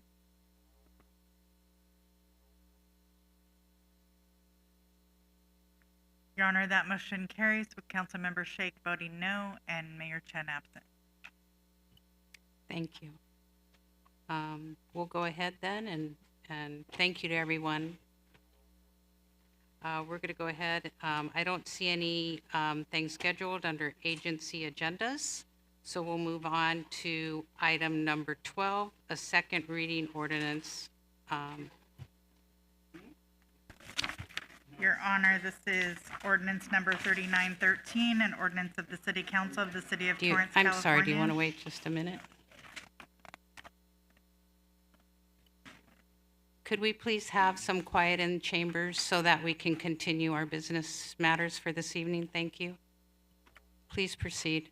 Madam Clerk. Your Honor, that was ordinance 3913, an ordinance of the City Council of the City of Torrance, California, amending the Torrance Municipal Code to add a new Article 8 of Chapter 1 of Division 1, parentheses 11.8.010, authorizing the use of electronic signatures.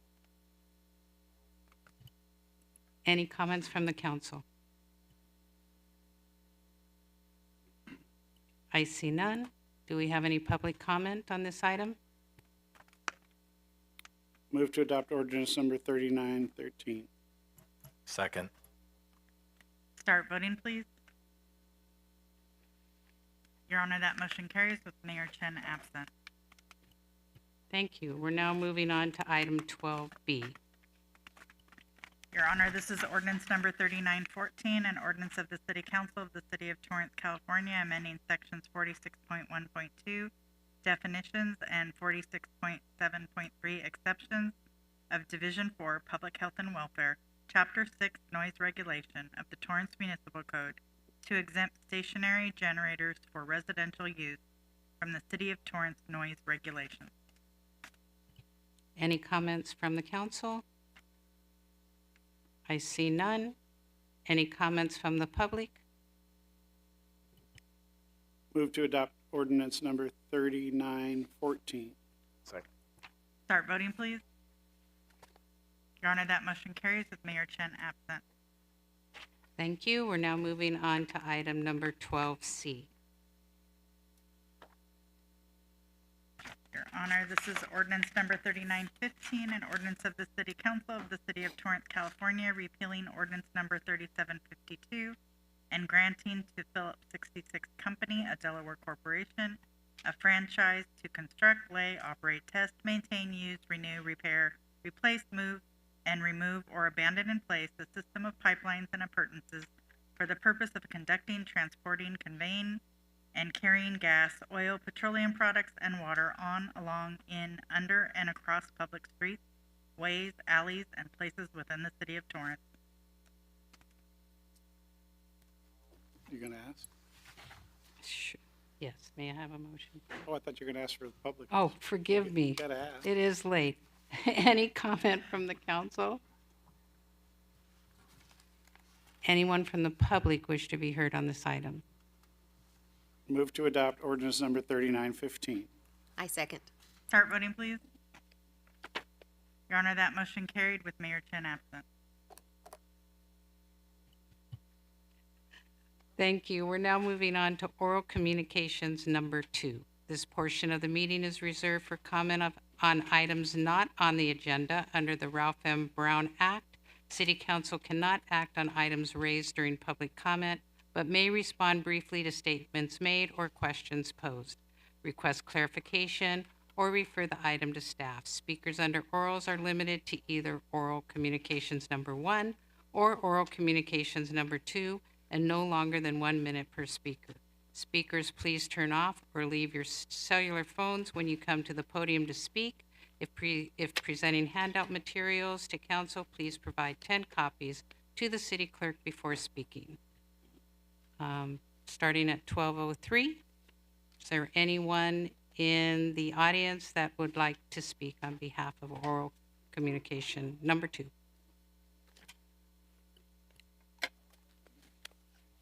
Shall we go on with council orals? Councilmember Kaji. Good morning and good night.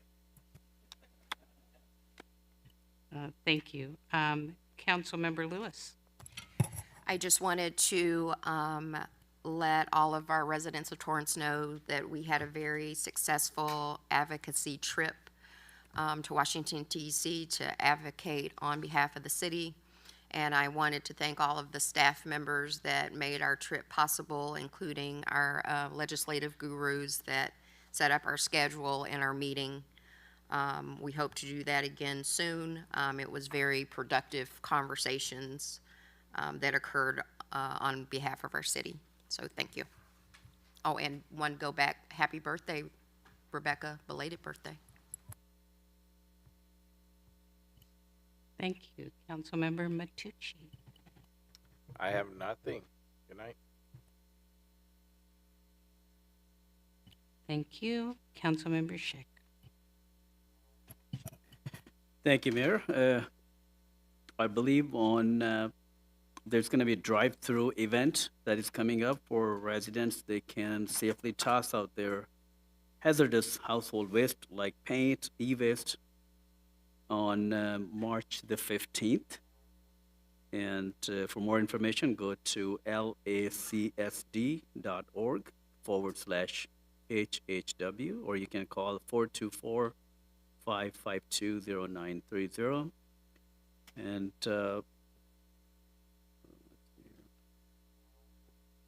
also want to congratulate the Torrance Memorial Hospital as well as Little Company of Mary Medical Center to be listed among the top best hospital in the United States. That was released recently. And also want to thank the staff for taking us to the DC. That we had a great trip, advocacy trip. We learned quite a few new items, and I want to thank staff for supporting us. We had very informative, educational, and fun trip. Thank you. Thank you, sir. Councilmember Griffith. Thank you. No more visual aids for tonight. Yeah, I want to also comment on the trip to Washington, D.C. that my colleagues, Councilmember Sheik and also Councilmember Lewis attended, as well as several members of our staff led by our Assistant City Manager, Danny Santana. I thought it was a fabulous trip. We've asked for many, many millions of dollars, and I'm reasonably confident that in large part to the efforts of staff and our advocacy out there in front of the agencies and legislators that we were lobbying, that I think we will be getting many millions of dollars for the benefit of our city. So I think the trip was well worth it. I think that's one of the things that sets Torrance apart from other cities. A lot of cities don't have the capacity or willpower to send a delegation to talk to their legislators and the agencies that have money to dole out, and that's why we get some and some of them don't. And so I think that's what helps set us apart from many other cities. So thank you, staff, for that and all your efforts to make that trip successful. Looking forward to the state trip as well coming up. And I think the only other thing for me is to wish everybody a happy St. Patrick's Day on Friday. Thank you. Thank you very much. And I have some M&Ms if anybody's interested. Thank you. I actually have a few things. The next performance of the Torrance Theater Company is Wild with Happy. Performances are from April 1st through April 22nd at 1316 Cabrillo Avenue in downtown Torrance. You can go to www.torrancetheatercompany.com to get your tickets and reservations today. Thank you. I want to thank you for the honor and trust of being your Mayor Pro Tem this evening. I wish Mayor and Mrs. Chen a safe and prosperous trip as he meets with and establishes relationships with friendship cities. And finally, I would like to kind of bring back up the fact that this Monday, many people around the world and in many different countries are going to be celebrating the change of season to the new year. In my family, it's affectionately called Nowruz.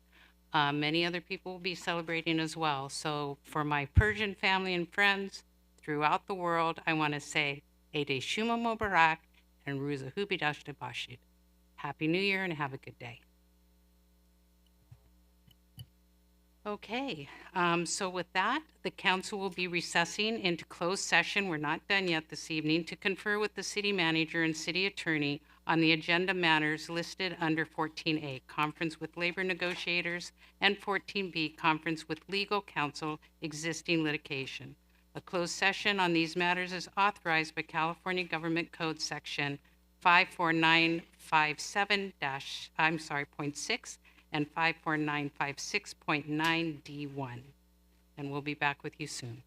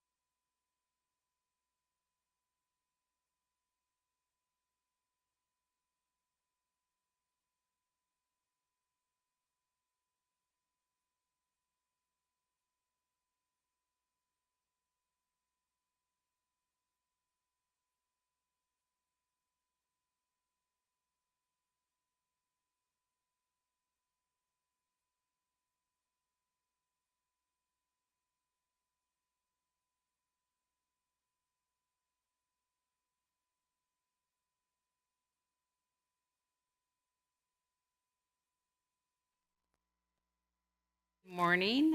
We're going to call the meeting back to order in open session at 1:01 a.m.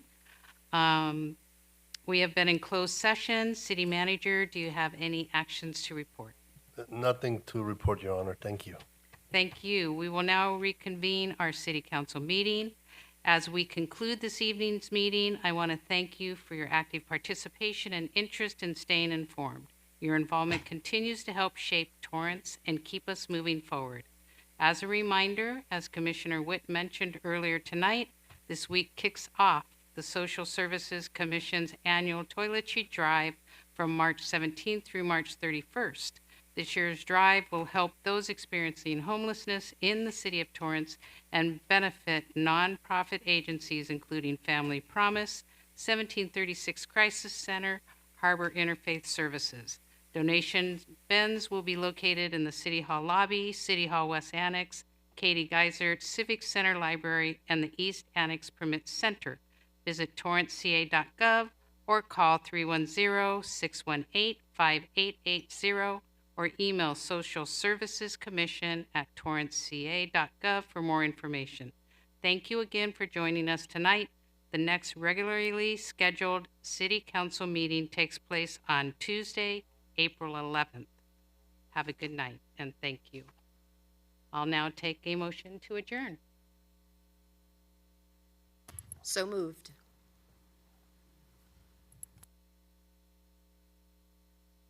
Anybody? Second. Oh, whoops. I'll add you. Thanks. You can vote no.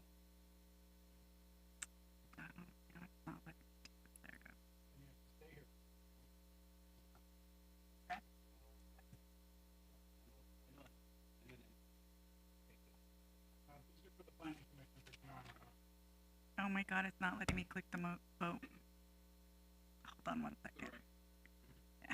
We can do all.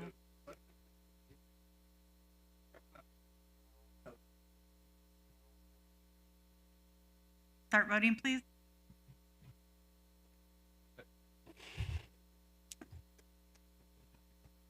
Councilmember Lewis, you don't want to go home? No, I think about that.